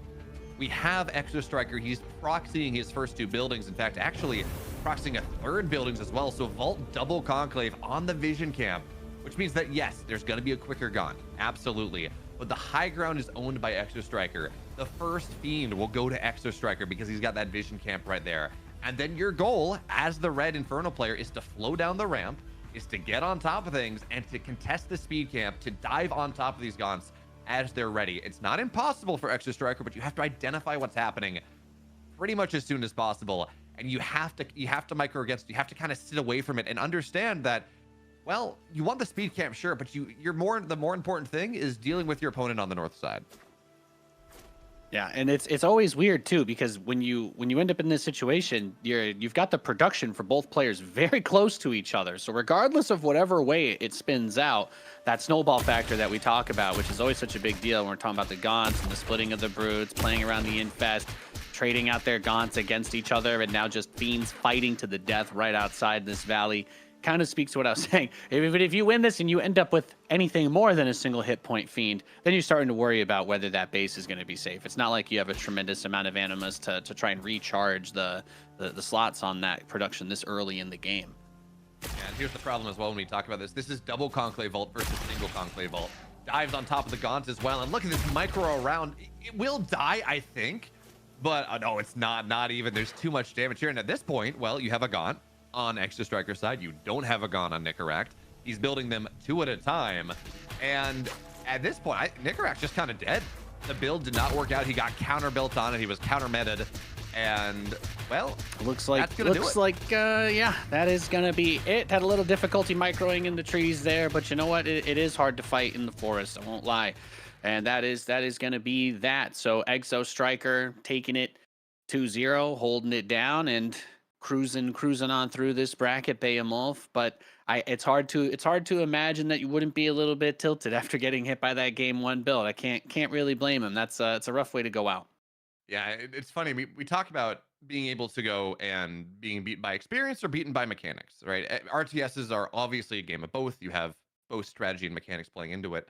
And in that series, this was very much an example of Exo Striker had his builds. He had the knowledge, he had the development into this series. He had a crazy double catapult push. He had the proxy to play totally counter to the meta. And that beat a player who, theoretically does have the better mechanics, is that high-level RTS player for so many years. And again, Exo Striker is still very good, obviously, absolutely. But the fact that he was able to just go and say, yeah, I know what the meta is. I'm going to counter this meta. And now, not only does that mean that he's qualified on into the round of 16, that he's going to be playing next weekend, also putting any Inferno players he's going to play against just a little bit on notice, because, again, that's not how everyone plays. Yeah, I love that. I love that so much, and figuring out what little nuances players are able to take advantage of. And if you're not aware of the way that someone plays that map, there's no tournament VODs. You've got yesterday, and then that's really it for this build of the game. So if you didn't see him do it yesterday, then you're not really sure if it's in his playbook or not, if you're not hitting him on the ladder. And obviously a lot of these guys playing in the qualifiers and trying to get up for that ladder qualifier competed a lot at that point, but there were a lot of people competing. I mean, there were like over 500 people that signed up for this, which is absolute madness. So do they all have an intimate knowledge of how each other play? Don't really see a way for that to be possible. So we're getting a bit of that ladder scrappiness, but I think especially as we dilute towards the tippity tip tops, and especially towards next week, then maybe we get a little bit more of that nuance from players that are maybe more familiar playing each other in extended series. Yeah, it's funny you talk about this ability to know what your opponents are doing. There are some replays available. Not everyone is playing in them, of course, but there are, the Alpha Navigators Cup that Attico has been putting on for actually 3 regions, so tons of replays there. And there was a time, and I'm sure still is even higher than I am on the ladder, but there was a time when, it's the top 100 players role playing each other because there's not that MMR stratification just yet. But with the addition of 22,000 Kickstarter backers and another however many thousand people from Steam Next Fest, it's kind of funny. I noticed very specifically, it's like I'd play the same 10 people over and over again, playing on the ladder, before Kickstarters got backed. And now it's like, well, oh yeah, I played you like a week ago, maybe. There's not nearly as the pool gets bigger, you don't have that kind of consistent practice against the same people that you had before that pool was much smaller. Yeah, so we're seeing a lot of people that have played and practiced a ton, but maybe not necessarily against this specific opponent that they're running into in this bracket. So it can still give some pretty wild variation, even if they have a good idea of it. Because I think that, especially like you pointed out, the meta is constantly developing. It's people figuring out whether there's a little something that functions a little weird, whether it's a bug or something like that. Things that you're either going to avoid or focus on doing. Does that affect the play? Do people see something about micro in the trees and it informs their future decisions? I don't know, but it may be worth keeping an eye on if a similar situation occurs later down the line. But exciting matches to kick us off nonetheless, and I think that's kind of been the expectation though for the Infernal Mirror. It is just crazy aggro because the early camps are so important that if you don't go for it, you're just. It's like if you were in a Zerg versus Zerg, but the other guy just had 20 extra larvae than you at the beginning of the game. Like you just can't outproduce him. So I don't know that we are going to see a ton of the defensive Infernal strategies to hold that off. But I expect there to be a lot of skirmishes early, and it can be exciting, but does give us a couple of short games while we get ready for our next series. And that's also just kind of important to talk about in general, is that when you have a new RTS or when you have a new game or a new patch maybe in an existing RTS that shakes things up, a new expansion maybe, it is a lot easier. It is so much easier to say, I know how to go kill my opponent. All right, I have this crazy build. It requires so much less macro knowledge about how to get to a place. You say, I'm going to build these 2-3 buildings at this time. I'm going to run across, like, that's it. It takes a lot longer to develop the builds that are tightly locked down enough that keep you safe to allow you to go for a quick expand or a quick third base or develop that more macro game, that more longer game ability. So it's not surprising to me, even as we talk about maybe, Infest being something that might be tweaked in the future, or a creep cam interactions or whatever it is. Despite that, it doesn't surprise me that we're looking at this setup where, yeah, of course, aggressive strats are going to be early or are going to be better. It's a week into the meta development of this current patch. I think about how in the earlier builds, the dog started with the slow on hit for its attacks at the very beginning of the game for free. And I think about that, and I think about the Infest probably being put on an upgrade at some point, just for the early snowball stuff, maybe. It's interesting to think about the different ways they might approach messing with it. But I do like the mechanic from like a stylistic point. It seems like a cool thing to have in the game, because if the idea is that the Infernals are overrunning and taking over, it makes sense. Makes sense. If you go to hell, they can probably make some use of you, right? Yeah, it's real. I mean, the entirety of the Infernal faction is all about sacrifice. I sacrifice myself. Yeah. I'm gonna go build a shrine or something. I sacrifice the creeps. I sacrifice my opponent on the altar of victory. It all works out, it's good. Yeah. Every time you build a brute, it should say, I gave up I was watching the ball game. It came out for this. What's going on? It's self-sacrifice across the board, and you love to see it.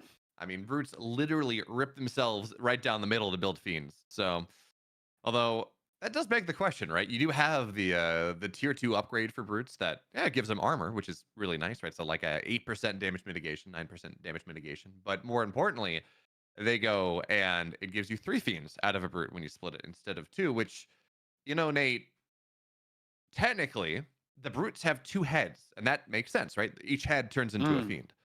You add the third fiend there. Where's the third head? This guy's get that. What is I don't know. You make some reference about inner strength. Got that dog in him. Got there's 2 wolves in you or something. I don't know. Inside of you there are 3 wolves. It's a good question. Having to think about whether or not it's the right time to split brutes is probably the only thing I don't like about Infernal, because the Infernal co-op commander lets you just make the fiends out of the Iron Vault 3 at a time. and I kind of prefer doing that because then I don't have to worry about if I'm wasting my brutes. So I may not be able to give you the hardcore answer, but the casual answer is that they just have a big heart, and the third one comes out of there. Two heads, one big heart. Behemoth. Gotcha. Well, of course, we're going to move on into our map number 1 of every series. We move into Jaganma once again as we take a look at Kel and Nighthead. And in the upper right, of course, in the red, it's Kel. Bottom left, of course, in the blue, Night End, that Warcraft 3, that StarCraft 2. Night End. Yeah. It's a name you love to see. Yeah, that's one we recognize for sure. Been around a long time. Definitely a funny guy too. Was always fun to see at events. Gave good interviews. Wasn't someone that seemed to take things too seriously with the stakes on the line. So it's a cool guy, and hopefully gives us a great game here then. So what are you expecting? Are they both gonna tower they're both towering the speed camp? We got someone going siege early. Who takes the siege camp first, Bale? Let's just maybe we argue about that to start. Well, I can tell you that it's only going to be one proxy on the speed camp, or at least if Kel goes for his own, it is very, very late. Well, actually, is it? No, he's not going to. Yeah, the Luminites are timing out well, so it's going to be pretty much right at the same time, which means you would think that the advantage is a little faster. Let's go. This is the meta. Let's go. I do unironically think that going, and if you think your opponent's going to go for this, going to take the catapult camp is probably a really good idea, because then you put pressure on their natural, and then you can take the speed camp. Like, you can play around with the map a little bit more. But as it stands, that's not what's happening. If any other game you were like, okay, both players share the same natural, this is kind of what you would imagine would happen, right? Like, oh, we can only both expand to the same base. Like, this is the most important thing right here. Except it's just out on the very far corner of the map, and able to get the initial engage off that Shroud Stone on the bottom to lead the fight, but he's got the speed camp attacking the tower too, which evens it out and eventually tilts it a little more in favor of Kel. So overwhelms that, grabs the Gaunt on the way out, and unfortunately for Night End, not quite the start he seemed to be looking for there. Is it early enough to call Kel the GOAT at this point? Or just he has excellent command of the goats? I mean, if you literally take the goats, I don't know that it makes you a goat, right? He may be, maybe we could refer to him as like he could be a first generation shepherd of Stormgate. You know, he's shepherding the goats, he's leading them or culling them, as it were. I suppose maybe it's a regional choice for whatever you call that, but I feel like you could call him a shepherd perhaps. Well, regardless what this means is that because he wins the speed camp, he gets 6 feet, actually gets 7, right? Because he's got the vision camp as well, and he's going to immediately turn this into a catapult push. So the answer to your question earlier is just yes. That's what's happening. It's just. I mean, yes. At this point, I mean, jokes aside, like you would definitely think yourself a fool if you lost and didn't try to use it, considering how good it is. So you can't even necessarily blame the players at this point. If you leave the catapult on the table, you're leaving potentially the game on for not really much of a reason, as most of the wins we've seen have ended with those siege camps. So it gets triggered first. So this is interesting. He doesn't immediately pick it up, but he comes out here as the siege camp is first taken, and it's kind of in a weird spot where it's split between his army. He sends a couple of fiends into the back to dive Night End's Gaunt, so now he's very, very, very spread out. And it looks like the catapult, however, is going to be able to get the Gaunts of Kel. So a very messy fight right at the spawn, and now his catapult is coming. Okay, so here we go. Kel ends up with the catapult advantage. He's completely cleared out Night End's army, and yeah, it's not looking all that good, Behemoth. Yeah, every single time we take a look at something that it's like, this feels like it should be really good for Night End, and then Kel pulls off a little bit better micro. He somehow manages to drag the goats on top of his opponent's Shroud Stone while having the infest on it better, so he gets all the fiends off, and it's like, oh, okay. Like, you're getting the best of both worlds here, and now, well, we're just gonna see everything dive into the main base. There's a natural, but it doesn't matter. It's all about the catapult in the main. We're gonna see all the brutes go down. Night End not splitting them, and of course, the trick in these early game fights, you want to split every brute manually, because what that means is your opponent doesn't get a fiend out of it. If you let them just die, yeah, you'll get your fiends, but they get one of their own fiends, and that messes with aggro, that messes with micro. Night End will fall, and in fact, I guess that makes it day, maybe. Well, no, Night End falls. That makes it night because he's the ender of the night. I don't know, Nate. Something. Night is darkest just before the dawn. Yeah, we'll just end with that as we prepare for whatever Night End is going to do on the map that doesn't have the catapult. Every game on Jagged Maw is just like, guys, this is this is the map where we're kind of just seeing what happens. There's not too much predictability there. The very aggressive openings, they're both turret rushing the speed camp, and then it turns into siege versus siege in the middle, and just seemed like Kel was able to get a little bit better control. And like you mentioned, of course, with the brutes splitting, as you're getting hit with that infest, you make the choice: or do you want to have 2 fiends, or do you want your opponent to have an extra fiend? So not easy, not an easy situation to deal with at all. And it definitely gives you a good feeling for Kel going into the next map. Yeah, it's one of those things as well where Jagged Maw has been on the ladder for a grand total of 3 or 4 days, right? It's not really been there all that long, and certainly it was the ladder map of the last test. Sure, fine. But so much has changed, right? Then even if we can say, you have some experience playing the last test, it's not a ton. It is more volatile, but of course, going from the volatile map, we're going to say, we're going to play the map that we are used to. We're going to play the map that is by far that we've played 80%, maybe 70% of the total maps that we've played in Stormgate on this test on. So it's going to be Broken Crown for map number 2, which means we get to see shenanigans on the speed camps hidden by slow fruit, hidden by trees. Nate, we're going to see that proxy again.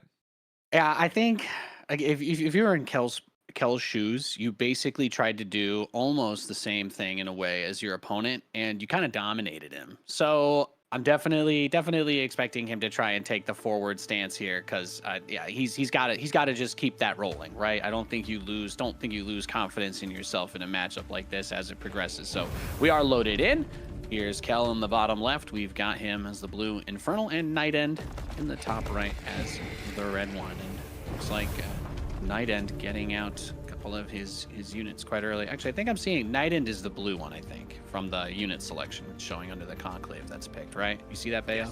Yes. Okay, so I think Night End's blue. So it is Kel in the red doing the aggressive opener. So we got a little mini UI update today. Makes it a little easier for us to see. So appreciate y'all. Well done there, Fresh Giant. So many things are turning around. That being said, we don't see Night End going for the theory build. He's not knocking his trees down. He's not rushing into that speed camp as quick as possible. He's got both of his units, both of his production structures in the main base.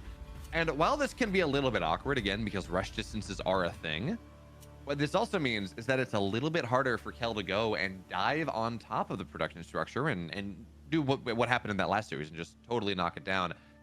That being said, there's a meat farm out front, and if things start to snowball, you can start to farm your own fiends, is the thing, right? So that's always a little bit dicey. And in general, this build from Night End just feels a little bit outdated compared to where I've been seeing the meta going in the last couple days. Yeah, it looks like he's trying to play something a little more typical of like a straight up macro type play. So comes out and gets close to the gaunt here for Kel. Brute trying to do a little dancing around it, clean it up. Night End not able to get his gaunt away though from the brute, so good micro there to get that last hit off on the side. Worth mentioning, you hold on here, the production is right here. So if Night End is able to overwhelm him, then you've got some sort of potential to catch everything that is just out on the map, because it's all just here exposed. But the reinforcement potential and the extra production structure both play very well into what Kel's trying to do. Yeah, and remember as well, 1-for-1 gaunt trades are really, really good for Kel. He has two conclaves. His opponent has one. He has just better production by default. So he's going to try to dive on top of things. Of course, both players trying to dive on top of the gaunt. The problem is, of course, is that one gaunt was just ruthlessly assassinated. And at this point, with all the fiends playing Ring Around the Rosie, this gaunt should barely stay alive. Actually, I don't know if it's infested. No, okay, it's going to stay alive, and you can just keep that gaunt back. He gets a single shot off, and as long as that shot goes down, you get the conversion. So there we go. Both are dead. And again, with reinforcements here, Night End is looking pretty rough in this game number 2. Yeah, even if he could shove him out of the main base, it's worth keeping in mind that without a big overwhelming amount of units, that he could go get a little more from more fiends from the meat farm, right? Take that down. That's something that you do not want to lose. But he's in the main mineral line we have some imps potentially getting converted into more fiends here, and that's where things just start to go bad. So Gaunt tries to defend in the main, gets picked off, and that is GG. Night End taps out for game number 2. Kel bringing the aggression in both matches and doing it with surgical precision. Bayo. And it's been fascinating to watch these last 2 series because it's kind of more of the same in that we have one player who we recognize as a former StarCraft pro, as a former Warcraft pro, as this established RTS name. And on the other hand, we have a player who has been playing a ton of Stormgate, has been in tests for a while, has been just grinding things really hard in Stormgate specifically. And we're seeing that depth of knowledge, that depth of experience, that better maybe meta understanding in these qualifying matches. Obviously not beforehand. Night Hand got there. Nicara got there. But now that we're in the round of 32, we're trying to move people, or the round of 16, trying to move on to be one of those top 8 that qualify, all of a sudden we are really seeing that kind of meta knowledge really be valuable.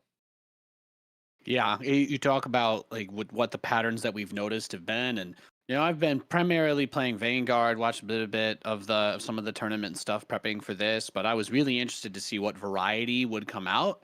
And there are some very clear trends. So seeing, as you pointed out, Night End not kind of going open for the forest to try and compete or at least contest the speed camp. You think about all the different ways that kind of plays out. He did eventually get open, but the lack of the pressure, the sense of the urgency that seemed to come out of Kel, like it's all about getting that as fast as possible on the Infernal side. It doesn't feel like there's like a cruise control macro way that Infernal players are playing at the moment. Yeah, no, not really. It's all go, go, go, because you get so much value from your infest. You get so much value from taking the creep camps. And because if you establish primary control in the creep camps, that effectively funds your natural. So you really don't lose a ton by being active on the map early. But again, just kind of going back to that meat farm idea for a second, that was the build. Granted, you were pushing your production structures a little bit further forward, but that was the build for Infernal versus Infernal about 5 days ago. It's crazy when we look at how quickly our meta is developing, because like, in the span of about a week, we've seen the meta change pretty significantly, and that meat farm rush is just that's not what's been happening. So people have figured out that it's just a little bit too slow. It's a little bit too expensive. You can go take the speed camp without it. You can just have can have more production structures. You can rally them across further, a little bit more, whatever it is. But Nate, I'm excited because we're gonna get another series getting ready for us, and this one is, well, it's one of the best Inferno players that we've seen in the beta thus. Actually, no, it's not. Never mind.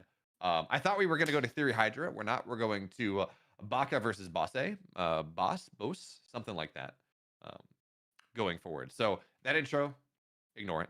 Doesn't matter. It's all good. It's all good. We're the fun nature of this, right? There's a ton of different matches, of course. Got a wild bracket, so it's all good. Just getting ready for another one. It's fun to see that though, because again, like there's just so much that's being figured out every day that people are playing, and I'm not even sure if we had like 100% confirmation that he even knew that he had built all of his structures right out there either. It's the kind of thing that informs a little bit what your thought process or decision making would be. But I think that's the other thing too with Infernal. Everybody is always you open up with your Conclave, with your Iron Vault. You try to get out on the map and start calling the herd with your Gaunts and the Infest. But also when you're also focusing directly on that, you're not necessarily going to be doing that scouting that you would typically be doing either. You don't start with the free dog like the Vanguard does. You just go make sure that they're building their stuff in their base. So there's so many different levels to it. Yeah, it looks like Baka versus Boss. It's BOSSE, which to me says you say with like a hard S, right? Boss. So that's all I got. I'll take that. Whatever it is, one of the powerful things you can do as you are trying to get onto creep camps is you'll get a bunch of free fiends. So one of the things that I've been doing, one of the things I've been seeing some players do, is that you send that first fiend out just immediately into your opponent's base. And it does take away a little bit from your fighting power in this Infernal versus Infernal setup. But again, theoretically, if you're getting the speed camp, that can be pretty nice. Again, you'll have more fiends, and it just tells you what your opponent's doing. If he had gone in this way, if he gone like this, he would have seen, okay, well, actually, the trees haven't been taken down, so I don't have to just because of pathing, so I don't have to look about that. He maybe would have seen the high ground. And that build that we've seen win twice in a row is absolutely holdable, but you have to identify what's happening. You cannot trade 1-for-1. That's not really a thing, again, because better production is better production. You have to have a really good micro. You have to identify what's happening. But we're able to get into our next series. Nate, you said it. Let's do it. It's Bossy. It's Boss. Something like that. And there we go. Okay, I'm seeing some Bossy in the chat. I have been informed as well by Theory in the chat saying Baka is actually Volts from SC2, who is, I believe, Grandmaster level Zerg in North America. He Ultralist dropped me a few times. I don't really know why. He's kind of a funny guy. Likes to do some meme builds and whatnot. So maybe he's got something fun or exciting for us. But we are on Jagged Maw to kick it off. So literally anything is on the table. That's all I'm gonna say. You know, you talk about the 2 towers. Screw it, man. Let's get 3 towers. Let's go, baby. Yeah, we're just skipping straight past Lord of the Rings, right? Ladies and gentlemen, you can use infernal openings to help teach your children basic math. 1 tower versus 2 towers, and now 2 fiends. There we go. Already gone on the map, though. Should do a decent job of scaring these fiends away. And actually, well, we're going to see again a cancel here. This is going to go down once again. Let's go. And this fiend, okay. You know what? I think that was a mistake. So I was about to say, hey, look at this, right? We have this setup where you have the wall right there. So technically you should be able to be totally safe from the fiends. And that actually is not the case. And hey, Nate, did you know that 1 tower is better than 2 towers? Because that's what's happening right now. Yeah. I mean, definitely trying something out of left field. Let's say that. But when the sheep and even when the goats end up being turned against you, you know that's when even the camps are joining your opponent to kick your butt. That's when you start to feel a little bit of the pain. Gaunts get picked off, and what seemed like perhaps a very interesting attempt to just for this strategy out of Baka did not quite land. So the tower is still up for Bossy. He's feeling good. He's going to be able to take the vision camp, and as we know, you win the early chest thumping competition in Infernal, and usually ends with you taking all the camps. Yeah, you know, one of the best things as well by taking these towers instead of just trying to take it without any sort of tower is you have a shroud ring around that, which means that Infest does 1 HP per second for 10 seconds, 10 HP total, or 10% HP total. So sorry, 1% HP per second. Shrines level 1, they heal you, or they give you 1% white health per second. So you will never die to Infest while you're on Shroud. You have to take external damage as well. So that one Gaunt that was at probably just about 1 HP was not converted into a fiend, was able to sit there and provide the Infest 7 HP, close enough. Was able to sit there and provide the additional conversions onto the vision camp. Is now able to sit here and provide additional damage on top of this siege camp, which is, again, it's a big deal because that unlocks that pressure. And apparently in the 24 hours, Nate, since you cast yesterday, the double catapult delay timing is just the way you play. This is it. Everybody realized, they're like, wait, why take the first catapult and then push? Why not just kill the camp, wait, use the camp's fiends to take the other camp, and do the whole thing over again and just double up?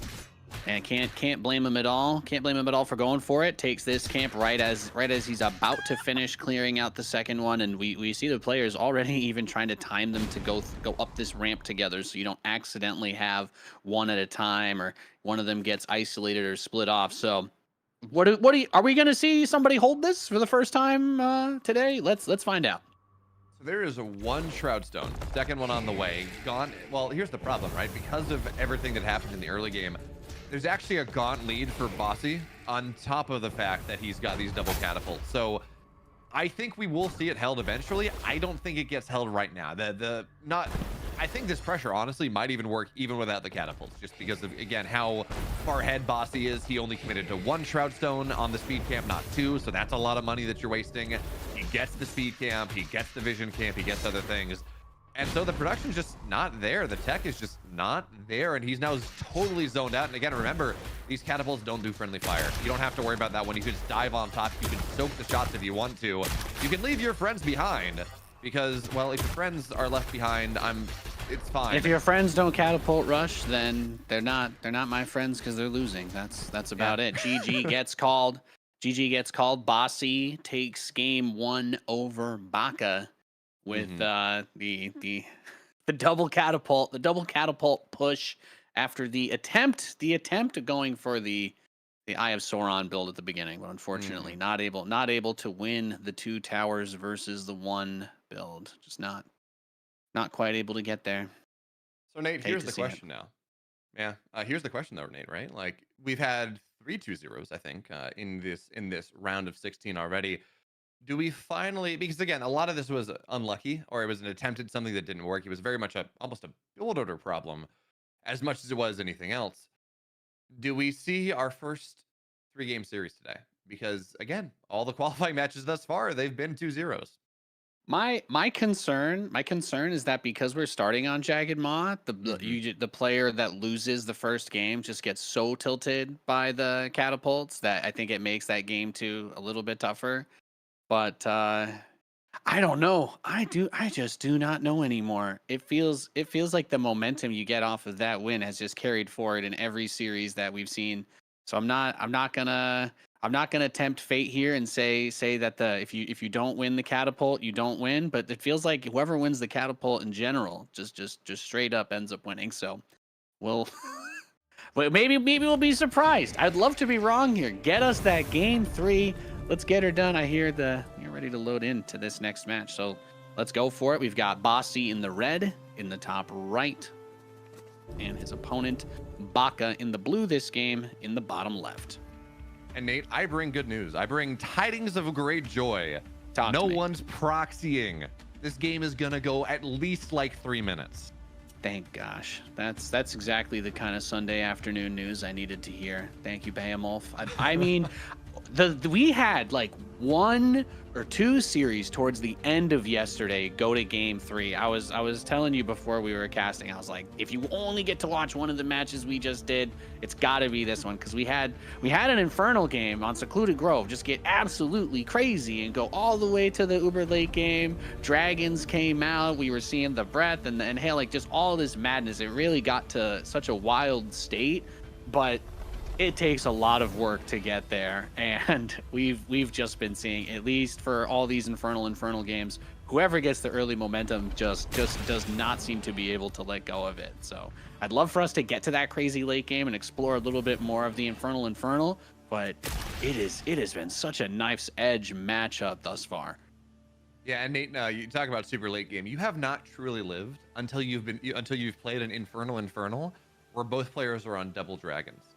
All right, that is peak Infernal Mirror. But for right now, what do we got here? We got the speed camp getting started by our red Infernal player, and actually, there's no creep contested on the map at all from Baka. It's a fast unless expand. I'm missing something. Okay, yeah, fast Baka is expand. just straight up takes the shrine, sends a little fiend scout by the looks of it, but that is really going to be it. Even getting the Shroud Stone rather quickly there. So I think since this maybe gives a little bit of insight, but Volt's Baka is at least in StarCraft was someone that plays at a reasonably high level on the ladder, but does a lot of the non-standard, non-meta strategies. So I think just to try and help with the expectations, it may not make sense because Baka, because of Volts, he's not a player that really makes a lot of sense. He does a lot of crazy stuff. He has stuff that he practices and works on his own. So on one hand, I think it's cool because he has the potential, if he's able to execute whatever it is that he's thinking of doing, it might end up being really awesome. But that it also boils down to the old adage of RTS, when your opponent is doing something weird, you can usually just go kill them because they're not actually going to have a full army if they're trying to do some specific type of strategy. So clearing out the camps and building up the fiend count is never going to be a bad move for Bossy, but let's just keep our eyes on if he's on top of what Baka tries to do down the line.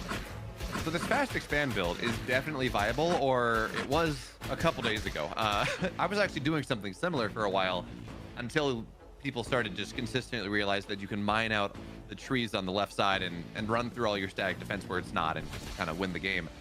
But this is something that specifically Noni has been doing at the high levels of the ladder. And in fact, if you're an Inferno player and you want to say, hey, how do I go and play macro? How do I go and play defensively?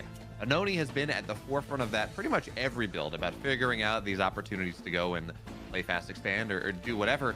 The question now, we're gonna have to answer it. Can you hold the double speed camp rush? Because that's where all these fiends are from. Every single creep camp on the map pretty much has been taken, and the wall is nice, but you do have to posture forward because, again, if they start to get on top of your imps, that's mass conversions. And that point, that doesn't really feel holdable. And because of the Shroudstone positioning, I think it's where it is to go defend against the run by from the backside as well as this attack from the front. But it actually gives positioning for the Gaunts to go and try to put pressure on your Luminite line without really doing all that much. But Bossy for now seems like he's going to back up. It's not worth doing. He doesn't want to try to contest this, and this just means that, well, technically this is a macro lead, but we look at the natural of Bossy. He's got the exact same amount of imps, and he's going to take pretty much every camp on the map. So he gets the map control, and of course he doesn't have to worry about the big skulking monster in the shadows, as it's not like he doesn't know to some degree what Vaca is up to. He's got map vision. He's been all over. He can see if anything tries to skirt around the outside or go for a flank, and the moment that these trees get chomped down to try to open things up a little bit for Baca, maybe he wants to try and move over and take a third base if that's the style that he's been playing, since it has been very macro focused so far. If he's just going to try to push out from this position, and it does look like he's going to start up that third shrine. We see the third shrine go up as well for Bossy, so he's he's respecting this. He's not saying, oh, I think I can just kill you. Because typically when a player practices these types of defensive builds, usually what allows you to do them long term, and that's why you don't see them as much early in development, or at least early when a game comes out, is because you got to know how to deal with everything before you can just say, yeah, I'm safe to just expand early. You have to have some kind of experience or plan depending on what's going to go down. So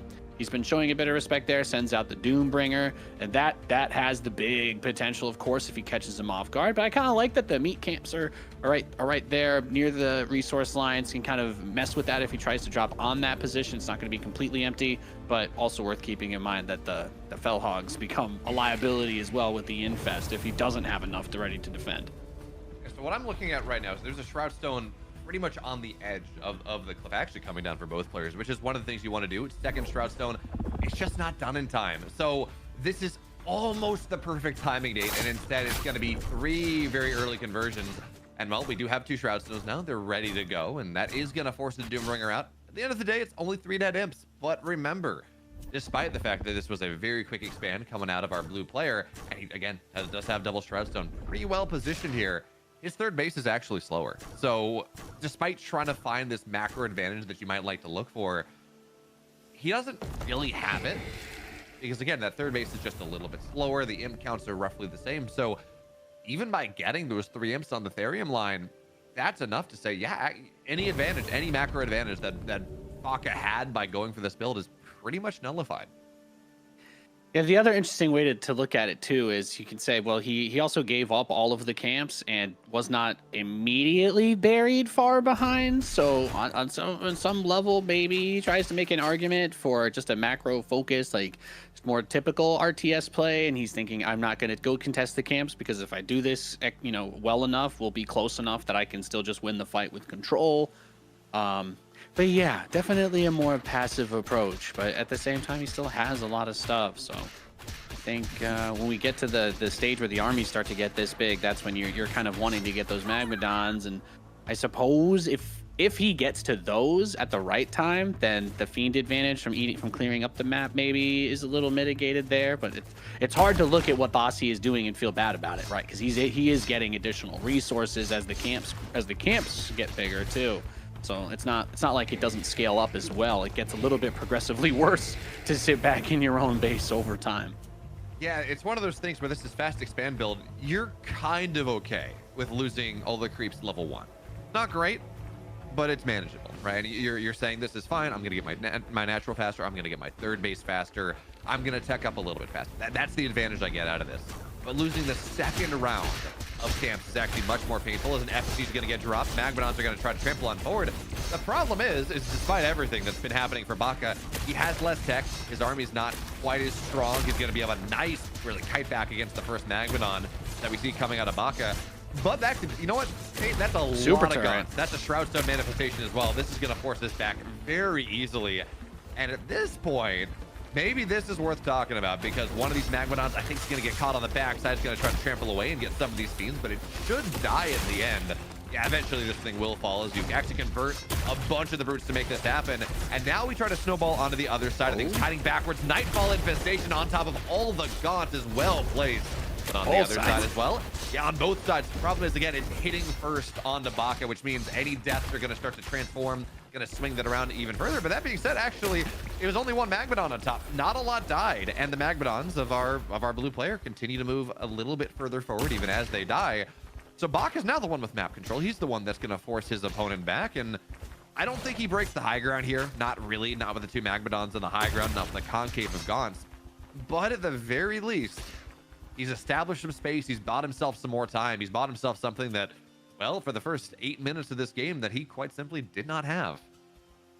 Love to see it. We definitely turned into a very interesting game based on the way that it opened. We were concerned about the level of passiveness, but the very first opportunity that he had to let him come up the ramp and then push and try to counter and chase and punish, he did go for that. So it got a little bit close, but I feel like the Magmadon count getting completely thinned out for him took away his ability to keep moving forward. Tries to take the fourth, immediately pounced on by these fiends, so not going to be able to take that quite at the time that he wanted to.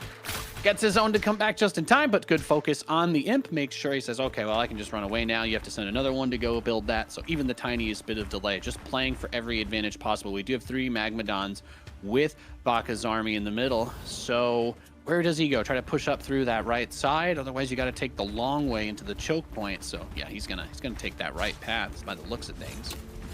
It's just important the resource camp. It's important to point out as well that because of the because of the SimCity and the natural, Baka has not been mining Ethereum from his natural. He's on 3 base Luminite, 2 base Therium, which again, that's a big deal when we talk about how many Magmadons you can make. They're 150 Therium each. They're very expensive. These tramples on top of everything are going to be so nice to start here, buying time, buying space. But it seems like at the end of the day, most gaunts or most imps will find their way out. Magmadon's not able to get on the gaunt line until just about right now. Infestation dropped as well. Baka wants to end this game right now, but Nate with the Shroudstone manifestation, with all the spells available, I am not convinced that this is necessarily going to be a break. Not really. There are fiends on top, so there we go. The Magmadon should be able to eat some white health. They're going to be able to trample on top of all of these gaunts, and it was an interesting attempt. But I mean, he went into it. You called it perfectly. He sent his Magmadons into Bossy's army, but he only had 3 of them, and he sent all 3 into the middle. And what did they do? They delayed Bossy's army from arriving, but they didn't really kill anything. As you pointed out, he wasn't able to catch all the imps, and there are still so many Magmadons left for Bossy, especially with the Shroudstone manifestation. There was no way that he could push through that. So it comes down a lot in the Infernal Mirror. Those Magmadons and the way that you use them are so huge, because yes, you can just kite away from them. They are slow, but when you can kind of get them in any sort of arc or position to flank, it could be really big. At the same time, it was cool to see 3 Magmadons stall out 7 other ones, but you need to have a follow-up plan for when your 3 Magmadons die. Now, I think part of what we saw there as well is it was a pretty solid infest on the left side, on top of all those imps, on top of everything. So I think the goal was like, yeah, you know what? I probably lose these Magmadons. That's not great, but if I can go and use these to squish all the imps down, to squish all the gaunts down, and suddenly I'm sitting at 15, 20 fiends, something like that, and can start to snowball things. Suddenly I've done damage to the gaunts. I got fiends spawning on top of all the gaunts, and I can really make this happen. Then yeah, sure, fine. I don't hate it. The problem is, again, as I briefly mentioned before the fight happened, this has been a player that's been mining off of 2 Therium camps. So he's got all this macro, sure, fine. He can't afford nearly as many Magmadons, so when he trades one out, he's actually trading out more than one, effectively, in comparison to his opponent, because Bossy can just afford that many more Magmadons, that much more pressure on his backline. Coming up now, taking the vision turn in the top left, and we talk about, of course, when you're playing for those map controls, it is kind of nice to see the giant chicken.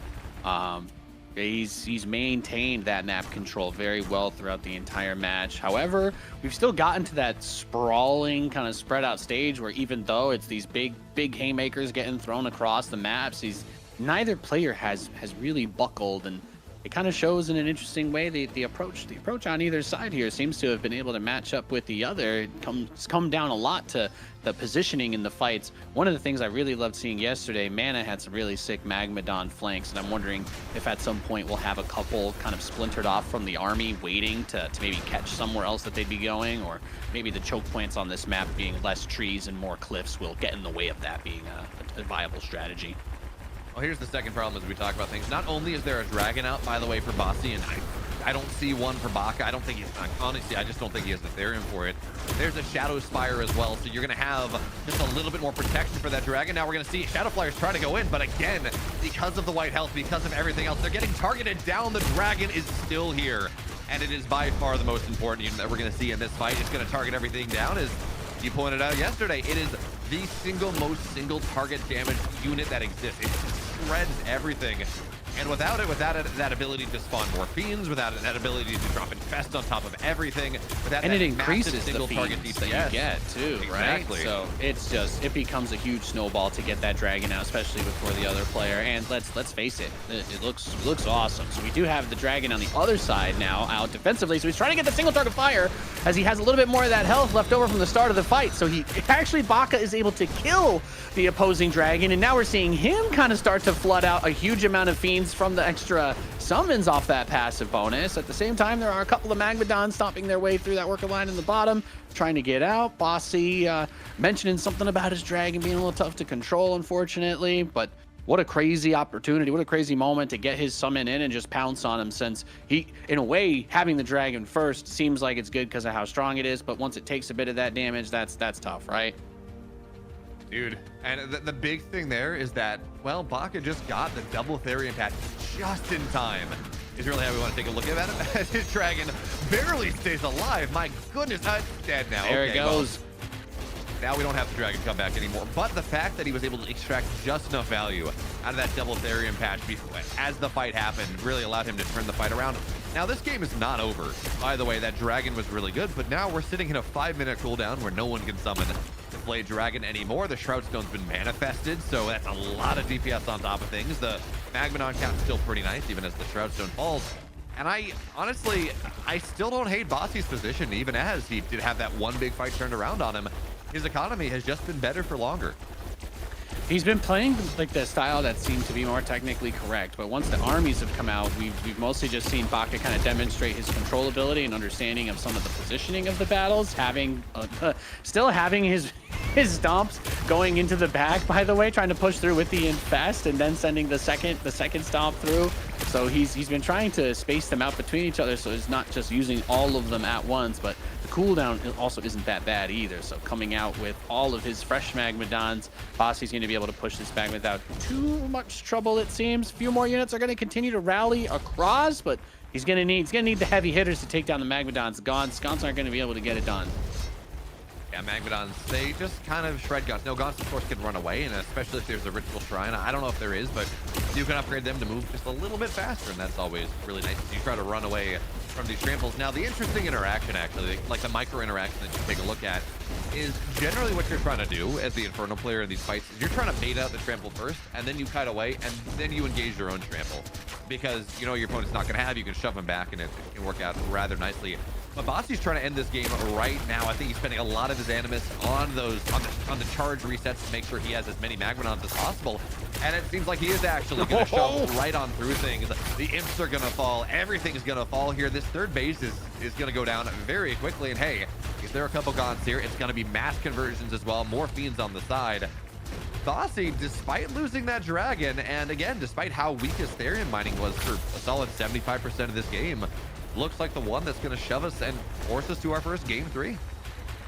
That's given us a heck of a series so far. Mr. Baka over here just getting it done right up close. We do have the Shroud Stone manifestation to help hold this off. Quite a few Magmadons defensively still for Bossy. Can he turn it in these final moments, going for the Infest Cloud as well on it, trying to get every little bit of an edge back that he can. We're really seeing that turret do some serious work, Bayo.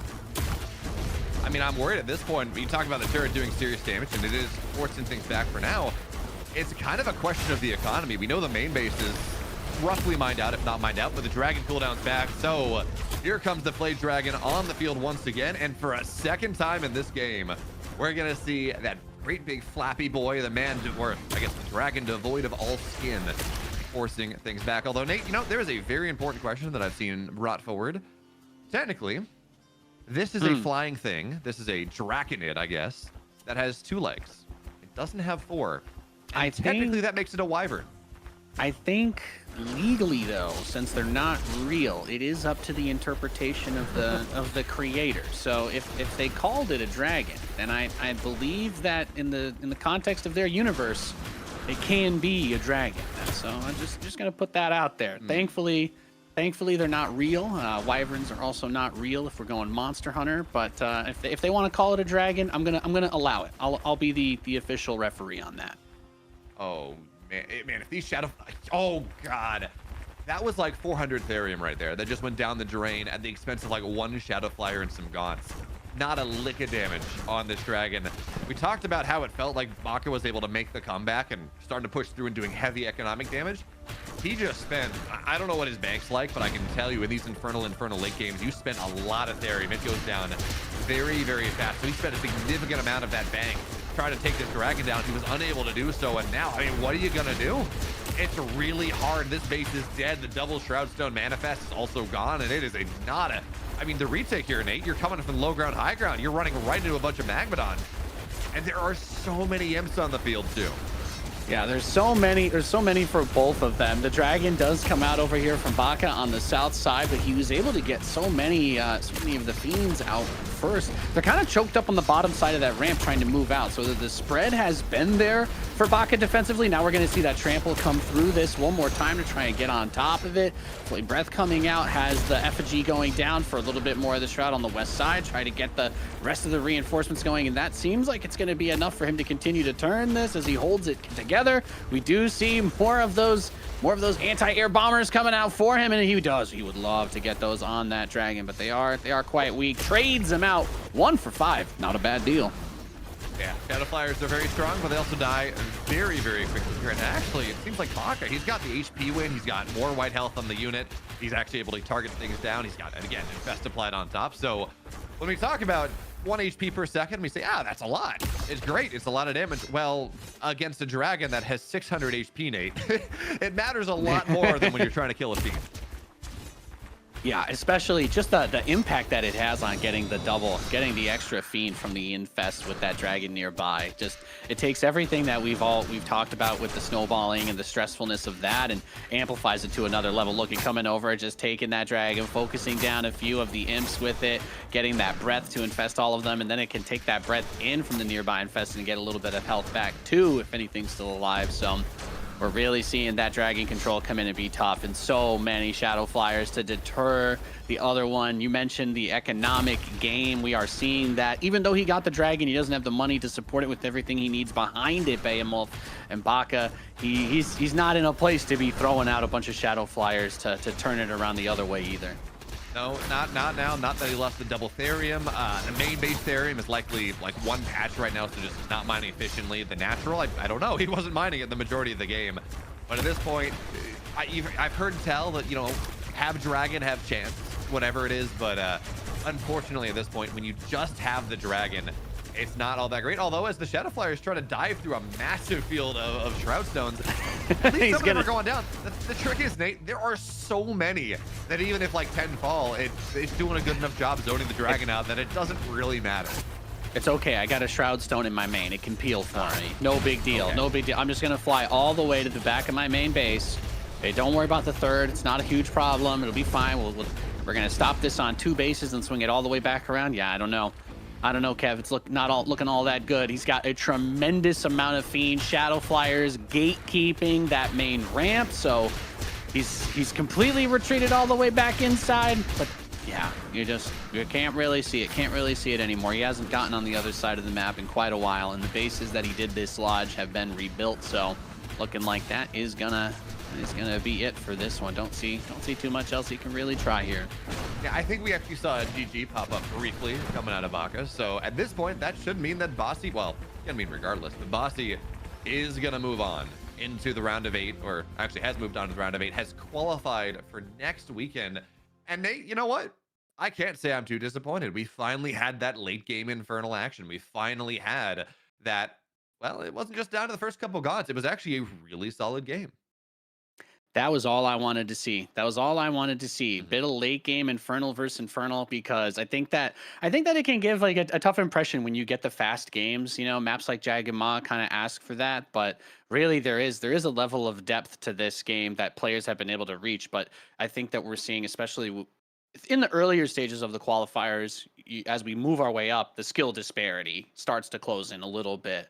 But when you get a couple of players that can hold each other to the flames like that, it's just fun to watch. Good back and forth. Map control. The player that had the map control didn't have the complete advantage off of all the camps, but you could see where it was helpful in some areas.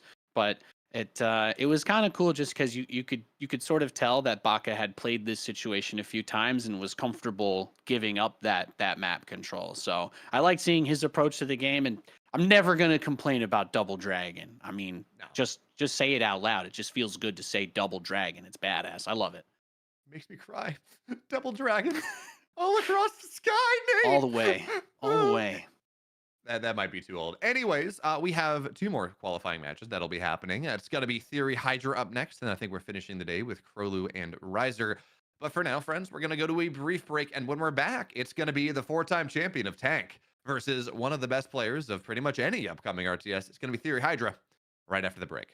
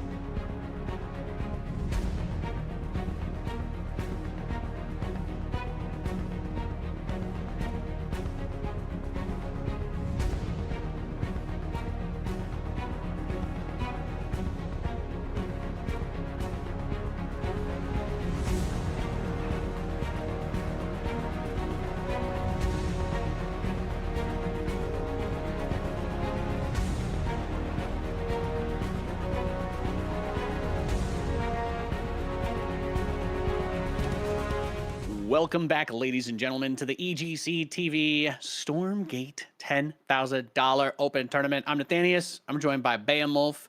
And we did just get to see a double dragon in the end of the game we just watched. So if you've been tuning in, you've been seeing a lot of the infernal aggression, a lot of the rushes. Strongly encourage you to check out the third deciding game of the match we just finished up. Baka and Bossy gave us a great series. But Behemoth, you've been very excited about the two players that we're about to watch go head to head. Maybe explain a little bit your excitement, your energy. So Theory has been one of the best players competitively in Stormgate for quite a while. He's won 4 of the internal tournaments that Attico has been putting on. He's placing highly in like every single other one. He's very, very good. He's got an excellent understanding of how Stormgate plays. And on the other hand, we got this player Hydra, who is a very good StarCraft player. He's a semi-pro there, but pretty much every single RTS he gets his hands on, very quickly, he's in the budding ones. He's like one of the top 10 players, one of the top 5 players. In Gates of Pyre, he's like #1. In other games, I think he also did very well. So to see him here in a qualifying match is also, again, this is going to be a good matchup. And for now, we're just going to see the rush down the middle. It's going to be Gauntz, or excuse me, it's going to be Imps running forward, towers going down. And I guess my question, as we're seeing double Imp, so is this going to be the double tower? No, is this going to be the double tower rush from both sides now? I mean, if it ain't broke, don't fix it, right? It seems like instead of people considering the risk that this could happen, it's almost turned more into like, I just know I can do it better than you, so I don't care. And now we've gone, first we had 2 towers, then we had the 2 versus 1, now we've got a 2v2. Honestly, how many more, like, let's just say cumulative, like, thousands of games played on the ladder do we need before we evolve to the point where everyone just sends all their imps at the start and we like 3 tower rush? Do you think we get there one day? I mean, I think eventually, maybe. It's one of those, it's kind of interesting, right? So the way a lot of RTS builds generally work, Nate, right? It's like, okay, I'm going to go and I'm going to play a very aggressive opening. And then I'm going to start to see how greedy I can be. And then maybe I'm going to build 1 less production structure and still try to make the rush happen. I can go 2 less production structures. I can get my natural a little bit faster, whatever it is. And generally it's kind of like pulling back on the aggression to try to be less, like to be more greedy while still getting a similar result. And in this case, no, it's actually, we're going to be greedier to find that, as we're not going to see the split there from Theory pretty early. So a bit of a mistake there, as he will have a Gaunt get spawned. And at the end of the day, the towers aren't doing anything to the camps. The towers are just killing each other. And okay, so Hydra stays alive. Does he have enough on this to get the mileage out of it? He's kind of just playing for the position on the leash range, right, for them to go back. So even with that tower very low, and that does motivate Theory to send a brute to the top side. So he shuts that down. He tries to make it a little bit tougher, but it's worth pointing out that he lost the Gauntz, as you mentioned earlier. So and of course without the split, just doesn't really have quite as much. So at the end of the day, we see Hydra as the player that secures that speed camp, which usually leads to them getting more camps. And he sees the Conclave out here, excuse me, the Iron Vault. So he has the potential to shut down the exposed production very early too. This puts a lot of pressure onto Theory. Oh, Nate, look at what Theory's doing though. He's attacking his own Conclave, and you might say, why the hell would you do that? Well, it's very simple. They still splash, so he got a ton of damage on his enemy Gauntz very quickly on. Has to split that Brute. It's going to go down very, very low, and there we go. He gets the split off at the end. Gauntz are falling down on both sides, but importantly, he gets most of the trade, and there we go. There's the injection as well. So we're going to see 1 more Brute out of this, and it was an interesting idea, right? Like, this felt somewhat holdable. And actually, it's starting to feel very holdable. At the end of the day, Gauntz are starting to fall, but more Gauntz are starting to rally across. We're going to have to see the split go out, and I think the Vault's just dead at this point. I don't really think that Theory's going to be able to hold on to this forward position for really that much longer, or really any time at all.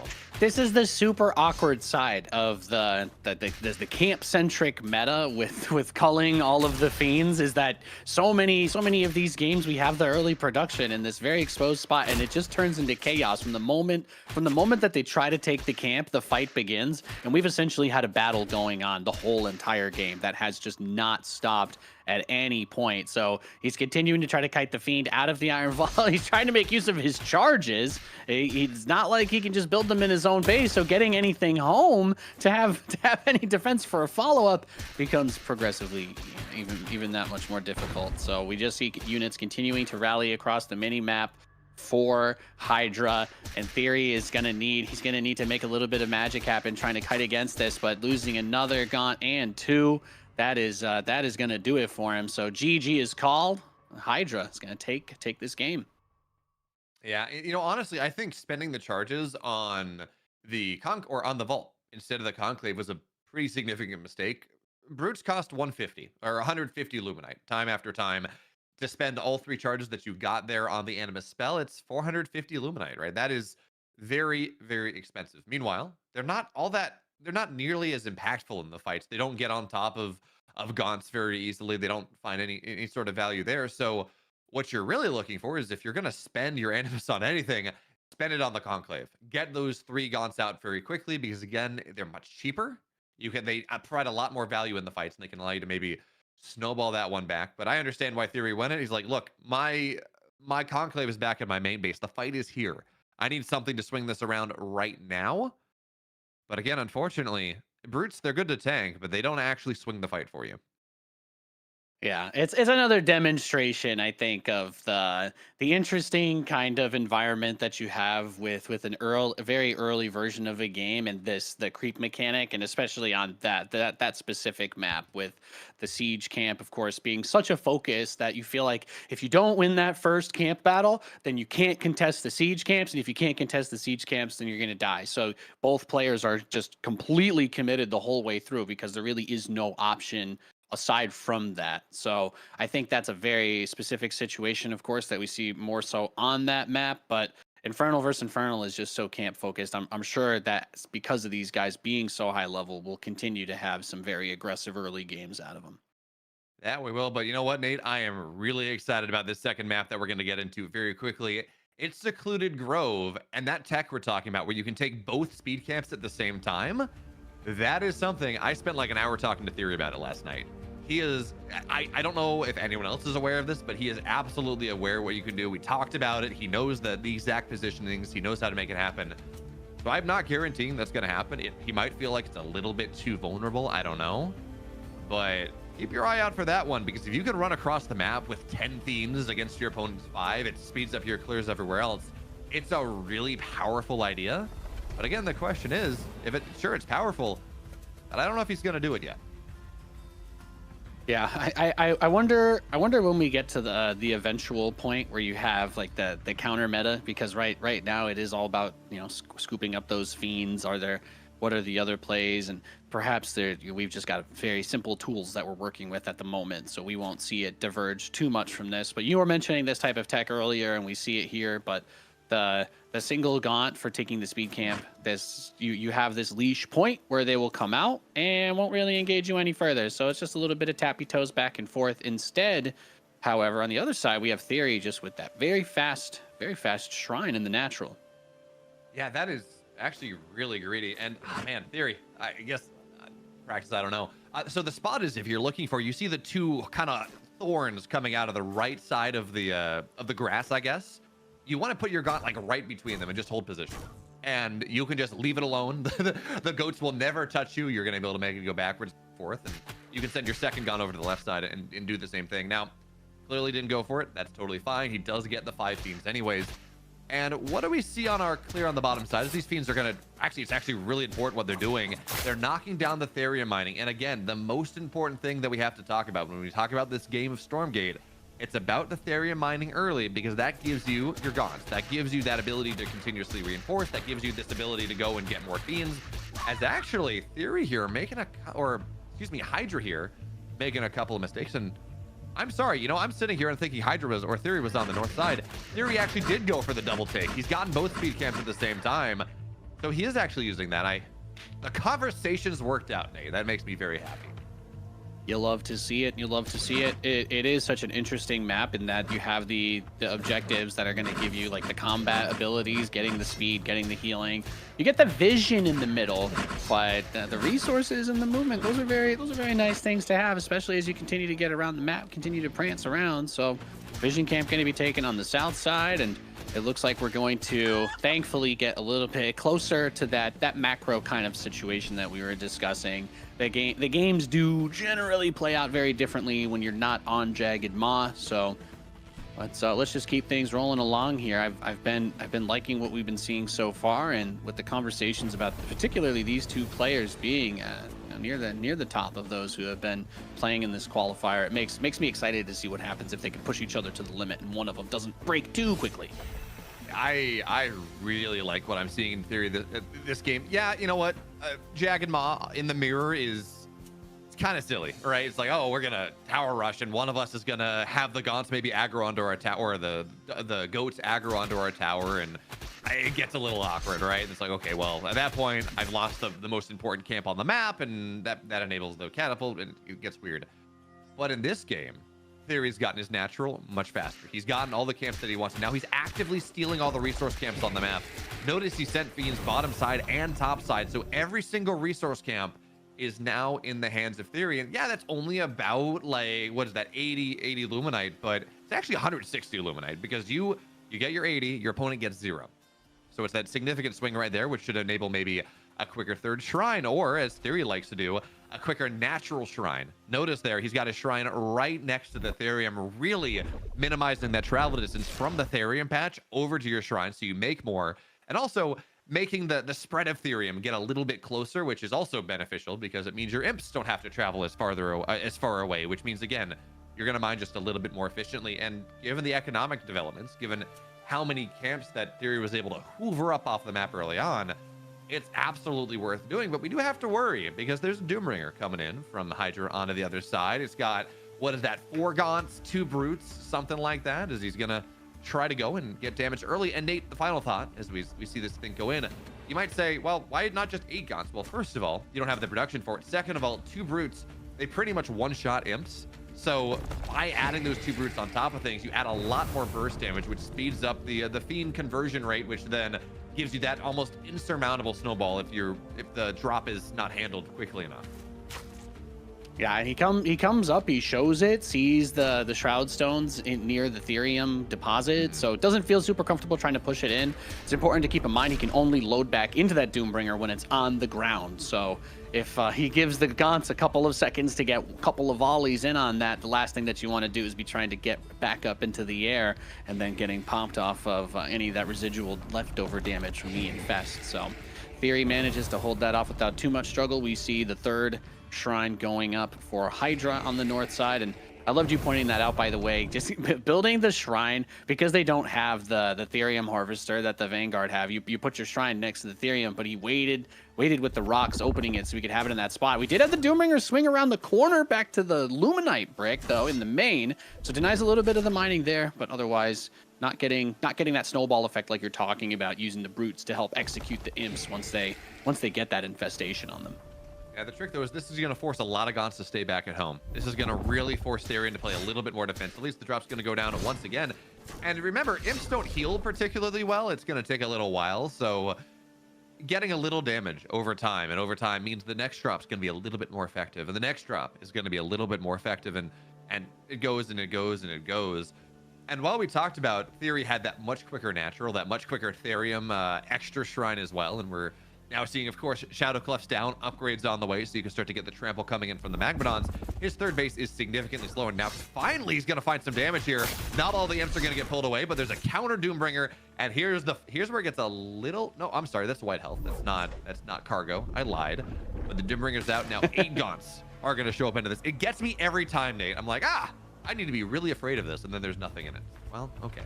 We're fine. Yeah, we're okay. It's new types of mechanics, right? It's not shields. It's white health. It's something. They're trying to catch him, and this is where the micro with the Doombringer is so awkward, because you would think, oh yeah, it's the air unit. He should be able to just chase the other ship, but you have that cliff along the edge of the map, and for the Doombringer to unload, it has to go down. So you end up doing a little bit of little Viking jumping jacks, almost feels like, from StarCraft. You're like, okay, I can't attack him without going down, but the moment that I go down, he can just run away. So it's a nice game of Doombringer chicken, let's say, as he cleans up the goats on the northeast side. Yeah, so and we talked about this earlier on. Clearing the first round of camps is very important, right? Because that gives you power into your expansion, that gives you a decent amount of money. But clearing level 2 camps is arguably even more important because they're worth more money here now. Well, drop tries to snipe things down, but you got to be very careful right now. That's a the other one. This is dead. This Doombringer is so dead that even if it gets, it's not getting out. It's totally gone. The Infest is on top of it, and that is such a power spike for Theory in this game. Huge. Now I don't know if he's going to go attack with it, right? Because hey, conveniently, Nate, where is he? Oh, he He's just in the secluded happens to grove. be. He just happens to be right next to the double base. You've got 2 Therium deposits. You've got 2 Luminite deposits. You only need 1 shrine to take it all. It's you call it the cash money base. All right, it's the ATM over here of Secluded Grove. He is opening the trees up on the other side because we have Magmadons now coming into it, and the Magmadon, big crucial unit for these situations. You have that stomp, can push units away, kind of block pathing, create a little bit of space, and then of course there's the upgrade that gives it the stun. So the usage of that ability becomes huge, going for the Infest, and has the Doombringer dropping on the top side to get the rest of the Gaunt reinforcements, almost creating a surround naturally on this, but that's still a lot of Magmadons to try to push through Behemoth.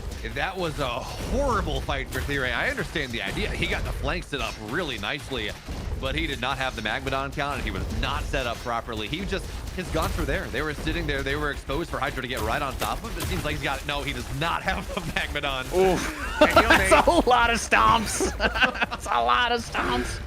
I watch these Magmadons, stomp around, and I'm just reminded of like the typical New Yorker from Seinfeld, just they're going for it. I'm walking here, and then they stomp everything down, and the taxi cab gets run into, and it gets rather unfortunate if you're on the downside of that one.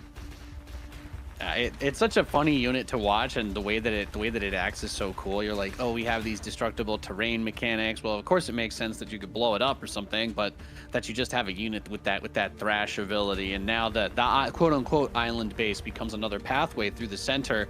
Here we have Hydra pushing on the south side, Shrine, Gaunts bouncing the attacks off onto the minions from the Shrine, blocking a bit of space. Look at that, just sends one of the Magmadons through to stomp, just to block the pathing, and then tries to rotate out and get the other one over there. There is the Super Shroud Stone going to be called in to try and help this down. At the same time, he was trying to stomp the implant on the bottom to get them all into Fiends, so whether he can crush him here or not is a big question, but that base and the economy is going to get traded out no matter what.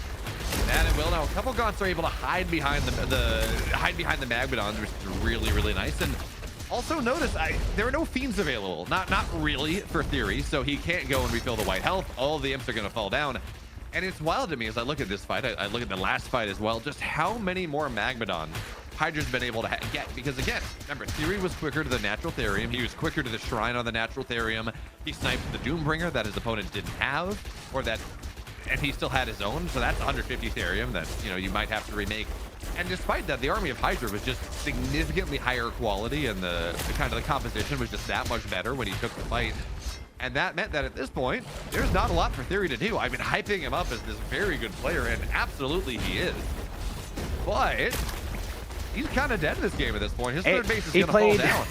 He played for some cool positioning. I think we've seen, though, this has been the trend, right, with the players that have been able to kind of win the early engagements, that are willing to take those bold aggressive moves forward at the start.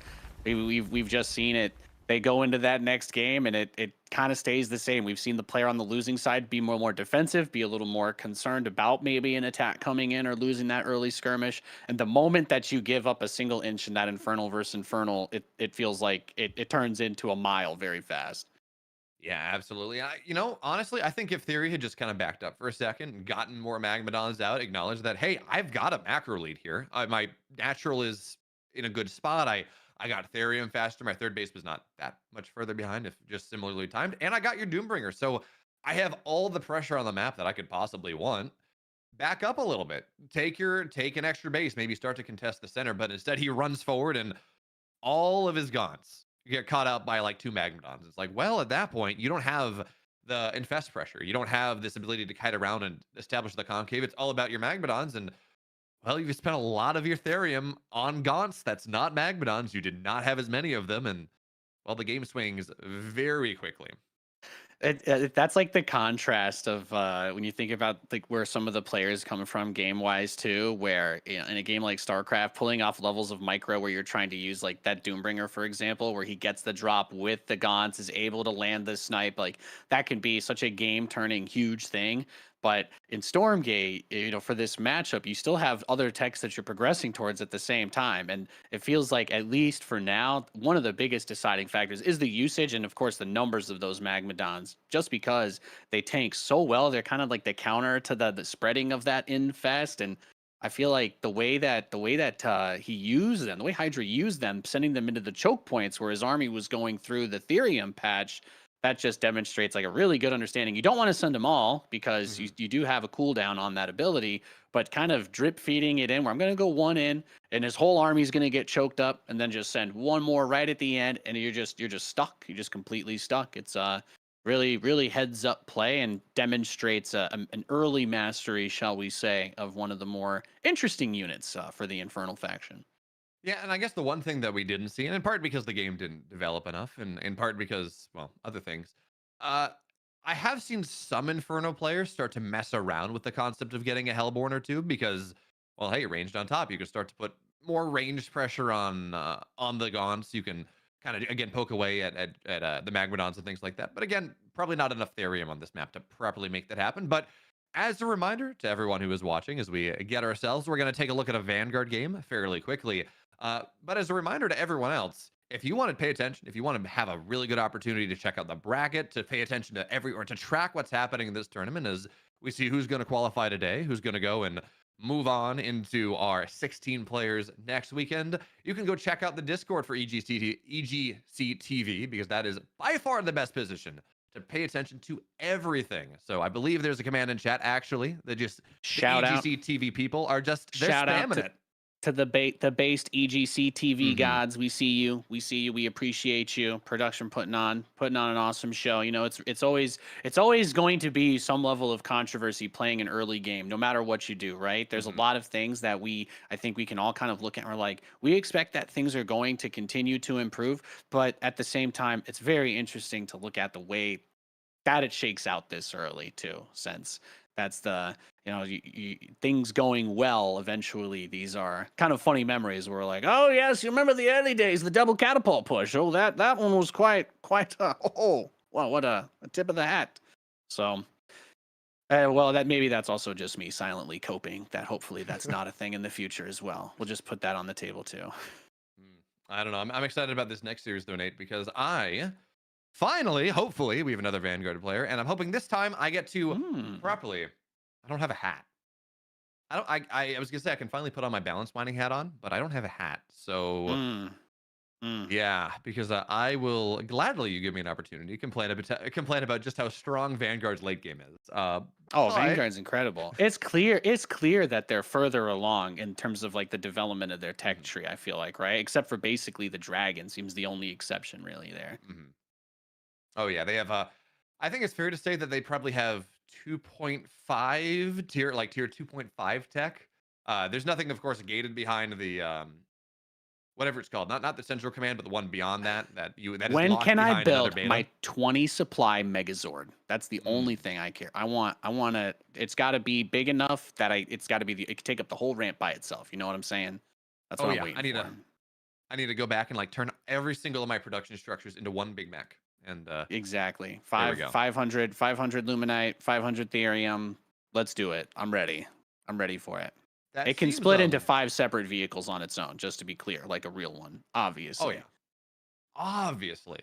But again, the other interesting thing is at one point Stormgate's talked about not just staying at tier 3 tech, but also exploring the concept of tier 4 tech, which is very right? Like, well, you have a 300 supply cap. You have a 300 supply cap, and that means you could theoretically make a lot of units. It's important to point out in Stormgate, 300 supply cap max, but the majority of the early game units that you see running around are already in that 2 to 3 to 4 supply range. Well, 2 to 3 mostly, but there's not a lot of one supply stuff. So the expectation that you're going to see like 500 fiends or something. Well, maybe, but Okay, unlikely. they are one supply.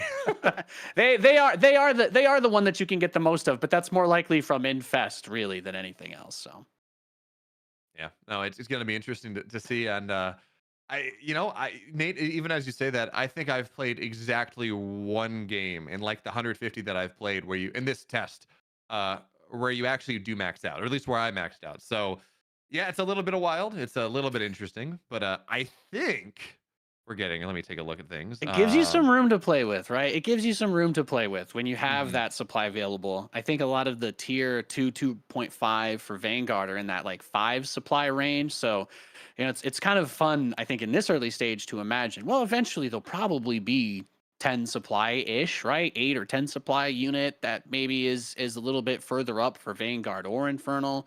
So like when I think about long term, trying to imagine like what fills that role, what kind of thing do you want it to be? And they're all fun questions, but like thinking about like, well, when you watch these games, what's missing? What's the little flavor that needs to be added, or the final touch? And I love all of those conversations. I love those discussions, Behemoth, almost as much as I love being in the game and ready to cast it, which we finally are now doing. So here we go. In the bottom right, we've got the blue Infernal player. He is Winkle. I don't know if it's Winkle or Winkle, but I'm kind of just leaning with that. Yeah. And of course, we have a Vanguard player. I know you all in chat thought that he had gone extinct, or that faction had gone extinct. That's not true. In the upper left, you may know him as the Zerg player from StarCraft 2, but here in Stormgate, he's Eric, the Vanguard player.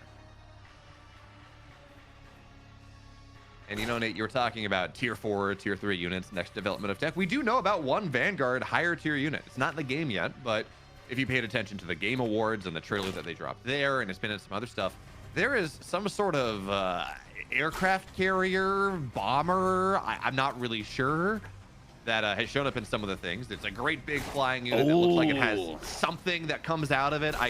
Pocket theory. Oh man, that sounds awesome. You're giving me like Avengers giant hella spacecraft vibes now. That's exactly what it kind of looks like to me, which is pretty cool, right? I don't know how balanced it's going to be because, hey, air units, but it's kind of a cool idea, right? Well, the best thing is whatever the super hardcore people decide that they want to reject, we can just take all the fun stuff for co-op eventually. So I'm fine with that. Give me a giant floating hangar bay that moves slower than everything else in the game. That kind of sounds awesome. Oh, you're talking about the Weaver. It's got to have some kind of giant.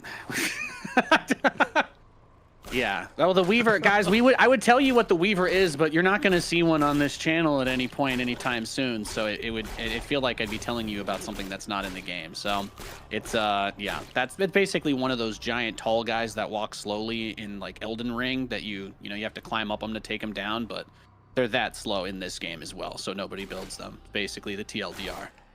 Unironically though, Weavers in this matchup, as the game goes a little bit later, are actually really good. It depends on which Infernal player you're talking to. I'm in the Weaver camp. I know Theory, for example, is in the Weaver camp. Not everyone is. But they give you such an ability to abduct medtechs and abduct Vulcans and start to tear apart that bio ball that is very hard to deal with otherwise. Where I personally, I think Weavers are really solid. Although I did play one player who rushed scouts in the late game with the double upgrade. And it actually handles them really well because these 750 HP, another like 125 HP in terms of white health, massive units that stalk slowly across the earth are actually light units, and they die to dogs very quickly. Yeah, I mean, the Weaver is a unit that conceptually looks cool, but just isn't that much. And here we are on this map, Jagged Maw. We haven't talked too much about it because expectation is that these games typically just revolve around the siege camp, which is now being taken. The sentry post that was put up with a little repair action does get killed. It's important to point out that Vanguard can salvage for a full refund any and all of their buildings, except like the main base, right? So there's no world where that turret dying to take the camp is necessarily a good thing.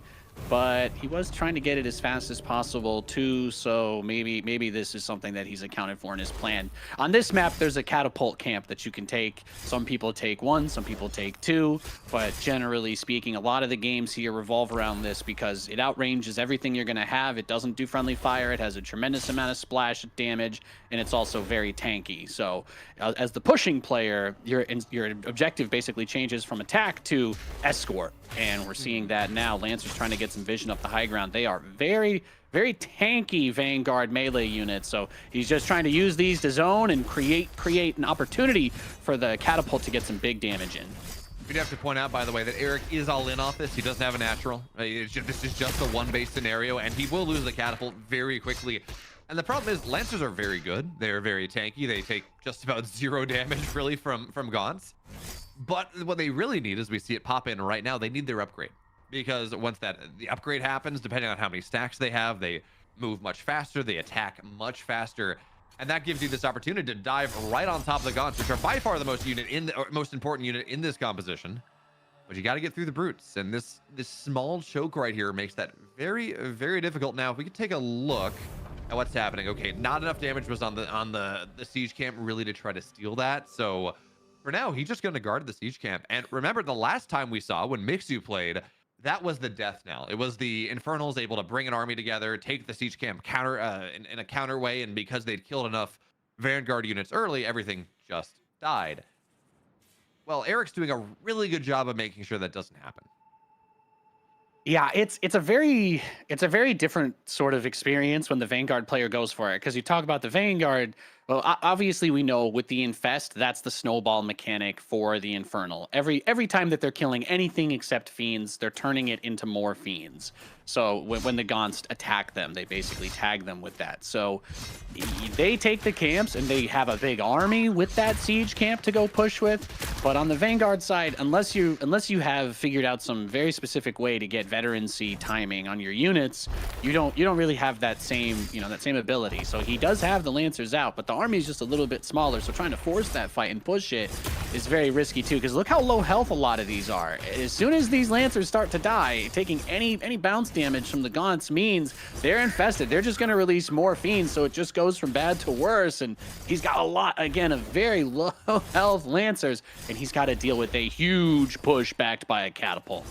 Yeah, your ideal, of course, is to make sure that all the Lancers survive. I mean, that's basic RTS, but especially here as a Vanguard player, because the longer they survive, the better levels they get. And a lot of these low Lancers, you see, like they're 5 HP, but they're only level 0. They don't have any veterancy.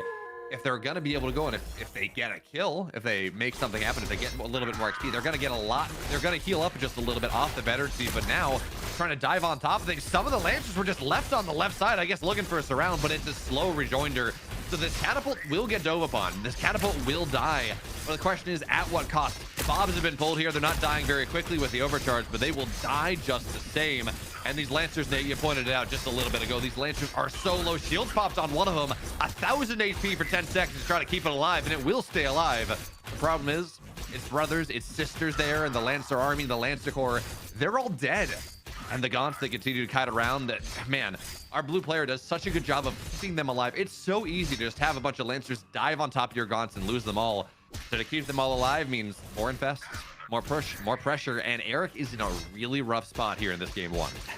That's putting it lightly, as the game reaches its penultimate conclusion, and we see Vinkel with the game 1 dub. And it's interesting because the Vanguard players, the dog build, right? Very popular for obvious reasons. You have basically the fastest unit in the game for free at the start. Just make a couple more of them, get the damage upgrade. Taking camps gets easier, but tries to do an early siege push into Infernal. I find the early attacks for Vanguard versus Infernal are generally pretty tough to execute. A lot of I feel like the success has to come from those more nuanced later game army compositions. But it's probably, I'm just going to postulate this one, just put it out there. Maybe he just did that strategy because he assumed he was going to get catapult rushed if he didn't go for it himself. It feels really hard to call with the way that people are playing on that map. Yeah, and Jagged Maw is very much a map as well where it's...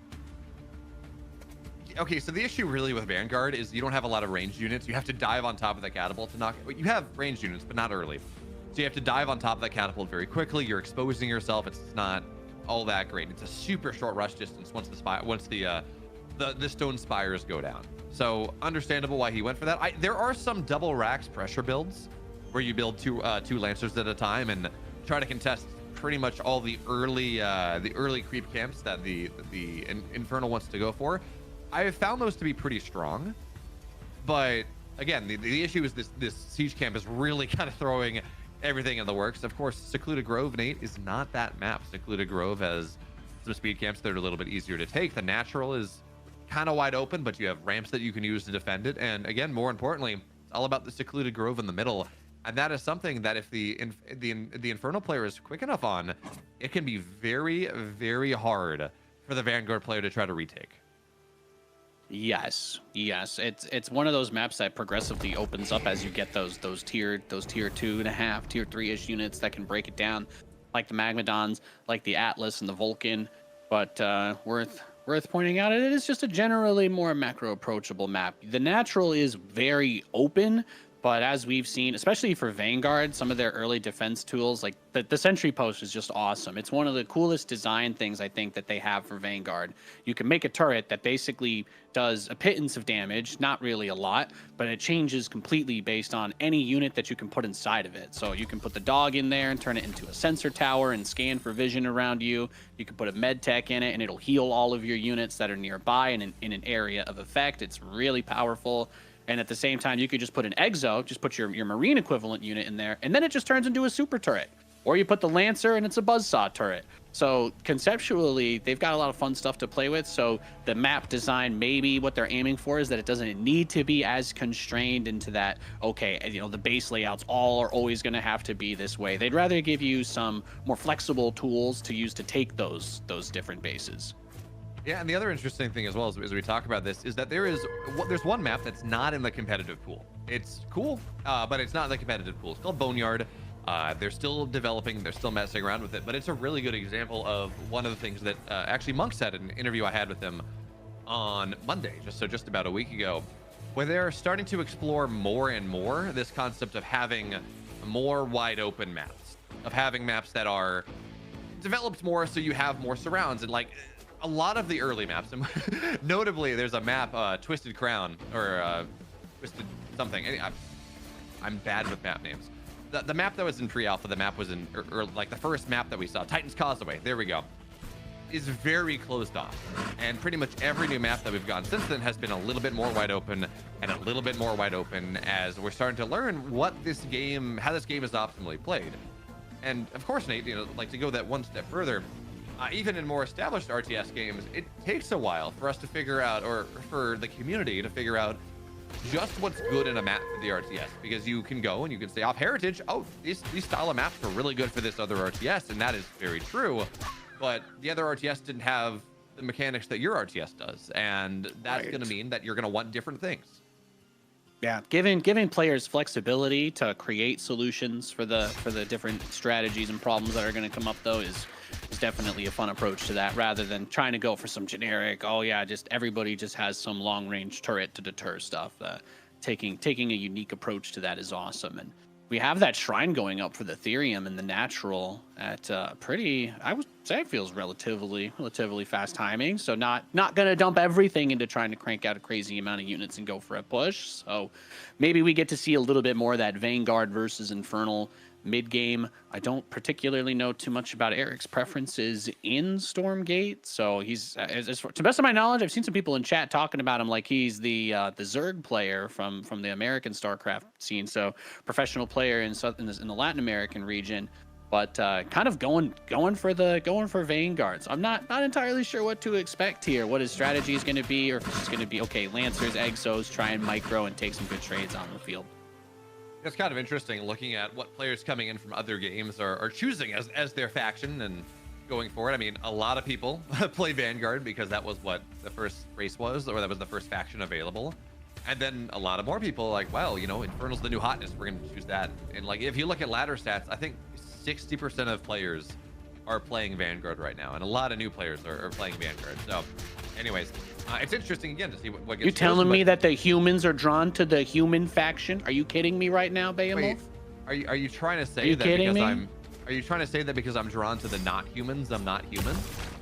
I mean, I don't know. I'm not here to label you, man. If you want to be an Infernal, that's up to you. That's not my business. I'm just saying. I feel like, yeah, it's one of those funny things because it seems like it's a common theme because you're like, oh, okay, well they're people. He's got a gun. This is fairly straightforward. And you look at the guns and you're like, is he gonna stab me with that or is he gonna throw it? And then you see him throw it and you're like, okay, you kind of figure it out. How about this though? A lot of Lancers to push this third, but also with the quick Hornet behind it. So the Hornet, it's a unit that you don't really need a lot of to get the value out of it. You don't want it, of course, to get taken down by the Gaunts. There's that 1,000 hit point shield you were talking about. That's a top bar ability for the Vanguard. It's 1,000 HP shield. It lasts for 10 seconds. So if your opponent is throwing something big at you and you can land that at the right time, you could soak up a bunch of Shadow Flyers with it. And this of course is just being used as support for the Lancer attack. Now the base finishing means that the Shroud appears here, so that white health is going to start regenerating and taking the trade over time. Behemoth gets a little bit tougher. And it does damage over time from infest damage, or healing over time, I guess, from the white health does mean that at the end of the day, Eric's gonna have to back on up here. His Hornets get very low and they're gonna have to retreat back home. But this was substantive damage. Right, this was a lot of army of Winkle going down. This was a lot of power, really, from Winkle getting shut down just a little bit. And as we talk about these bio balls, this strong late game, really, not even mid game Vanguard army, a lot of Vanguard or a lot of Inferno players we noticed in the Mixed series are just trying to play to not let the Vanguard get there. Because when it's there, you're having to go for exploding imp flanks and weavers and hellborns, and your army has to get very expensive and gets very slow, and even then it's not necessarily a sure thing. So the fact that Eric was able to go and get so much damage done, was able to, I don't think he got any imps, but he shut down a lot of the army of our red player. By doing that, he buys himself more of a window into the late game, buys himself more of a window to get onto 3 bases, onto 4 bases, start to really crank medtechs out and exos out, and these units that are where it gets much harder, I guess, for the Inferno player to properly fight. Yeah, I think one of my favorite things that Mana did yesterday, I'm going to just keep singing his praises because he was probably one of the more creative Infernal players that was in this tournament, at least from what I've seen. But he was leaving imps in kind of random spots, not in the middle of the map, but off to those like side paths you don't go down as much. And during some of the fights, he just had 1 or 2 that just flame on and just yeeted it in there against the Exo army, made a couple of really sick moves. So you do have a lot of, in a way, it's a lot of trees. It's very flat. You're not really going too much around elevation, but there's still quite a few dark corridors on this map. So as it starts to get bigger, being able to land those shots with units like the Shadow Flyer. So you see, he tries to take the shielded Hornet and bait the attack. Once the Shadow Flyer activates, it can't turn off unless the target dies. So hypothetically, you can bait the Shadow Flyers onto your Hornet and then use Return to Hangar Bay. You will drag them all back into your base. So you can do some funky things with that. But needless to say, he manages to counter micro. He doesn't let it get activated on that. Otherwise, they would have just all blown up on the shield and he'd get nothing. So heads up play to try and do that for Eric. But also Winkle has the awareness to not fall for it at the same time. I was about to say, man, what are these imps doing? Then I realized it was all going to the base north side. But I think it's actually really interesting here that not only has Winkle taken the 3rd base, which is no Therium on it. Fine, sure, okay. He's taken a 4th base that doesn't really have accessible Therium, that you have to crack it open. So no middle, and he hasn't cracked the Therium either. Which again, when we talk about the late game, when we talk about these late game Infernal armies, or I guess we never properly leave the mid game because we're lacking tier 3 at the moment, but you get what I'm saying. You really do need a ton of Therium to make sure that you have Magmadons, which, it's questionable whether that's a good unit to have here, but to make sure you have Hellborn, to make sure that you can spend that 25 Therium a pop to go and build, to make your imps explode, all of these. It's a very expensive Therium army. So already we look at Secluded Grove, and the 3rd base not having it's a bit of a problem. There's no Therium on the north side, and by the way, the Hornets have found it, and they're going to rank up in the extreme as they knock all these imps down. And Nate, the army of our Inferno player is so far away.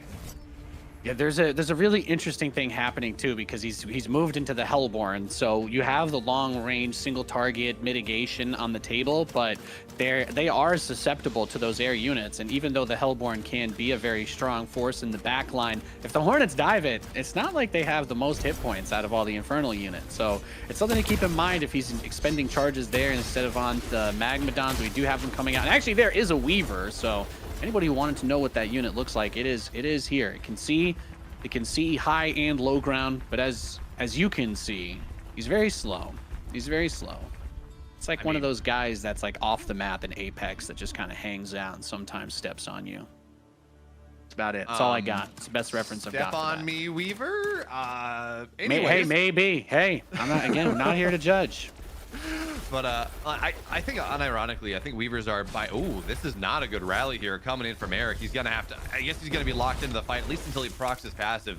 But he's gonna have to run away. There's a random imp, but doesn't really seem like it. Oh, it can explode. He gotta cut away from this. Not gonna take too much damage though, especially not with the med tech there. And I think Nate, conceptually, this is actually gonna be a pretty good fight here coming in from Eric as he gets on. It's cool, sides. but like it can't run away. So Yeah, and the exactly. thing. It has a very interesting design trait in that it is guaranteed to do like 10% max health damage per strike, so it doesn't really matter what it's fighting, but it makes it a little less efficient against the small guys. But you can't run away with it. You can't run away with it. So as soon as you take the fight with the Weaver, your Weaver is dead, or you're gonna win the game in that battle, basically. So big cleanup. The middle of the map secured for Vanguard, and I just like to point out during all of this, he built the command post. He's taken that base and he's mining the Luminite. This isn't one of those games where it's like, oh, I won, I'm gonna push back, overcommit, and not have anything. No, he's on top of it. Eric macroing hard behind this, has a lot of mobility with the Exos, and we're seeing just a completely different game playing out here compared to Jagged Maw. And not really surprising based on what we've seen so far in this tournament, but talk about a hell of a defensive setup on the inside base. Scott, what was that, 5 Shroud Stones, 4 Meat Farms? The Exos are going to try and come in here and push through it. Don't think that there's too much time to send everything through. If he dives in for the imps, maybe he's worried about overextending, but I think he has vision of where that army on the north side is. There's something stalling him moving on the way down by the looks of things, so he should be able to clean most of this up. Yeah, those were the Lancers. They were kind of holding the army on the top side, and I won't lie, I find it interesting that he is continuing to add in the Weavers. Those Magmadon stomps against the Exos can be crazy good, but perhaps he's worried about the kiting ability in the open field. Unlike a Marine from StarCraft, the Exo only gets a speed boost, and it's only when it attacks a unit. So you can't just activate it at any point. It's something to keep in mind. If you're running away, it's not as simple as just activating an ability. You do need to be landing some of those stutter steps to keep the movement speed increase going. Actually do, but you talk about, Magmadons versus Exos, what you really want are Hellborns. They can actually punish the poke a lot better. Magmadons are going to run in, they're going to go down. And as we can see, the values of the Weavers here, yeah, they're slow, and they do force you to make a more of a concerted effort, a slower push.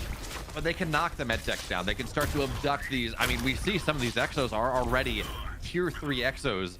And they, Exos are very good. They are. But tier 2, tier 3 Exos are far better. The shield as well. The shield? How did he? Are you kidding me? Okay, so with the evac. Wow, the evac eventually gets killed. The fact that the shield is still up, so the Atlas does die. But we just witnessed three very beautiful things there. So that is the Weaver's primary ability. It has a hook that deals damage, and you can pull in units on the ground. So this is what the unit's fantasy is supposed to be. It's like this big, slow guy that can be an anti-tank. It absolutely shreks buildings, but it can hook in key units that are kind of exposed or near the front, including hooking the Atlas across the tree line, mind you. So all you really need to do is land it. You don't even have to have that open. Imp flames on from the right side, not going to be able to close, however, on the Exos. And again, it's a tanky force, but it's also slow. A lot of melee. The Hellborn in the back is trying to land some juicy shots, but one on its own isn't gonna be enough to stop it, especially with these med techs here. Very powerful support unit helping to keep these Exos alive. Now you're really looking for about 5. That's when the damage starts to get really punishing against the Exos. And we can see, I mean, these Exos are in the orange. They're in the red. They are starting to take some damage, but I mean, tier 3 Exos, they just don't die. And maybe this is some of the fact that I've been lost a lot of games to late game Exo balls, but realistically, they get very strong with the HP buffer that they get. They do more damage, and with these med techs behind, and theoretically the evac as well, just maybe being able to go in and pick them and save them, it gets a bit of a problem. Even the Shadow Flyers not able to take a good angle, so they're not going to knock that evac down, which means, well, the Atlases can run forward. And now this base that was, you talked about how well defended it was. Yeah, we're going to see Winkle tap out of this. Eric takes it. Very well done there, and then bringing in more of the Atlases towards the end too. Just what a switch up though, right? We talk about how that Jagged Maw is just like the map that tilts everybody, and then we get to like Secluded Grove, and we just get the best games. It's fun. It really is. And it's kind of funny. I looked at that map and I'm like, wow, I think this is going to be better for Inferno players than Broken Crown, because Infernals tend to expand faster, and you kind of go that Mass Weaver, Hellborn, whatever setup, you can take the middle of the map very nicely, and then it becomes very hard for the Vanguard player to take. But Eric did a really nice job of playing around, of putting pressure when he needed to, of delaying that army, of putting pressure on the third base, which means the middle of the map's going to be hard to take. And also, maybe a mistake or two out of Winkle. He took the northwest base, and he kind of took the secluded base on the right side. But you could just take the middle map, and that's worth more almost than taking the other two bases. Yeah, it's crazy the decision-making trees that we're seeing the players go down, and I love it because this kind of just calls back to what we were talking about earlier. When you get two players that can push each other and we see the game reach that phase, it's just awesome. Eric, blue Vanguard in the bottom left, Winkle, the red Infernal in the top right, and you know the comments, of course, it's hard not to notice people saying, where's the Vanguard competing, what we want to see. We want to see people kind of show how it's intended to be played and get more of a fair look at what this matchup can be, and that's what this series is at least starting to deliver for us. So it's pretty cool when you get those unit compositions together. They're a little bit complicated. There's some nuance, new abilities coming from other games that you kind of have to learn for them, but as you figure it out, you already said it, but those Exos, once they get the veterancy up, they just start rolling. It's not just like, oh, they deal one more damage or something. For a lot of the units, it's either like plus 10% damage or plus like 50 or 60 health. And then for other units like the Hornet, you're talking about like 20% attack speed boost per level. And then the difference between one that's fresh out the factory and one that's tier 3 is completely night and day on the veterancy side of things. Oh, and by the way, when you're talking about these percentage increases, it's not like, well, it's plus 10% on what you previously had, or it's like, no, it's just additive. So a tier 3 Lancer, for example, I think does about 160% damage of its base damage, right? So crazy. Yeah, it becomes very important as the Vanguard player to go in and keep them alive. And it becomes tremendously important. Oh no, he's gonna get a gone. Oh, that. Hey, see, there you go. The Pooch leveled up too. He's got his little badge, so he's going to be a little bit stronger, a little bit more annoying to deal with if he gets healed and comes back. But that little indicator next to the health bar for the Vanguard units, you don't get upgrades. You don't get a +1. Your units get upgraded by doing stuff. So good on him doing some stuff early on. Not going to be able to delay this expansion too much, but he's happy. He's got his command post done back home. A couple extra racks going up in the front to complete the quasi wall, as it were. Don't know that everybody's agreed on how exactly they like to wall off on these maps, since there's so many different ways to approach it, right? Like you could do it a little bit closer, break open the back trees and take your third over there, or take the third on the low ground. You've got options. We see that forest opened up on the right side because, as we've mentioned several times, the Infernals absolutely love taking that speed camp with all the goats to turn into fiends early on. It's kind of an interesting decision as well, right? To take the left camp versus the right camp. Because the right camp, it gives you Therium and Luminite. That's pretty important, right? We've seen how impactful the Therium units are. The left camp just gives you Luminite, but it's probably a little bit safer. It's a more direct path on into from the natural into the third. And ooh, is this scout he's gonna get a second gun, and this, I don't think this ranks him up. I don't think it's quite enough XP. No, it's not, and it's gonna survive. Okay, and this is what you want to do as a Vanguard player. As we see this rush down on into the speed camp, you want to contest this as long as possible. It's a great way to go harvest, to go farm these Gaunts early on to cause some problems, because Lancers are just faster. Gaunts are not as they are weaker and they are slower. So you just kind of kill them. Ideally, you just have enough stuff out there that you're able to kill them on the rejoinder. But again, this Lancer's about like 20% HP. It's gonna be fine. And Nate, look, he's got two more. There's more.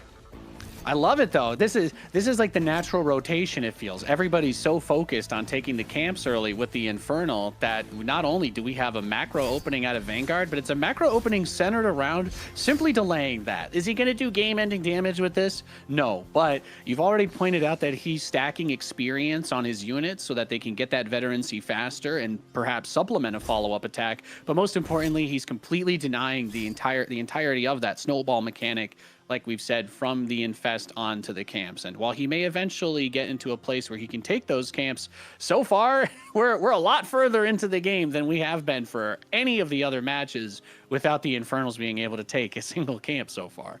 And as the Vanguard, and as an Infernal player, when the Vanguard can prevent you from going and taking the camps, it feels so bad. Your entire early game, and a lot of these builds are built around, I'm going to go take the speed camp, and I'm going to go take the resource camp, and I'm going to go take the vision camp.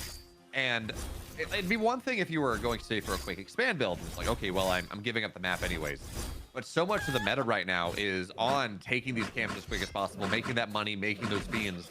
And with these heavy Lancer pressure, that becomes very hard to do. A similar reason why we see these quick scout openings, these scout upgrade openings so often. The other thing I'm actually curious about, and this is a kind of a micro thing that you can do, generally more with camps more than actually in fights. So if you have a bunch of Vanguard units all doing damage together, the unit that kills gets about 80% of the XP, and 20% of that XP goes around to everyone else. And one of the things see a little EXP share, just a little bit. Yeah, but if you go and you pull everything back, and I forget what the range is. If you pull everything but the one unit that gets the kill back, they get 100% of it. It's not like it's 80 and then like there's 20 in the float that they don't get. So what we've seen some Vanguard players trying to do is doing what they can to stack XP. To stack XP on one Lancer or two Lancers to get them up to level 1, to get them up to level 2. But right now there's a Hornet and a bunch of upgraded here because they got the kinetic redirection on top of things. And he's going to dive right on top of these Gaunts. They're fully proc. These Gaunts are, well, with good micro, they're staying alive just a little bit longer. Nice surround for the Fiends as well. This Hornet's getting very low, but oh, there's the shield. Got a shield. It's unkillable, Nate.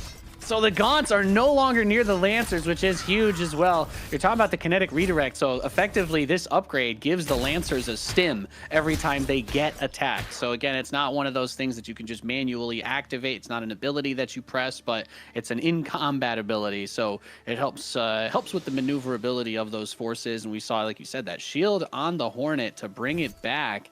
Nicely done. And the most important thing when it comes to stacking experience, like if you played like a traditional bio game in StarCraft, you think, okay, yeah, cheap units, you kind of throw them away. You want to trade and take and win those trades with your cheaper guys. But it's not really quite like that in this game. That EXP, that veterancy on your units is so important. Retaining them, getting them healed, keeping them together is such a big deal. We see a lot of players keep them out on the map instead of healing because you obviously want to get the camps as well. But keeping the units around from the early phases of the game is incredibly highly rewarded for Vanguard players.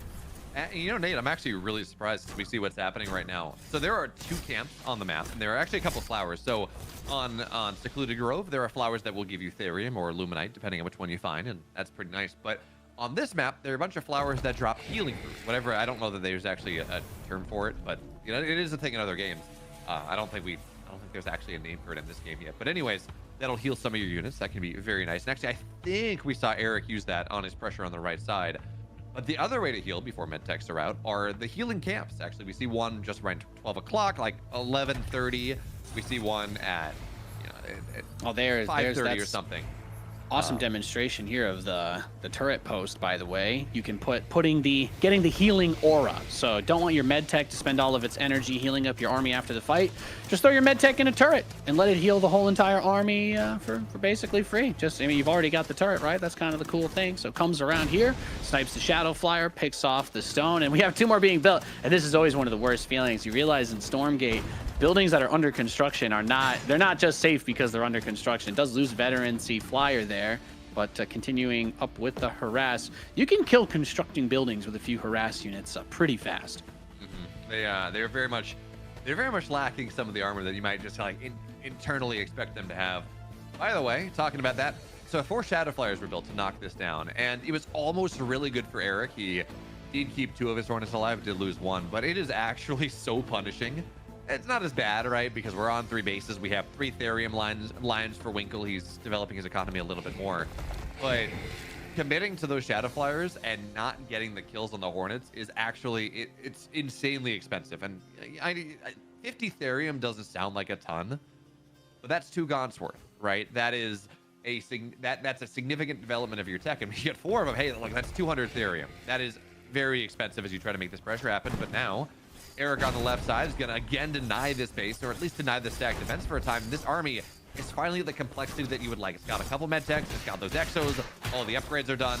They can run in, they can kite, they can do whatever they want. And this 4th base is not going up for just a little bit longer.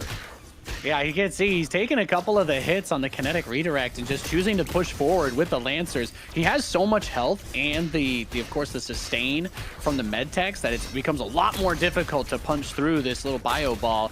But he wants to take the fight as long as he can to also stack the experience, since everything that dies here, like you pointed out, gets spread across all of these units, and it's no longer just trading for a few. He's getting a lot of XP from these fights. We see a few of those Lancers getting the veteran status at less than 10% health. Bring those bad boys home, get that med tech and a turret, heal them up, and move them on out.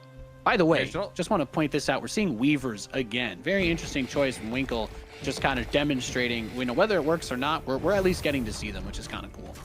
Yeah. And again, we talked about design-wise, the lash for 60 damage and able to pull units out is really nice. And the HP, the percentage HP attack is also pretty cool. But I just like them because, like, stylistically, they're super cool. They're just this massive kind of hulking Cthulhian horror. It's beautiful, forward, it's kind of terrifying in the best possible way.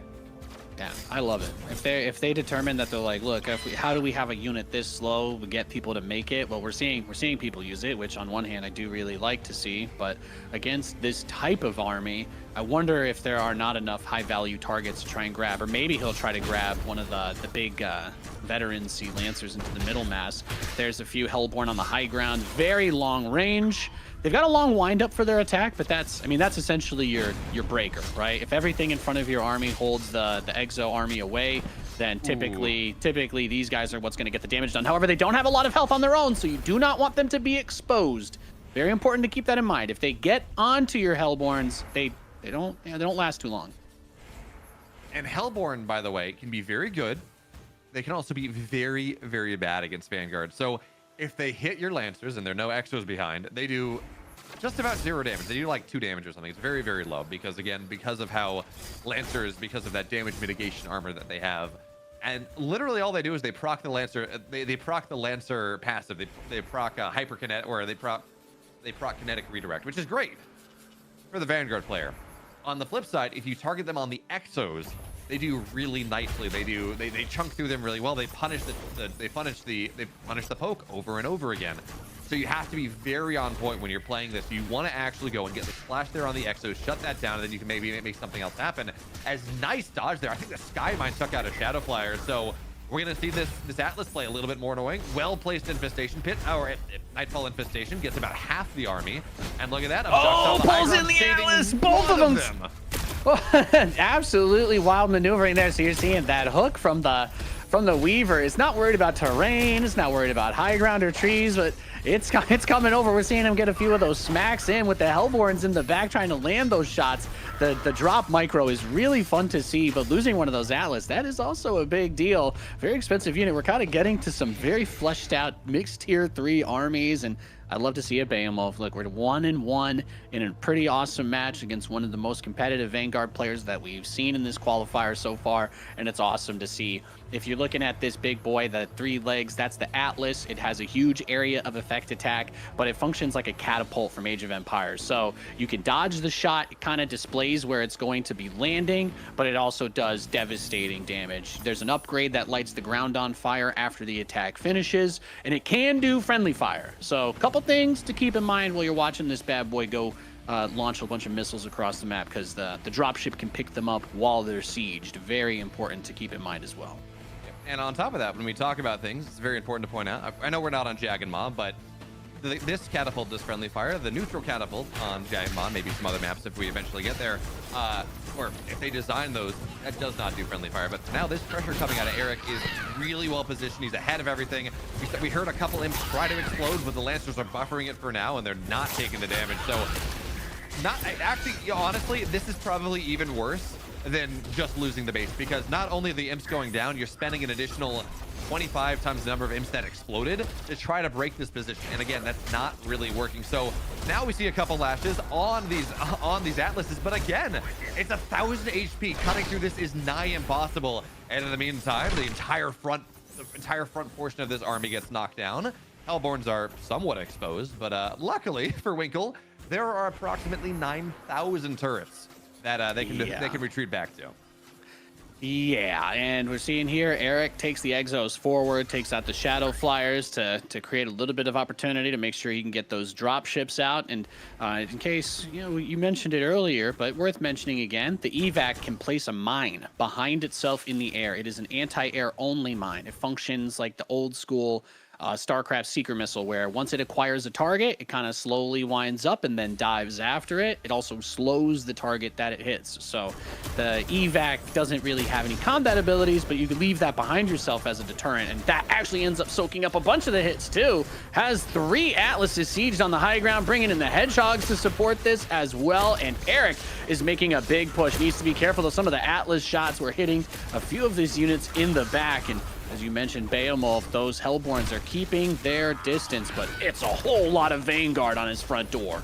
And it's pretty cool to see these Hedgehogs added in as well. They do so much more damage to the static defense, which again, that's the thing that was holding Eric back for so long. So we talked about 9,000 Shroud Stones. Now it's about 2, 3, 4 maybe on the left side. Most of them have gone down, which opens up this opportunity. Now we're going to see both evacs go down, and that takes out a lot of power from this position. It makes these Atlases a lot more targetable, a lot more diveable, and one of these Atlases, I think, will finally go down to the Hellborn.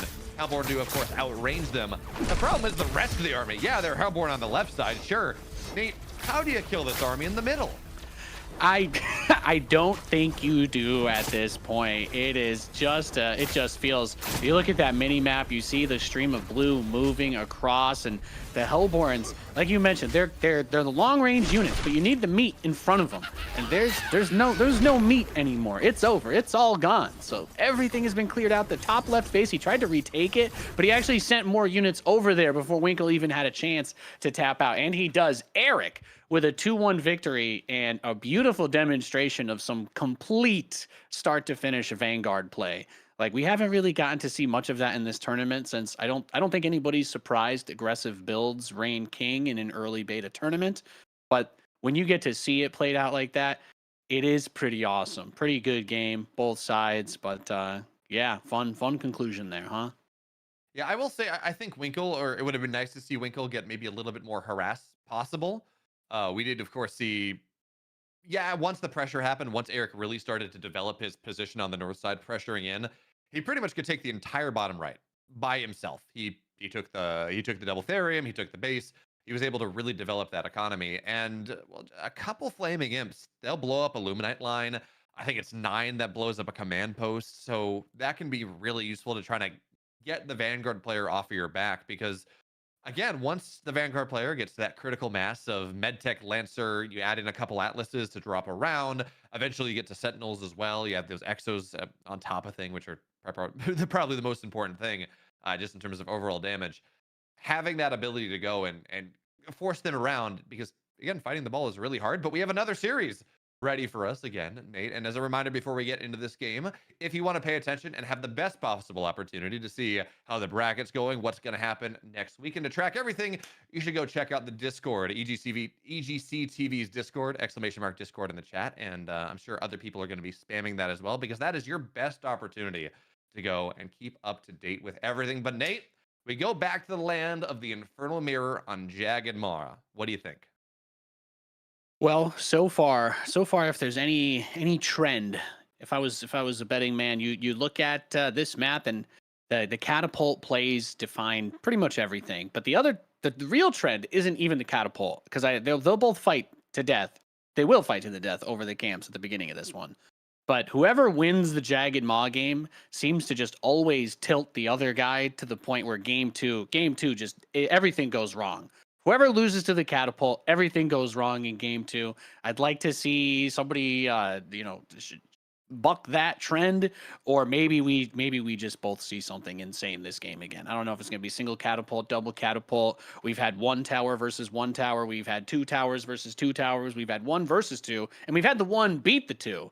So I don't know. How much more deep fried do you think the mirror matchup on Jagged Maw can really get, Behemoth? It can get as deep fried as the number of turrets on the speed cam go.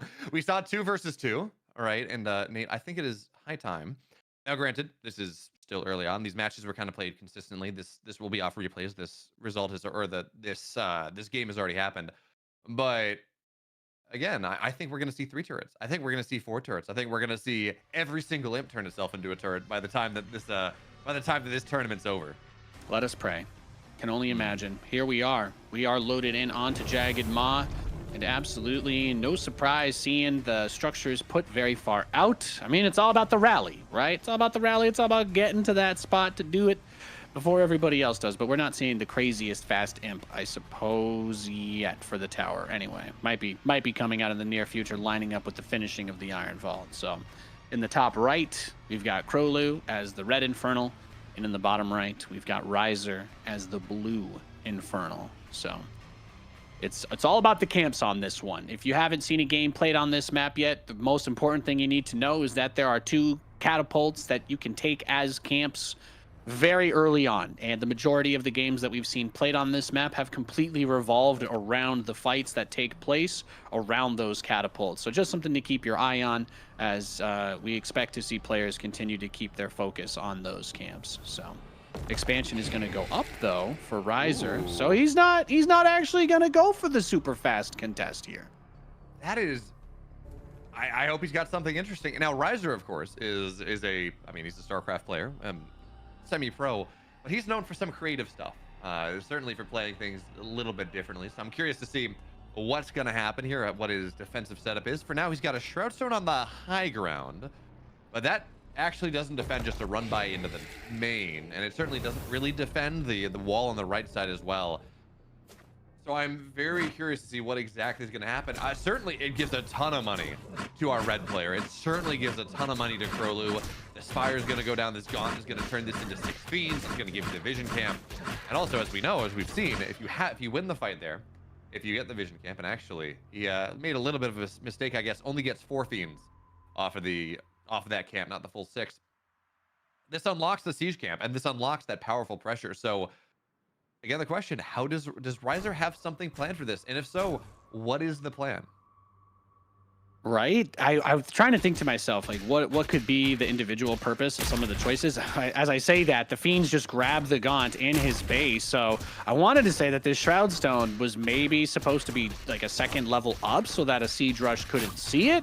But now it's just an extra liability. So Shroud Stone picked off very quickly. And this is the immediate value demonstrated in the meta, right? That's why you go for the camp, so that you can use the Infest onto them, get extra Fiends, and now you've got an army on top of your opponent's production very early on. Tries to make the turret immediately, gets destroyed in production. That's a lot of money down the hole, and another Gaunt finishes. Micro's back, the Fiends blocking the pathing Behemoth, and well, this is about what we expect on this map. Krolu with some very aggressive play. What's the move here? He's going to try to squeeze out another Gaunt. There's the up charge, right? Uses the top bar ability to get a few more charges to produce with, but that's the problem, is you snowball. Every unit that dies turns into more Fiends. So every unit you build is like building units for your opponent in this situation, and that is just brutal.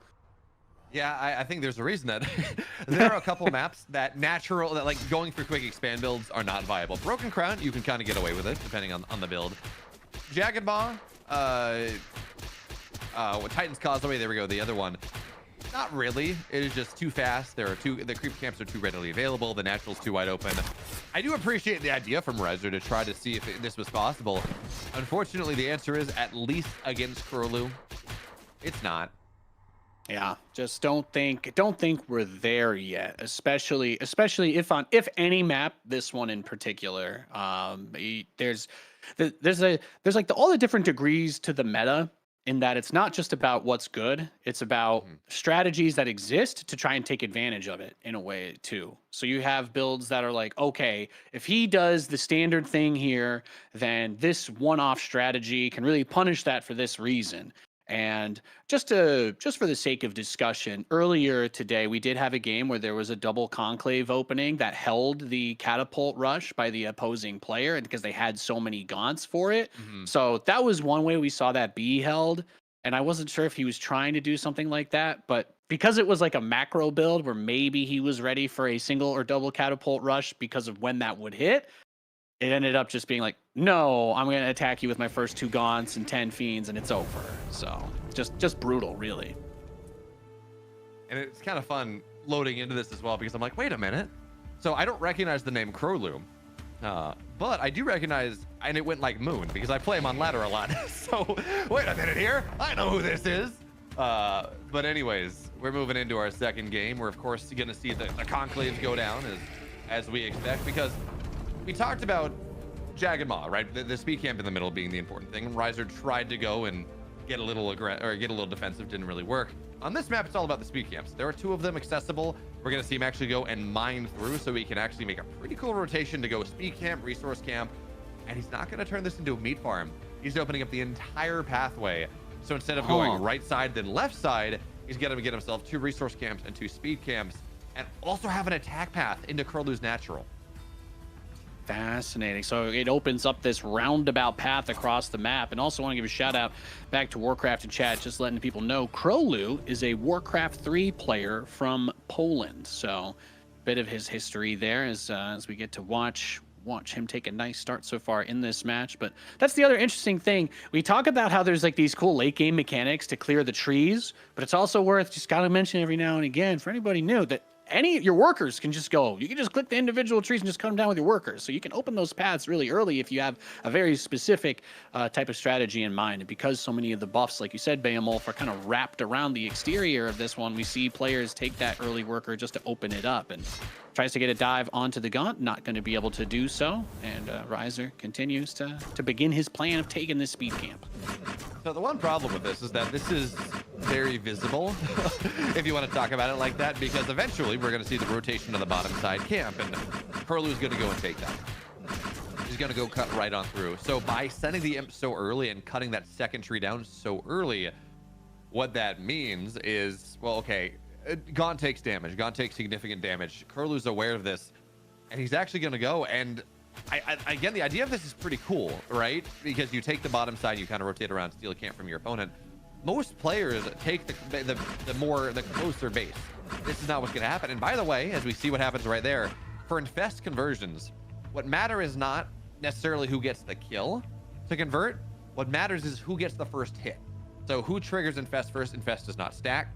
Curlew gets his infest first off on all of the goats, which means that even as Riser's able to go and get the last hit, get the more recent hit, it still converts in favor of Curlew. So yes, the Fiend died, but that's not something that's getting added in to Riser's army. So this was a cool idea. He gets some of the value of it, but doesn't get everything. He gets like one of the extra resource camps. He's still gonna have to rotate left side. Curlew does a really nice job defending just by choosing where he's going to go and take the camp first. Yeah, heads up play now heading towards the northwest. As you mentioned, we see that top vision camp being taken by Riser, and it's 2 pretty direct paths through the middle towards your base. So that vision camp, even if it's a lower unit count, you don't get as many of the fiends off of it. Just the value that having that in the game provides. That's your early vision tower. I think it's very difficult to go attack your base, especially when you think about the fact that because of the way that he opened to take those camps, there's already vision on the outside of the map. It's not like there's anywhere that you could really run by to try to catch him off guard. If you go on the top, run into his army. If you go around the side or the middle, they have vision. So there's still kind of interesting ways that the camps can be used defensively in that manner. He just naturally has a lot of map control, and that's something that this game pushes a lot with the camps. And of course, another reason to try to, on this map in particular, another reason to go play on the map and not only just get the speed camps, but try to do a little bit more is, it looks like that Shroudstone on the right side is going to get taken down by just a bunch of fiends. And actually, yeah, Riser's going to try to go react to this, but it's just going to be late. He's going to have heavy pressure on into his natural if we can go, and maybe my feet behind. There we go. So the speed fiends are going to go try to get on top of this, and they're actually not going to get a ton. But the other thing that encourages you to be active on the map, on this map in particular, is not just the camps. There are a bunch of flowers on the map, and some of them are worth Therium, and some of them are worth Luminite, and they're actually mirrored.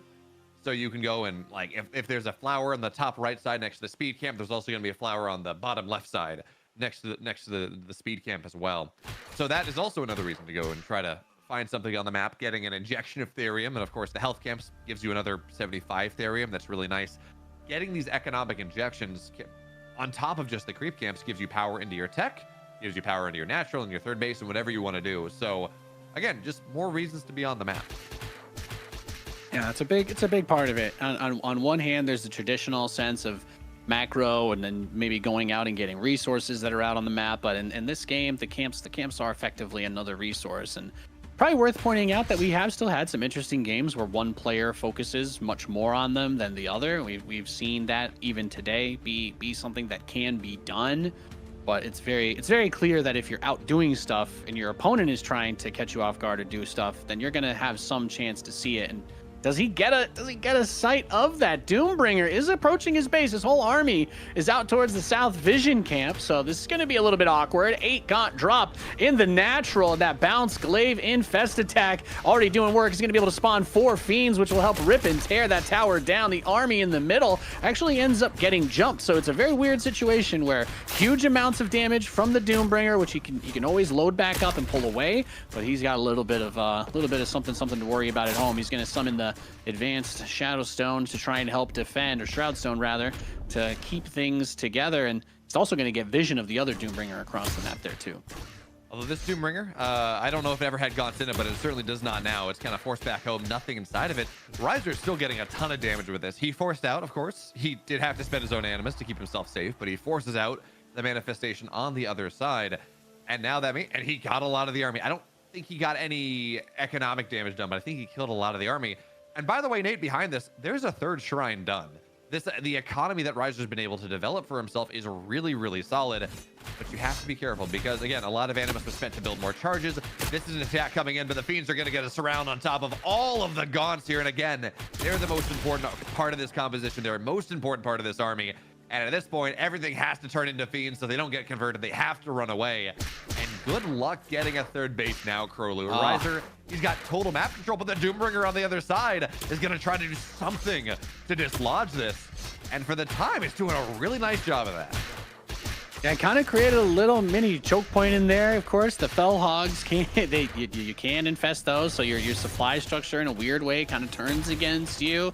The counter harass has been great for trying to buy time, but I think the biggest thing that you mentioned, of course, there is another Doombringer on the offensive side for Riser, and more importantly, Riser's 3rd base just tucked away. You could almost say in a sort of secluded area. I'm not sure what the other, secluded space perhaps. He's got this 3rd going, and so despite the damage he's taken, still got quite a bit of money coming in and has the harass units in the Therium patch of Crowloo's main. Yeah, and it just gets a little bit awkward. Yeah, Crowloo had a nice drop. He did a really good job of, even if it didn't get a ton of damage, I think it got like a couple imps.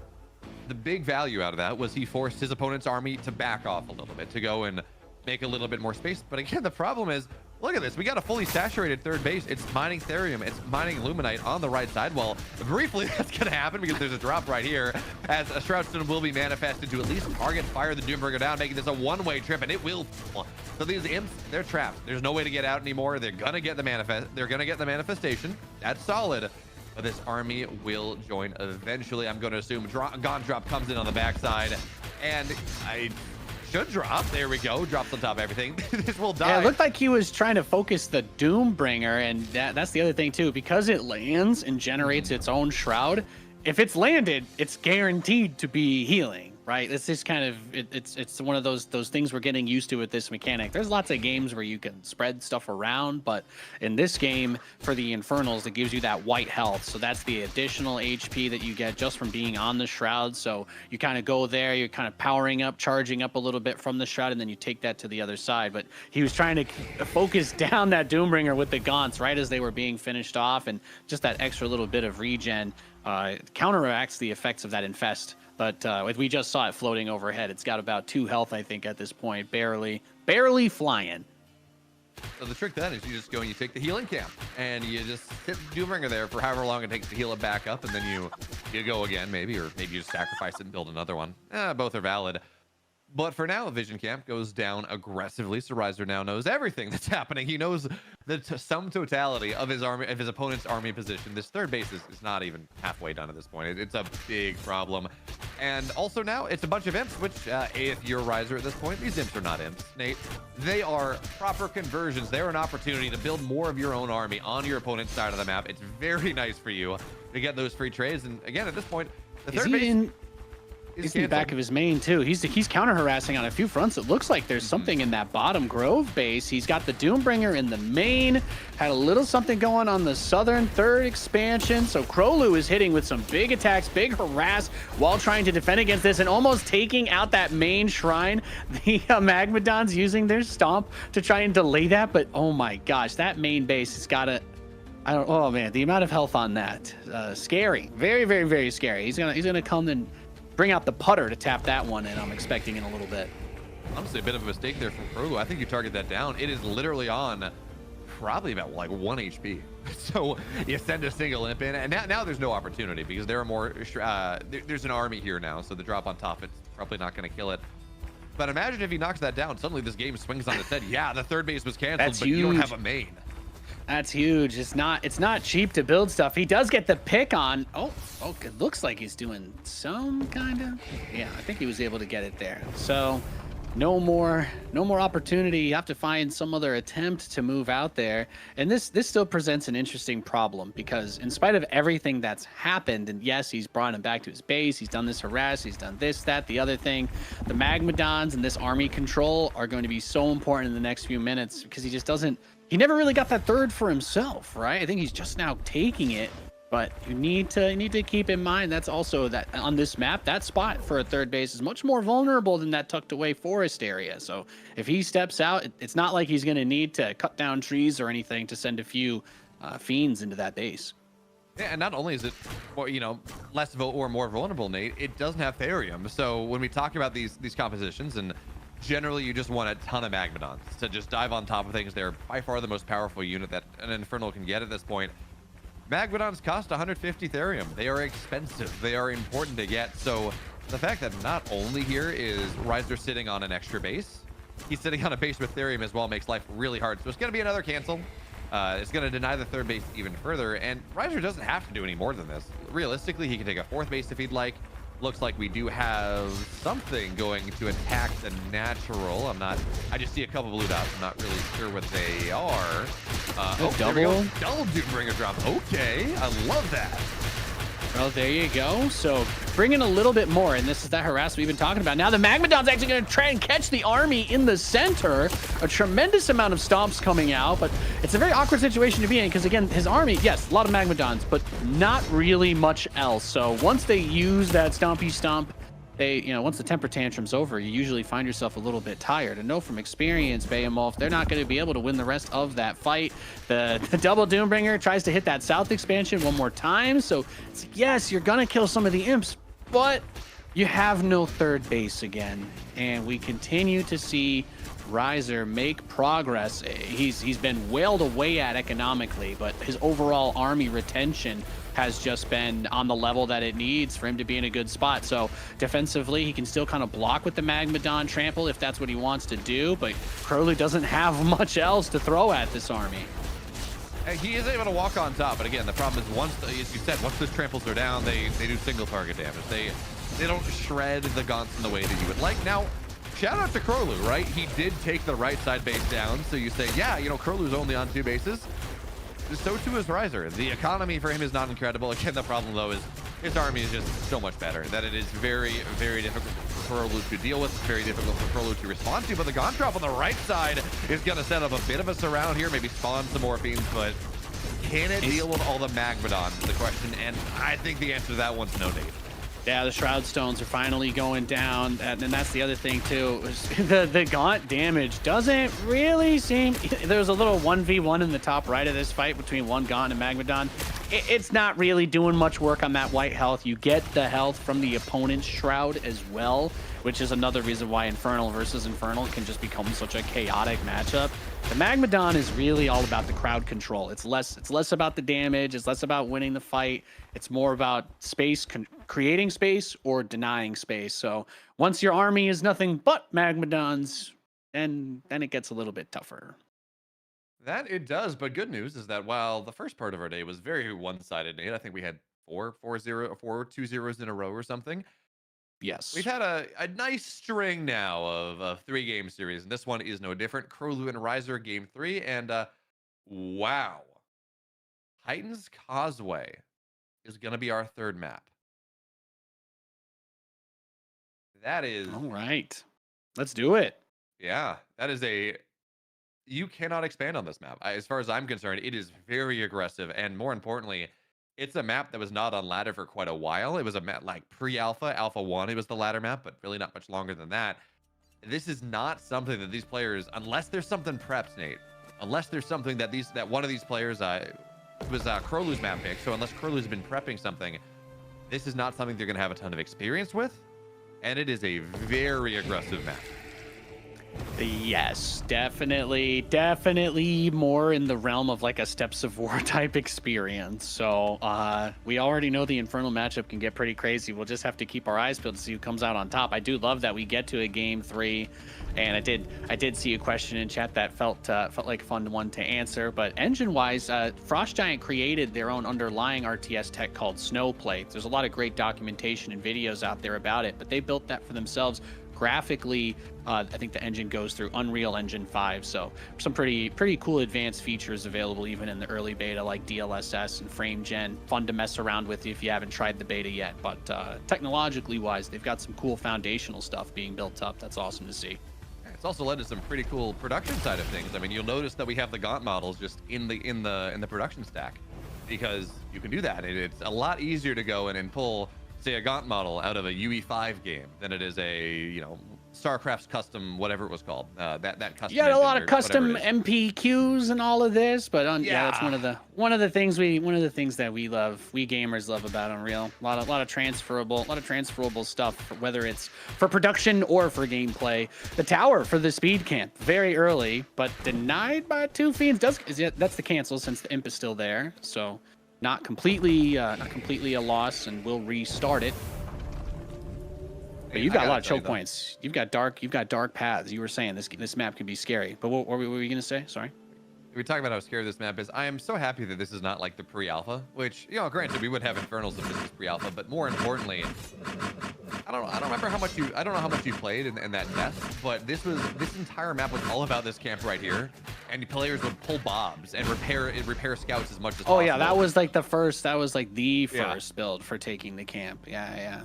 Send the dog, was like 1 dog and 1 bob, and you could take the first one. That was like the whole entire thing. And no, that pre-alpha tournament, that was where I did most of my play before this beta phase, because some of the control stuff's a little tougher for me because I use the uninverted camera drag that nobody really uses camera drag to move their game screen around, but I got absolutely demolished by mana here back when it was just Exos and Skyriders every single game.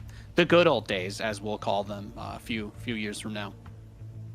Exactly, but I would argue that these days are better than that. So a bunch of fiends are going to show up here in the main base of Riser all of a sudden. Now, there's a meat farm right here, and there's a Gaunt, and there's a Brute, so it gets just about nothing done. But it was scary for a second, Nate. Yeah, definitely could get a bit intense. Gonna get the Brute split there at the end. Try to deny the Fiend from the infest, like you talked about, it is a big deal. Whether or not you give that one to your opponent on the retake, but he is retreating. Riser getting jumped here by Krolu, manages to grab the other Gaunt, and all of a sudden you've got a very scary composition over here. Just a lot of forces. There is 1 Shroud Stone trying to defend this natural, but this base is also very wide open. You're not funneling him in anywhere. You can actually see nibbling it from the other side. Does he have the range? Well, the Gaunts can attack it while it's building. He can force him to come out and fight away if he wants to, but instead, doesn't hurt to just take more camps, right? That's the big thing for the Infernals, getting the infest, turning the camps into more fiends. You don't have to attack right now. You can just eat the map a little bit and use what you get to supplement the next attack. So fun fact, we talk about how this map is a aggressive map, right? Is a map that, I mean, good luck taking your natural. It's insanely wide open. Well, Vanguard Bob Overcharge, which is an ability that has been tuned down a little bit since then. It was significantly stronger than it is right now, and as you all have seen that have been playing, it is still very strong. That was specifically overtuned because they knew how weak Defender's Advantage was going to be on this map. So the reason why Bob Overcharge was something that you actually just could not attack into whatsoever was specifically because of Titan's Causeway. Now, again, it's been pulled down and it's a lot more balanced now, and that's fine. But I think that just goes to illustrate how very difficult, how almost impossible it is to get a natural. As I say that, though, Riser does have his shrine done. He's got a couple Shroud Stones. He's setting himself up just a little bit more. And for now, at least, this game on this most aggressive map seems like it will go on just a little bit longer. Yeah, it's kind of interesting because you see an older map that was definitely, because we ended up getting other ones and we've been playing on them for a bit, you haven't thought as much about this one, but it definitely tries to like show off or demonstrate a few more of the concepts of what they're doing, because it's you have the elevation in play a little bit more with some of the terrain moving around, and that hasn't been as much of a factor in a lot of the other maps. They've been a little more flat, a little more even across, and playing with like the trees as terrain, having more malleable terrain than having cliffs that you can't really change as much. So it's kind of fun. The methodology is still what you've been practicing and learning over the last week or two, but you're playing on a map that maybe people weren't doing it on. You can still kind of get away with it if the other guy doesn't have a iron sharp strategy. Probably also worth pointing out, when people were playing on this map, Infernals were also not really a thing yet either for a bit. This is true. It's also kind of cool as you talk about maps, how it's very clear that whenever every different map that Frostshine introduces, it's because they're trying to test one idea. You know, they're trying to test, escort missions and interesting siege camps or different map layouts and things like that. But we got double Gaunt drop here on both sides. And for now, it looks like Krolu's in a little bit better of a spot. There is, of course, this the Fellhog, the meat farm right there. So that's going to get a couple more fiends. He's going to get right on top of the imps as well. And looks this like he got is a lot more fiends. Yeah, this is seconds away from being an unmitigated disaster. None of the imps are dead yet. In fact, he's just going to go, he's going to sniping the main shrine. He's just gonna snipe the main base shrine. He's got so many fiends from the Fellhogs and the imps, and that is an unbelievably brutal loss to take early here. The harass has been held back, or at least somewhat defended on the other side, but Krolu sticking to his guns with the mega aggro play, and now he's got the high ground on the production. What do you do? He's dropping. He's like, yeah, I get Shroud Stones now, but that's not going to be a factor anymore. Whether you can stay alive on that single base won't matter much when you've given Krolu the map. And even if we ignore the fact that, well, this is a mirror, so economic parity matters so much more, right? If I have access to the exact same stuff you do, I want to be mining as much as you do. It becomes very much more about that than like if you have not asynchronous, but asymmetric matchups, you can have economic disparities and it's okay because of how things go. But even without that, the damage that was done here is so significant because Krolu's been playing aggressively anyways, and now he's got double Doombringer across the map. These Shroud Stones, these units that have been made are just not going to survive, and Riser, as greedy as he wanted to be, will not be able to greed out this game, and Krolu, he moves on to next weekend. Very, very well done by Krolu, and it was a really cool series to watch. I feel like, especially when people are still figuring out the game, it's like, yeah, you make a couple of units, we move out, we can test some camps, maybe we trade a little bit, maybe it snowballs, maybe it doesn't. But, I think especially for us coming from, the SC2 side of things, where it's all about very fast-paced harass, all about the harass play, getting out a drop fast or harass a unit. And from some of the Vanguards, we got to see the early Hornets to kind of serve that role. But I really like seeing the early Doombringer play come in, because it is such a different type of unit, but it works so well at supporting your attack with the way the Infernals gain that white health over time that... It's just nuts. Watching them both trying to micro it at the same time is very painful because of the bounce glaive and the infest. But it's definitely been a fun demonstration, I think, of some of the different types of matchups that we can get. It's been a blast casting this with you, and all the great games that we've had this week, man. Yeah, it's been interesting as well. Like, my favorite part about new games or new patches, new expansions is this opportunity to go say, hey, I can take everything I know, all this knowledge that I built up over years of playing whatever the game is, and I can maybe not throw it out the window, Nate, but I can say, okay, I'll take this with a grain of salt. Things have changed significantly. And the fact that, you know, there was the game that I was playing in like 2 weeks ago, week and a half ago, when the first build of it dropped before the Kickstarter dropped for people who'd been testing. And that build, we already had one balance patch, but that build, even just if that hadn't changed, the meta development in this week and a half has been so significant as people figure out, oh, maybe I should rush the speed camps more, or maybe exos are really good and I should try to get them faster, or scout openings. And like, you get to explore so much more and things move so much faster in these first couple weeks of a new build, of a new patch, of a new expansion that you don't get when you know, maybe it's a new balance patch and the meta changes much more slowly as the game gets more developed. So it's pretty cool to see everything, especially as these new maps are all so very different. You know, Jagged Maw plays so much differently than, say, Secluded Grove or Broken Crown or something like that. And then we saw at the end, Titan's Causeway. I mean, that's a crazy map.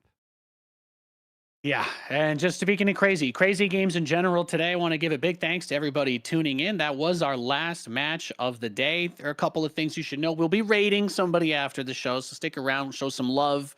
Show some love. We like to show love to people that love our games, that love these franchises, so we're 100% on top of that. And want to make sure you know we return at 15 GMT on Friday for a special qualification pathway for players that were competing at the Intel Extreme Masters Katowice this weekend. So there are a lot of RTS players that didn't get to play this qualifier because they were out in Poland competing in a premier tournament for tons of money. So those guys are all going to get an opportunity to qualify for this event as well. That's going to be coming up on Friday. And then the finals for the tournament are going to be next Saturday and Sunday. So with that, I'm just going to say thank you so much, Behemoth. Thank you, EGCTV, for letting me be a part of this. This will be my last cast for this tournament. So I just want to say it's been an honor to be a part of this, and I can't wait to see where Frost Giant Studios takes Stormgate in the future. Yeah, it's going to be awesome. See you, everyone.